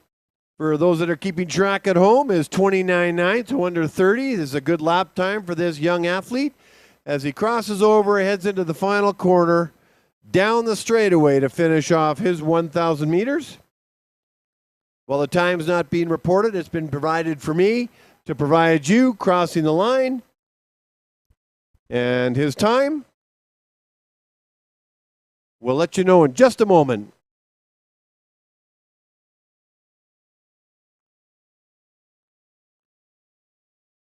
And Joseph Perreault, 1:21.292.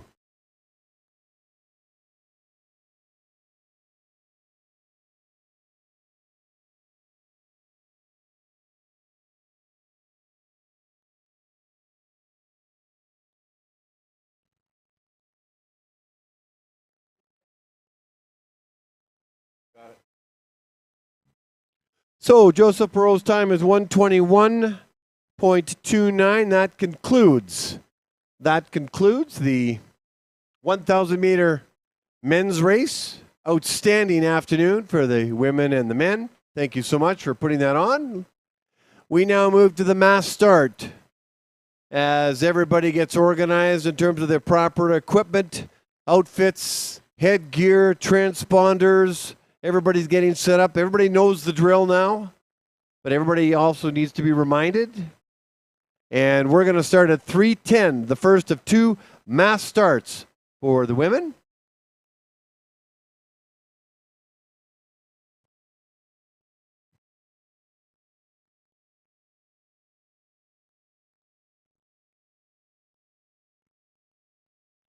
And just checking speedskatingresults.com, Joseph Perreault, you had a personal best of over 1.5 seconds.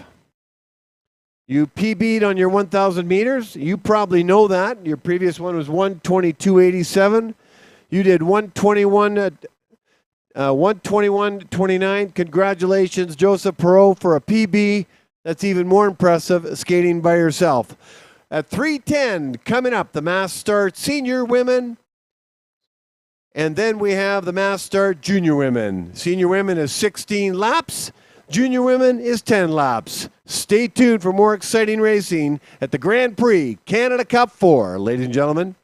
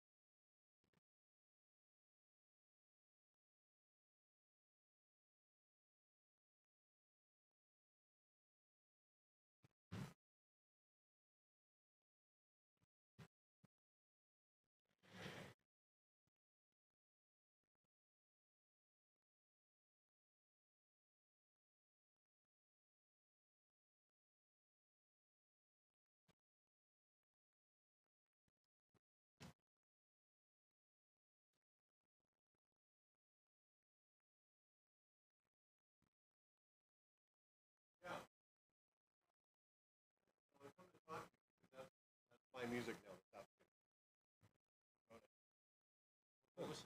I know. Oh, I don't know. I wanted you to listen to Play it. a normal song. No, it sounds like the speakers are broken. It can't be broken. No, it's not. I've tried. It went on about half an hour ago. It's not the speaker. Well, listen.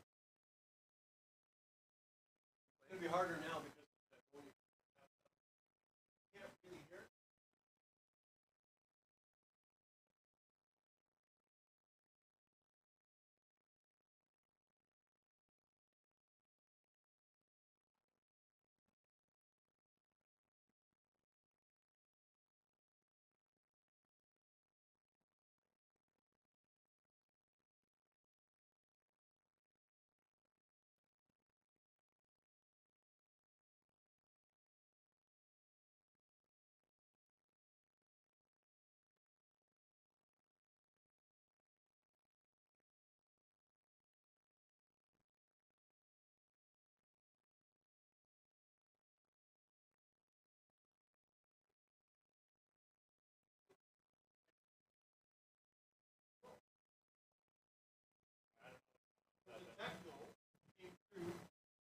Perfect. The 3,000 and 5,000. Oh, yes. It was no problem. Yeah. This isn't the issue. This phone is not the issue in the music. But I'm not the techie. I don't know. All I know is this system can work, and then it decides not to work. That's been my personal experience with technology at the best of times. It sometimes works, sometimes doesn't. But I don't know. But it's very difficult. And yeah, according to Norm, this thing's at its max. Right? This is so he has to spend time with the back end in order to figure it out. That's Norm. But he's gone now. And, but I don't know. But it's hard to create atmosphere, right? Consistently, if that's what's of interest. I don't even know how I sound out there. So I'm just hoping that they can hear me. Yeah, he described it as you got your pedal to the metal on this car, and you're going 5 miles. That's the way he described it. This thing is just. So I don't know. I think I'm not going to say anything because I don't know what I'm talking about. So I'm going to stop. I just want things to work.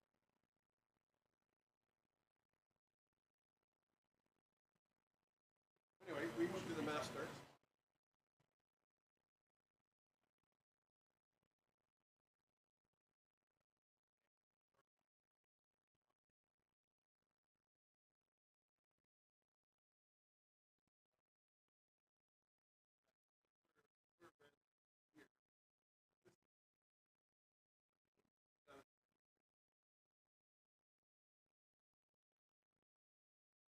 Probably shouldn't be that high. But you can do this. Bring that down, move this up. Thank you.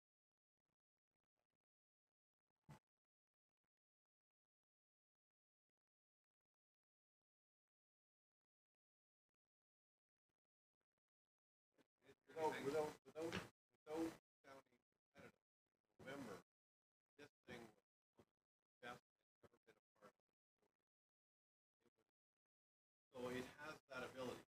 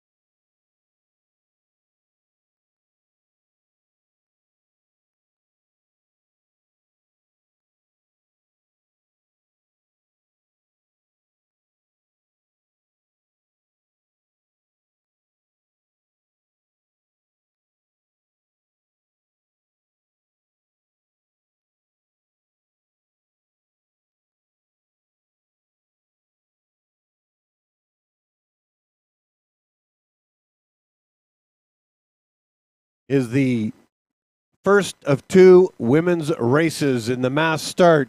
The senior women's race, 16 laps, and the junior, which is 10 laps. Followed by the men's. 3:10 start, ladies and gentlemen, will start in 11 minutes.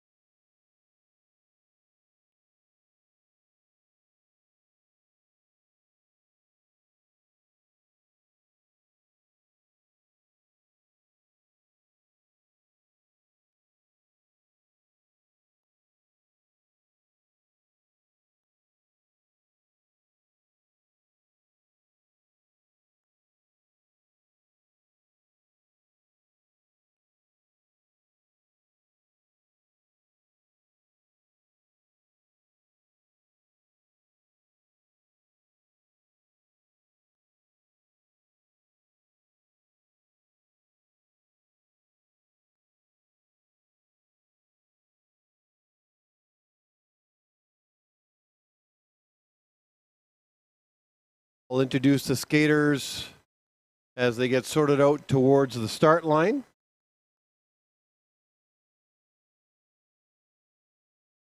So stay tuned for 2 women's mass start races, a senior and junior, and also men's senior and junior. Back to back to back for these racers. The senior women's will have 8 skaters. The junior women will have 14. The senior men's will have 20 skaters. There'll be lots of skaters. And the junior skaters at this point will have 23, but there could be changes between now and when we start those races.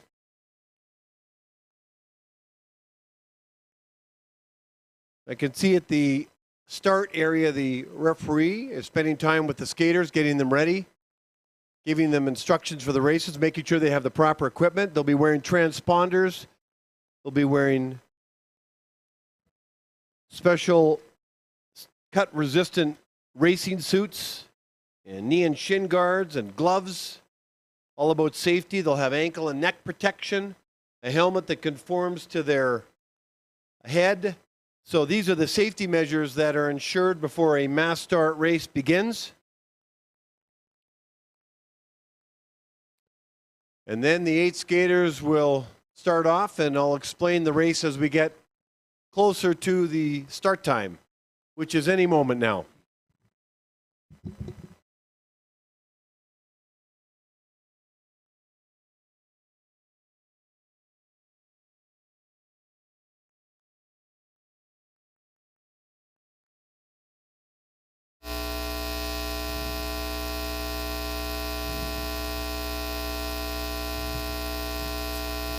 We're all good. Oop.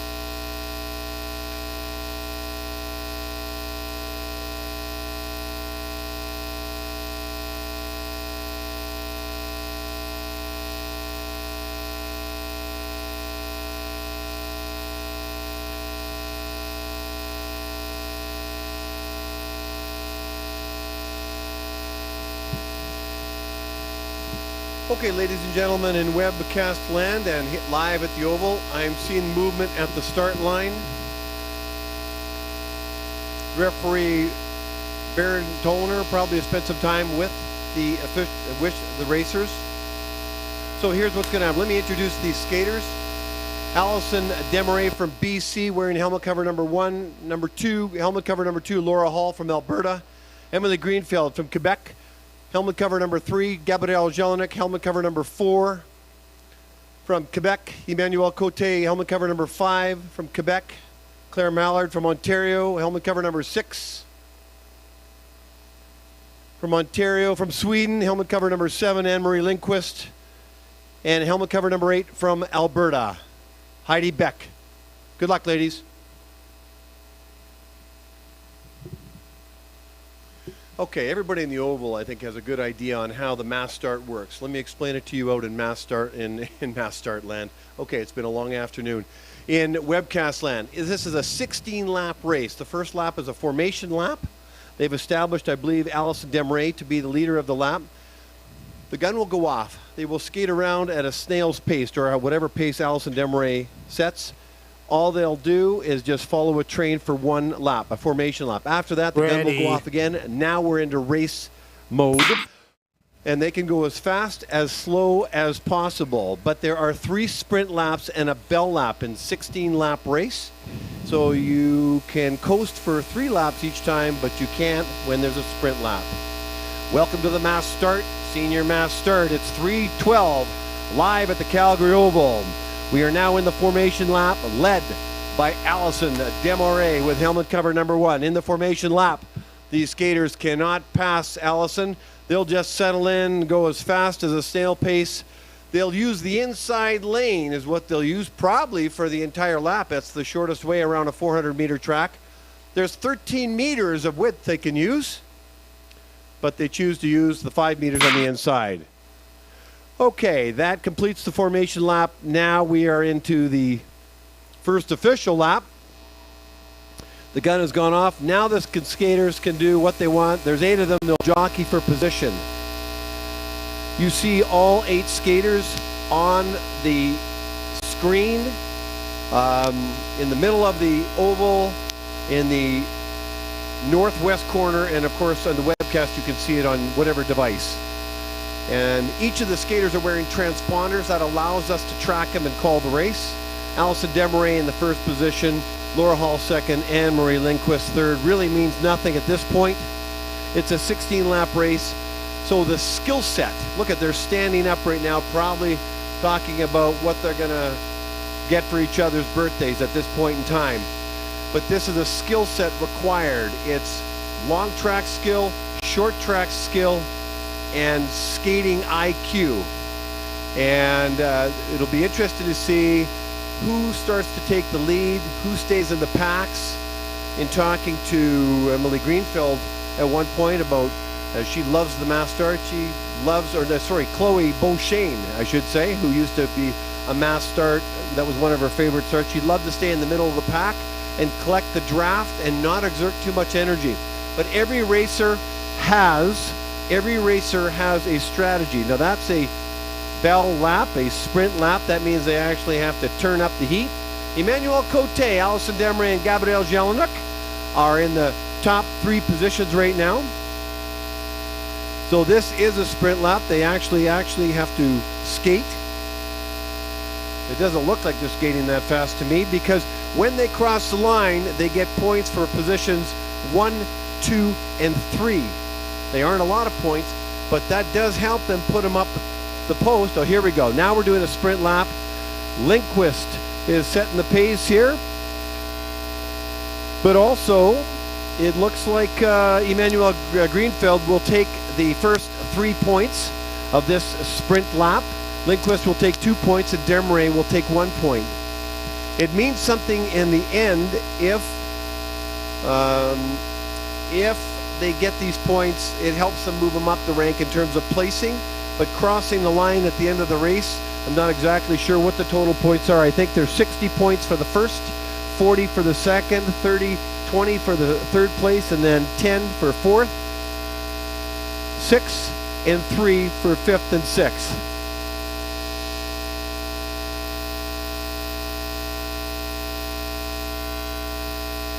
So Emily Greenfield, wearing the fleur-de-lis colors of her province, representing when she was at the Canada Winter Games, is in the first position. And Marie Lindquist, you can't miss her, the beautiful Swedish colors in her skin suit. Allison Desmarais in the third position from British Columbia.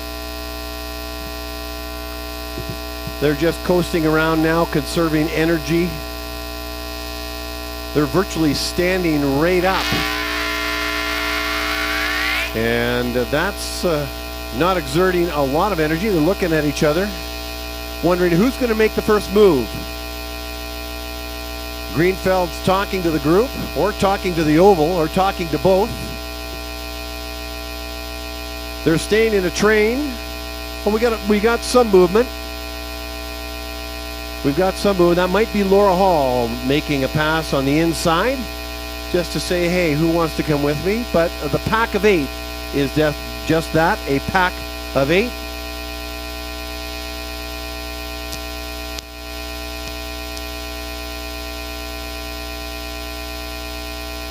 Not overly exciting at this point, but it doesn't matter how exciting it is. They're all talking to each other. They're all competitors. They're all friends. Some of them are teammates. But I'm going to tell you right now, bell lap and sprint lap, and when they cross the finish line, they'll mean business. These are competitors. Laura Hall's in the first position, Anne-Marie Lindquist in the second. Heidi Beck now has moved up into the third position. You can see all 8 skater positions. We've got a couple races coming on up with over 20 plus skaters on it. That is a packed position. That's not Olympic style speed skating, ladies and gentlemen. Olympic style speed skating is 2 skaters. Here comes Lindquist pushing a Greenfeld, but Greenfeld wants those points and she's going to take him again. So Greenfeld is going to take another 3 points for 6 full points. She loves this race. Lindquist 4 points, so she gets second place twice in the second of 3 sprint laps before we go to the bell lap. Claire Mallard now has moved up and grabbed a point. Demaray's got a point. But at this point in time, with them staying in a pack of 8, this is still anybody's race. And they have a strategy. Each of them have their own strategy depending on their strengths. At the Canada Winter Games, Mother Nature was a huge factor for the mass start. They all stayed in a pack. The 16 skaters stayed in a pack to protect themselves from the weather. And what that did was help the sprinters, who then came out of the pack with 250, 300 meters to go to come around and win the race. So the sprinters weren't baited to get tired out early on by the middle distance or long distance skaters. But everybody has a different strategy. Demaray is in the first position right now. Emily Greenfield in the second. Gabrielle Jelinek in the third. And I'll tell you right now, it means nothing given that this pack of 8 is staying in a pack of 8. So this is just going to heat up for excitement because they've all conserved energy. Now they're starting to step up a little bit. They've got lots of energy. They're warmed up. They're competitors. And they've been skating for the last 2.5 days. Bring it on, ladies. The women's senior mass start. 16 laps here at the Calgary Oval to complete their journey at the Grand Prix Canada Cup 4. Demaray, Greenfeld, and Lindquist in the first 3 positions. How do we know? Because the technology picks up transponders that the athletes are wearing. There goes the third sprint lap, and it's able to then communicate to us and the technology that you can see on the screen inside the oval, and also those that are watching on the webcast. Allison Demaray, Emily Greenfield, and Anne-Marie Lindquist. Let's see if Greenfield wants to capture another 3 points, Lindquist another 2. Let's see what happens, because they're going to start to be picking up. Looks like Demaray means some business here, but Greenfield is using that long stride. Let's see what happens. Demaray is holding on to that spot, and she'll capture 3 points. And instead of taking a break in this group, now they're picking it up. So Demaray captures 3. Greenfield gets another 2 points in the second position, and Lindquist adds to her total 1 more point to 5. Now, with 3 laps to go and a bell lap to come, now this is basically a 1,200 meter race. It's gone from 16 laps to now a 3-lap race. Laura Hall, who wasn't even mentioned in the top 3, has been sitting back in 6th, 7th, and 8th position, who is a middle to long distance skater, an exceptional skater, winning and setting track records in the 3,000 meters. Here comes Hall. Allison Demaray in the second position, at Gabrielle Jelinek in the third. Now the order is starting to change. Hall, Demaray, and Jelinek in the top 3 positions. You get the most points by crossing the line in those positions. With 2 laps to go coming up, let's see if Hall can hold the position, because when you're in a lead position, you're exerting the most energy. Let's see what happens. After 3 days, there's the bell lap. Ladies and gentlemen, this is the final lap of the mass start, the senior women's, here at the Calgary Oval at the Grand Prix Canada Cup 3. They're going all out. This is a sprint lap with 300 meters to go. Hall in the lead with Demaray second, Gabrielle in the third position. Very close. Well, the points have been up for grabs for the first 3 sprint laps. Here comes the skaters all the way in. Here comes Hall stretching it out. And Jelnik has taken the lead by storm, crossing the line, and will take first place. Coming out of nowhere, actually the third place position. Thank you, Dustin Miller. Jelnik comes out of the third place position, overtakes Hall. Demery protects her second position. Claire Mallard takes the third place position. Hall in the fourth. Actually, it looks like Hall in the fourth, but by points, Emily Greenfield will take the fourth position. Hall the fifth, Anne-Marie Lindquist sixth, Emmanuel Cote the seventh position, and Heidi Beck doesn't look like she finished. And that, ladies and gentlemen, is what a mass start looks like. NASCAR on ice. Great race, ladies. Thank you very much. We now move to the junior mass start. It is a 10-lap race. Coming up will be 14 skaters if it holds. 14 skaters. They're all walking to the start line. I'll do a count on the monitor and then introduce them, and we'll get going.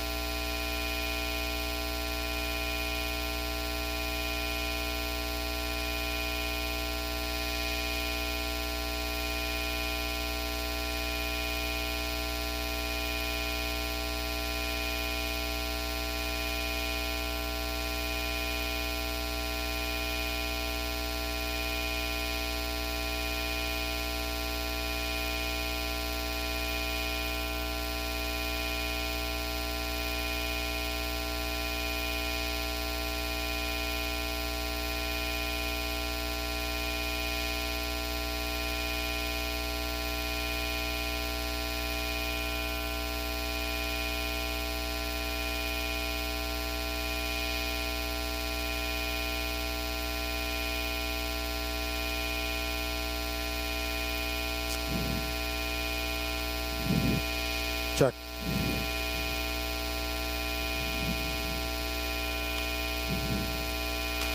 I just gotta sneak in here for a little bit.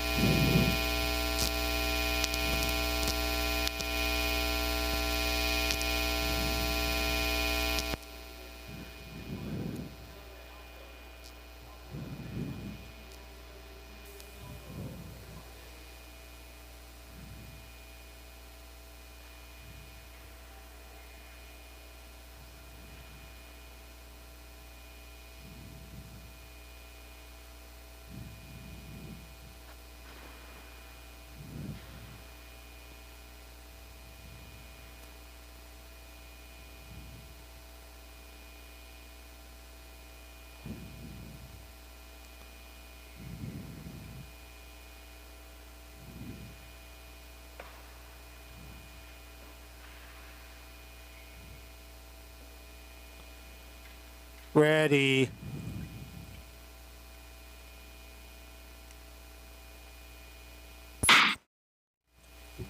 Okay, a revision to the lineup as the formation lap is now underway. We have 12 skaters, not 14, 12 skaters on the ice. Beeson, Champagne, Smart, Smith, Marshall, Hansen, Key, Onos, Breedlove, Turner, Halpern, and Snellgrove. Leading the formation lap is Darby Beeson from Alberta, wearing transponder and helmet cover number 9. This is a 10-lap race, ladies and gentlemen. 10 laps, or 9 after the formation lap. The rules of engagement are: no one can pass the lead skater in the formation lap. If you do, you're disqualified. I've never seen it happen. This is to set the tone for the race. The skaters, the other 11 skaters behind Darby, they can jockey for position all they want. They just can't pass her. Okay, showtime.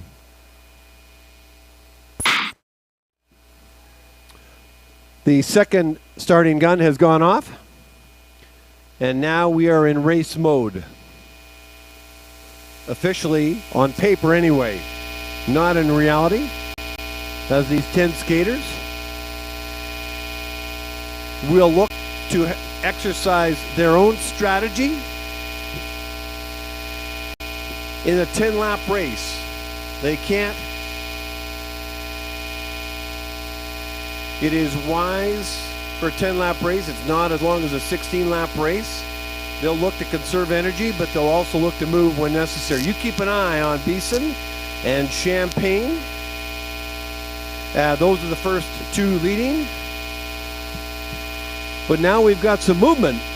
And Champagne has decided to take the lead. We've got one skater down. Not sure exactly who that is. And that is Maggie Breedlove from Nova Scotia, who is down and possibly out of the race. Champagne has just made a move. Leah Turner's in the second position. There is the first sprint lap.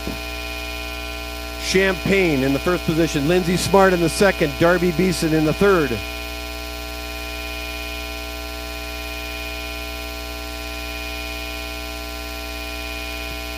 Champagne, Smart, Beeson in the 1, 2, 3 positions in the sprint lap. 3 points, 2 points, and 1 point is up for grabs. Not too stressful of a finish for Darby Beeson, or Lindsay Smart, or Julia Snellgrove. Each of them will get points. Champagne 3 points, Snellgrove 2 points, and Lindsay Smart 1 point. The skaters are virtually standing right up, taking a break. Sprint lap with coming up 5 laps to go. They get, in a 10-lap race, they get 1 formation lap like all mass starts. In this case, 2 sprint laps, and of course the final bell lap. What do you suppose they're talking about in that pack? It's not a train, that is a pack. A pack of 11 right now in the junior women's mass start here at the Grand Prix Canada Cup 4. I've been involved in speed skating now for the last 4 to 5 years, and the mass start has taken on even a greater importance, and the skaters love it. They love the competition. They love the fact that they have to exercise different skill sets, their long track skills, their short track skills, and they have to go and adjust their strategy on the fly during the race. They might come in with a certain strategy, but it depends on what the other skaters do, what they do, and they got to work within their strengths. So keep an eye on Beeson and Champagne. We've seen them in these positions before. There's the second sprint lap. Darby Beeson is in the, looks like Maria Hansen actually. Darby is in the first position, Darby Beeson in the second, and Julia Snellgrove in the third.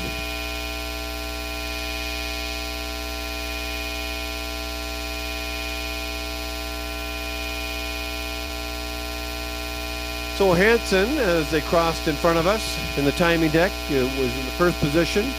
Beeson and Snellgrove. Let's see who gets the points here right now. So Darby Beeson will take 3 points. Thank you very much. Julia Snellgrove will add 2 more points to her, 2 points to get 4. And Isabel Champagne will add a point to hers, so she'll have 4 points. And Lindsay Smart now is on the board with points, with 1 point, coming in the third position.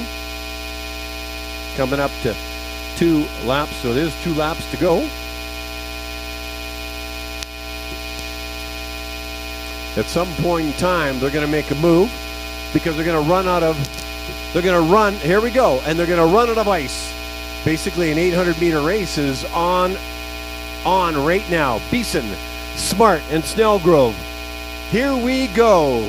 11 skaters going full out. No more train, no more pack. Basically, it's all out to the finish line. Who can hold the speed the longest to cross that line? Beeson in the first position. Lindsay Smart in the second. Snellgrove in the third. And the bell lap. This is a 400-meter race now, ladies and gentlemen.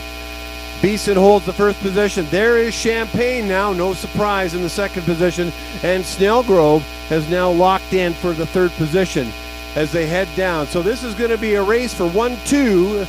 Beeson and Champagne for the 60 and 40, rather 30 and 20 points are up for grabs. This is an all-out sprint, less than 100 meters to go. Who's going to take it? Crossing the line is Darby Beeson, followed by Isabel Champagne and Julia Snellgrove. And then Maria Hansen, Lindsay Smart, Leah Turner, Aoife Marshall, Talia Halperin. But the most points are Darby Beeson will take first place, Isabel Champagne will take second, Julia Snellgrove will take third, Maria Hansen fourth, fifth Lindsay Smart, and Leah Turner sixth, and those are the positions that get the points in the mass start. So inside the oval and on the webcast, that is mass start live in real time. It's 3:32. The officials and the senior men are getting ready with their proper equipment to have their mass start. Coming up is 20 skaters from what I'm aware of. It may be pared down, but I'll give all their names a due as we get closer to the start line. Congratulations, junior women, for a fantastic race.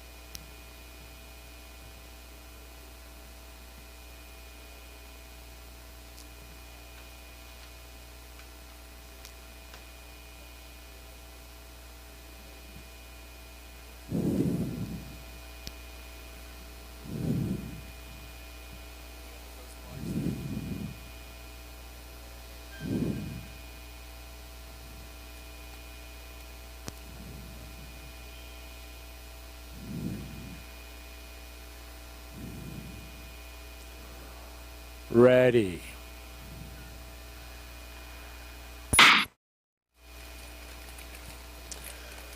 Welcome back, ladies and gentlemen. The senior men's mass start 16-lap race. There are 18 skaters on the ice. That is a lot. That's why they call this NASCAR on ice. There is some similarities. David LaRue will lead the formation lap of the 16-lap race.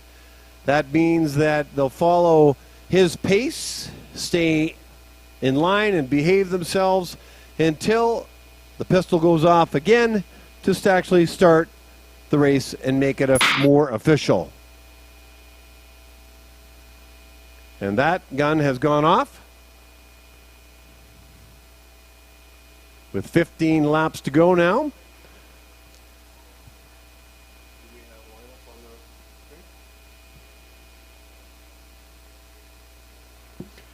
"18 skaters, David LaRue, Max Halleck, Jake Weideman in the first 3 positions.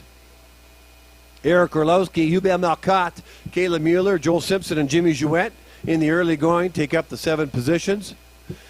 Mueller, Simpson, and Weideman now in the 1, 2, 3 positions.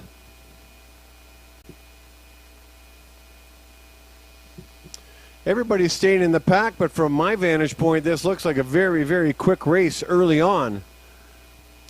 I'm told this race takes on importance for the Winters and Canada Cup points. Okay, here's the first of 3 sprint laps, and Mueller, Simpson, and Weideman are holding in the top 3 positions, so they're staying in a pack of their own. Then the other 15 skaters are about 10 meters back of them in a fairly evened out train. Caleb Mueller, Joel Simpson, Jake Weideman. One has to be careful not to expend too much energy to get the points. But getting the points, the first 3 points, Simpson will take the first 3 points. Thank you very much.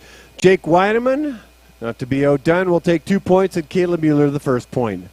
Now that pack of 3 has turned into a pack of 6, and the gap is starting to close amongst the train. Pack of 6, and then the rest. We'll see if they slow down and conserve some energy. You can see Jake Weideman now taking the lead, but looking over his shoulder, now standing up, grabbing a coffee as he heads into the turn. Let's see if they're going to pressure him to keep going a little quicker. Weideman, Mueller, and Joel Simpson in the top 3 positions. This race consists of 18 fantastic male Canadian long track skaters. Connor Howe and Hayden Meilleur represent Canada on the World Cup in the mass start. There'll be opportunities for other skaters to get carded, and the Canada Cup points will assist them in getting those positions. Now this train is no longer a train. This is a pack using all 4 lanes, all 13 meters of the width of the oval. Now they're standing up. I'm sure they're talking to each other. They all know each other really well. Caleb Mueller, Felix Rochelle, and Joel Simpson in the top 3 positions right now. The transponder clicks in right across the finish line, gives us an indication of the order for the 18. Here comes the second sprint lap, and Mueller has decided to take it by storm. Has got about an 8-9 meter gap between him and Hodzak Santer, and then there's Bon Low in there. But that train is tightening up a little bit on the back stretch as they come around the corner. Let's see who grabs the 3, 2, and 1 point positions.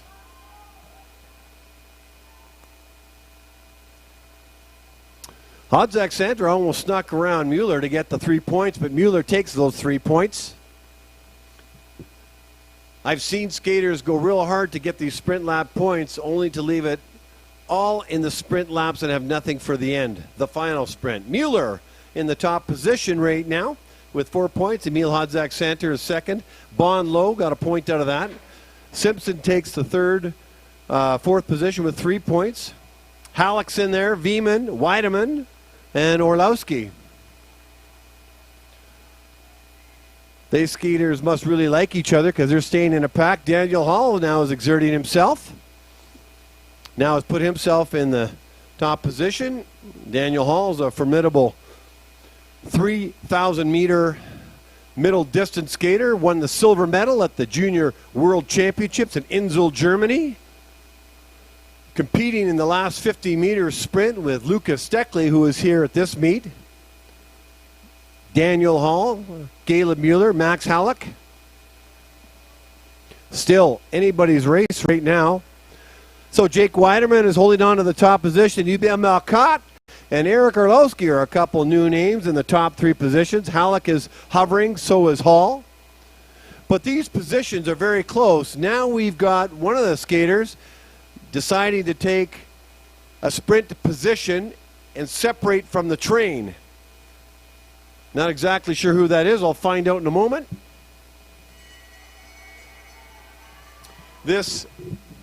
And that happens to be Jimmy Jouet from France.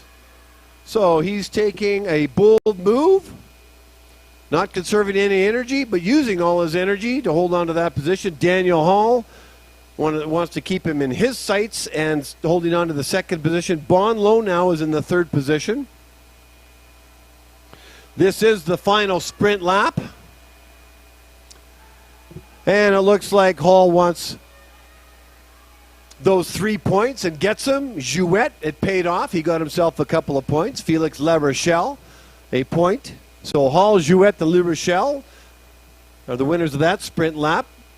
But these skaters are not coasting now. They're not letting up. There's no rest in these because they know that they're running out of runway in this mass start. 16 laps, men's senior mass start. The pecking order. The order right now, Caleb Mueller in the 1st position, Daniel Hall in the 2nd position, Eric Orlowski in the 3rd, LaRue 4th, Weideman 5th, Veman 6th, Marcotte 7th, and Halleck 8th. That's the position now. We're 13 laps in of a 16-lap race.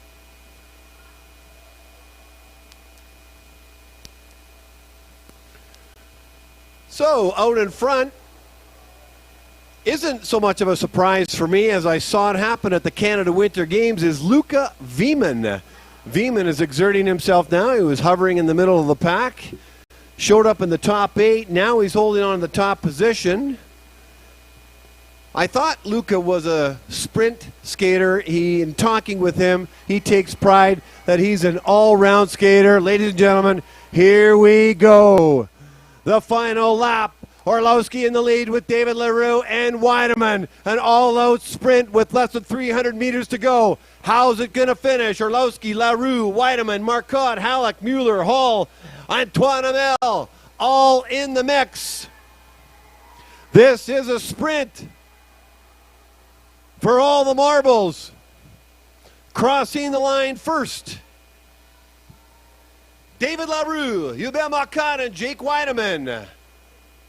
LaRue, 60 points, Marcotte 40, Weideman 22 points, Orlowski 10, Mueller 10, Antoine Hamel, Daniel Hall, Joel Simpson will take 3 points each.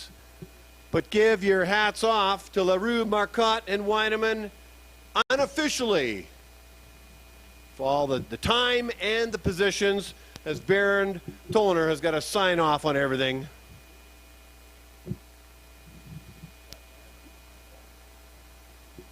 Chief referee, Baron Tollner, congratulations. What a great race. What a great show. I know you guys are exhausted. Thanks very much, gentlemen. Coming up, the last start of this 17th long track meet, the mass start junior race. 23 skaters coming up.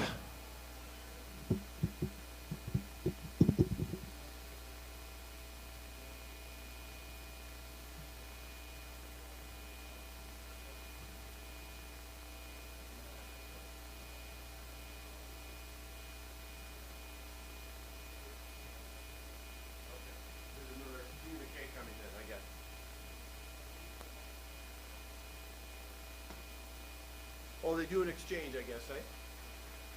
Yeah.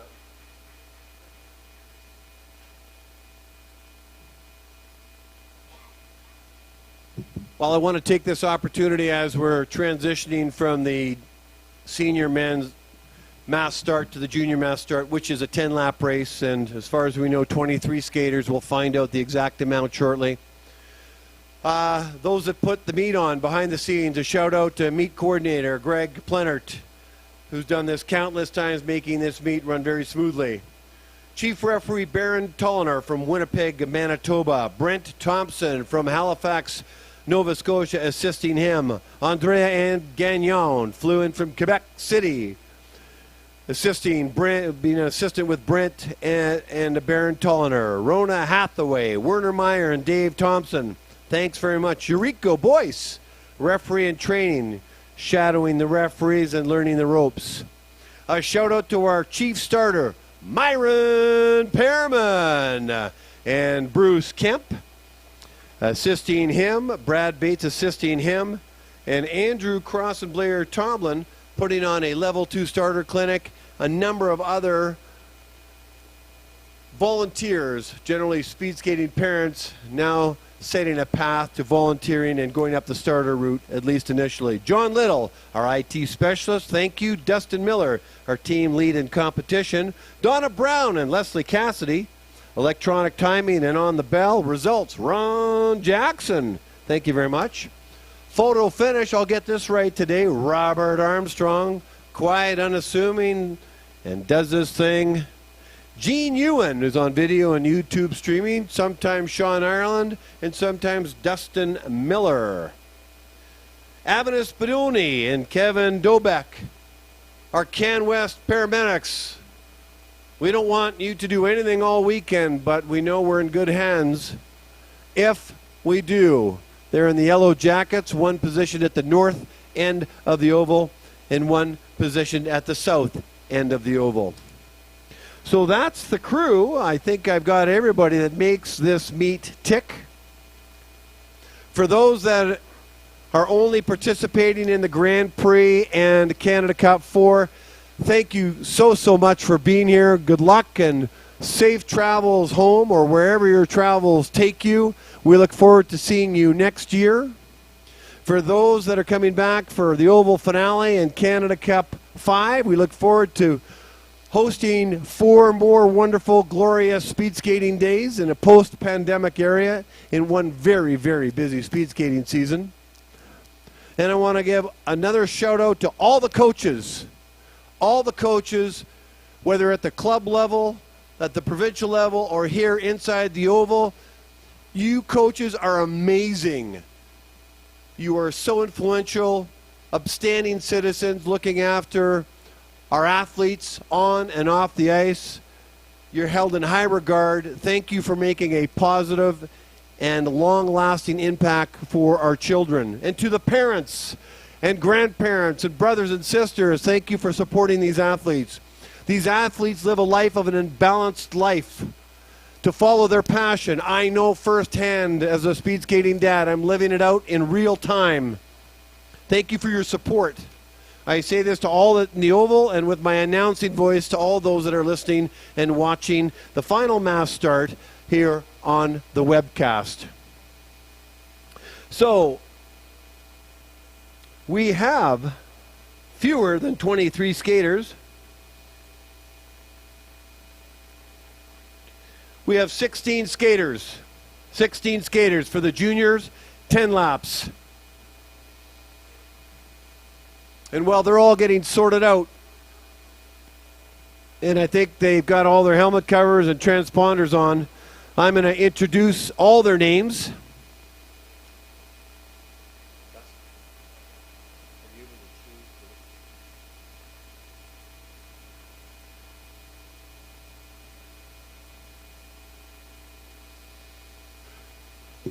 Okay, these are the racers that are going to compete for the junior 10-lap race. The 10-lap race is really 9 laps after the formation lap with 2 sprint laps and a bell lap. From Manitoba, Ryan Kulbacki, he'll lead the formation lap. Brock Gilbert from Alberta. Keegan Waddington from Saskatchewan. Adam Buchwald from Manitoba.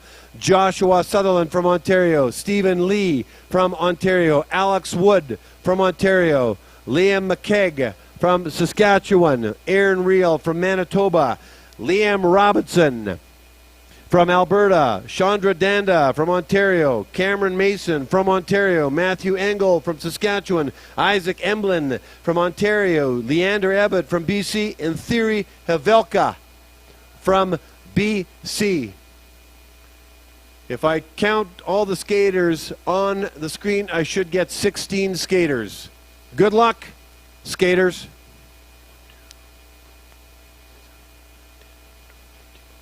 One, two, three, 4, 5, 6, 7, 8, 9, 10, 11.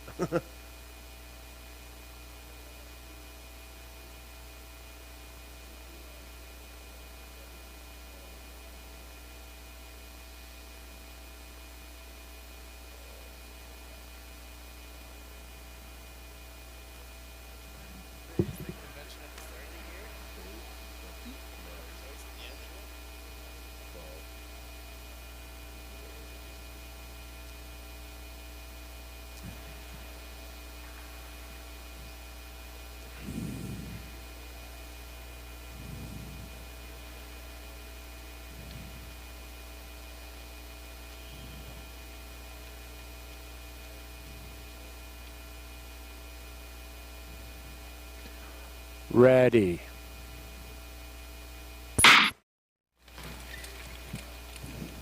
This is the last race of the Canada Cup 4 Grand Prix. Leading the formation in helmet cover 14, Ryan Kulbacki from Manitoba.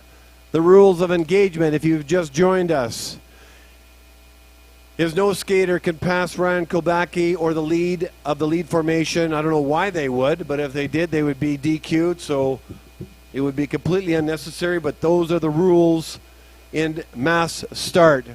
This is a 10-lap race with 2 sprint laps and a bell lap. We'll have a bell lap at lap 3 and at lap 6, and of course the last lap 9. Second last lap, turning this into a sprint at the end. So let's listen for the second gun.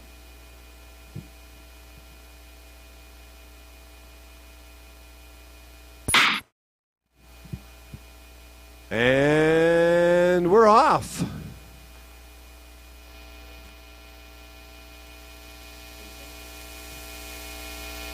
So Kulbacki is in the first position, really doesn't mean a whole lot at this point. Sutherland in the second.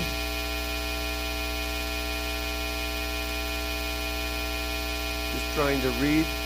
It looks like Gilbert in the third position right now.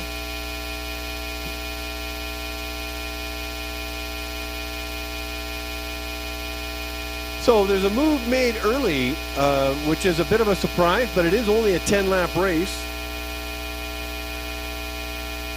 If you went full out for the entire race, it would be a 4,000-meter race.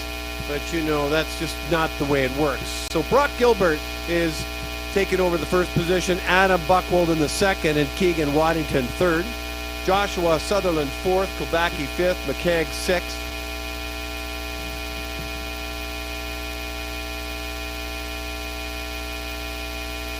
We now have 3 laps in. We now have a sprint lap up for points. You get 3 points, a whopping 3 points for crossing over first in the sprint lap, 2 points for second, and 1 point for third.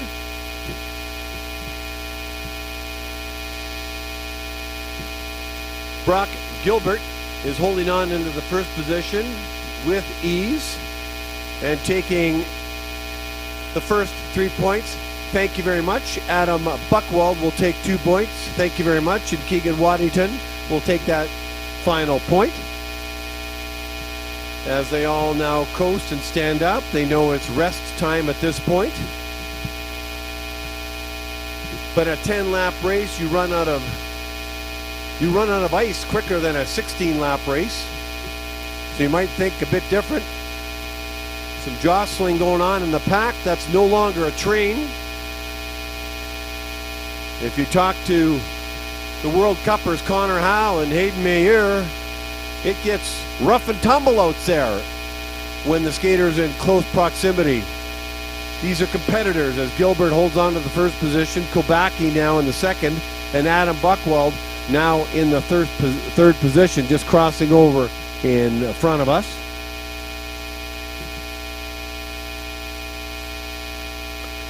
A 10-lap race becomes very quickly a sprint lap, a sprint race.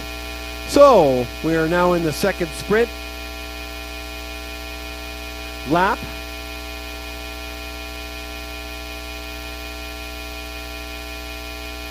These skaters will be tired from 3 days of competing, but the adrenaline will be in force right now because they are competitors. It looks like Adam Buchwald is holding on to the position and taking the 3 points in this sprint lap is Adam Buchwald. Thank you very much. 5 points for Adam now. Alex Wood has put himself in the mix with 2 points, getting a second position. And Keegan Waddington is taking the sprint lap by storm, 1 point at a time with his second, third position. The next time the bell goes off, that will be it. It will turn this into a sprint. This train is now spreading out, and Keegan Waddington is now exerting himself. Buchwald is saying, I don't want you to get too far ahead of me. Enjoying his draft right now.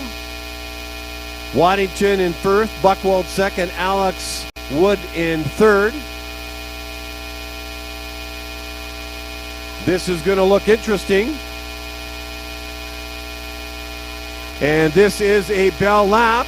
So Waddington, Saskatchewan, and Manitoba in the top 3 positions. Waddington in the first, Buchwald second, and Kobaki in third.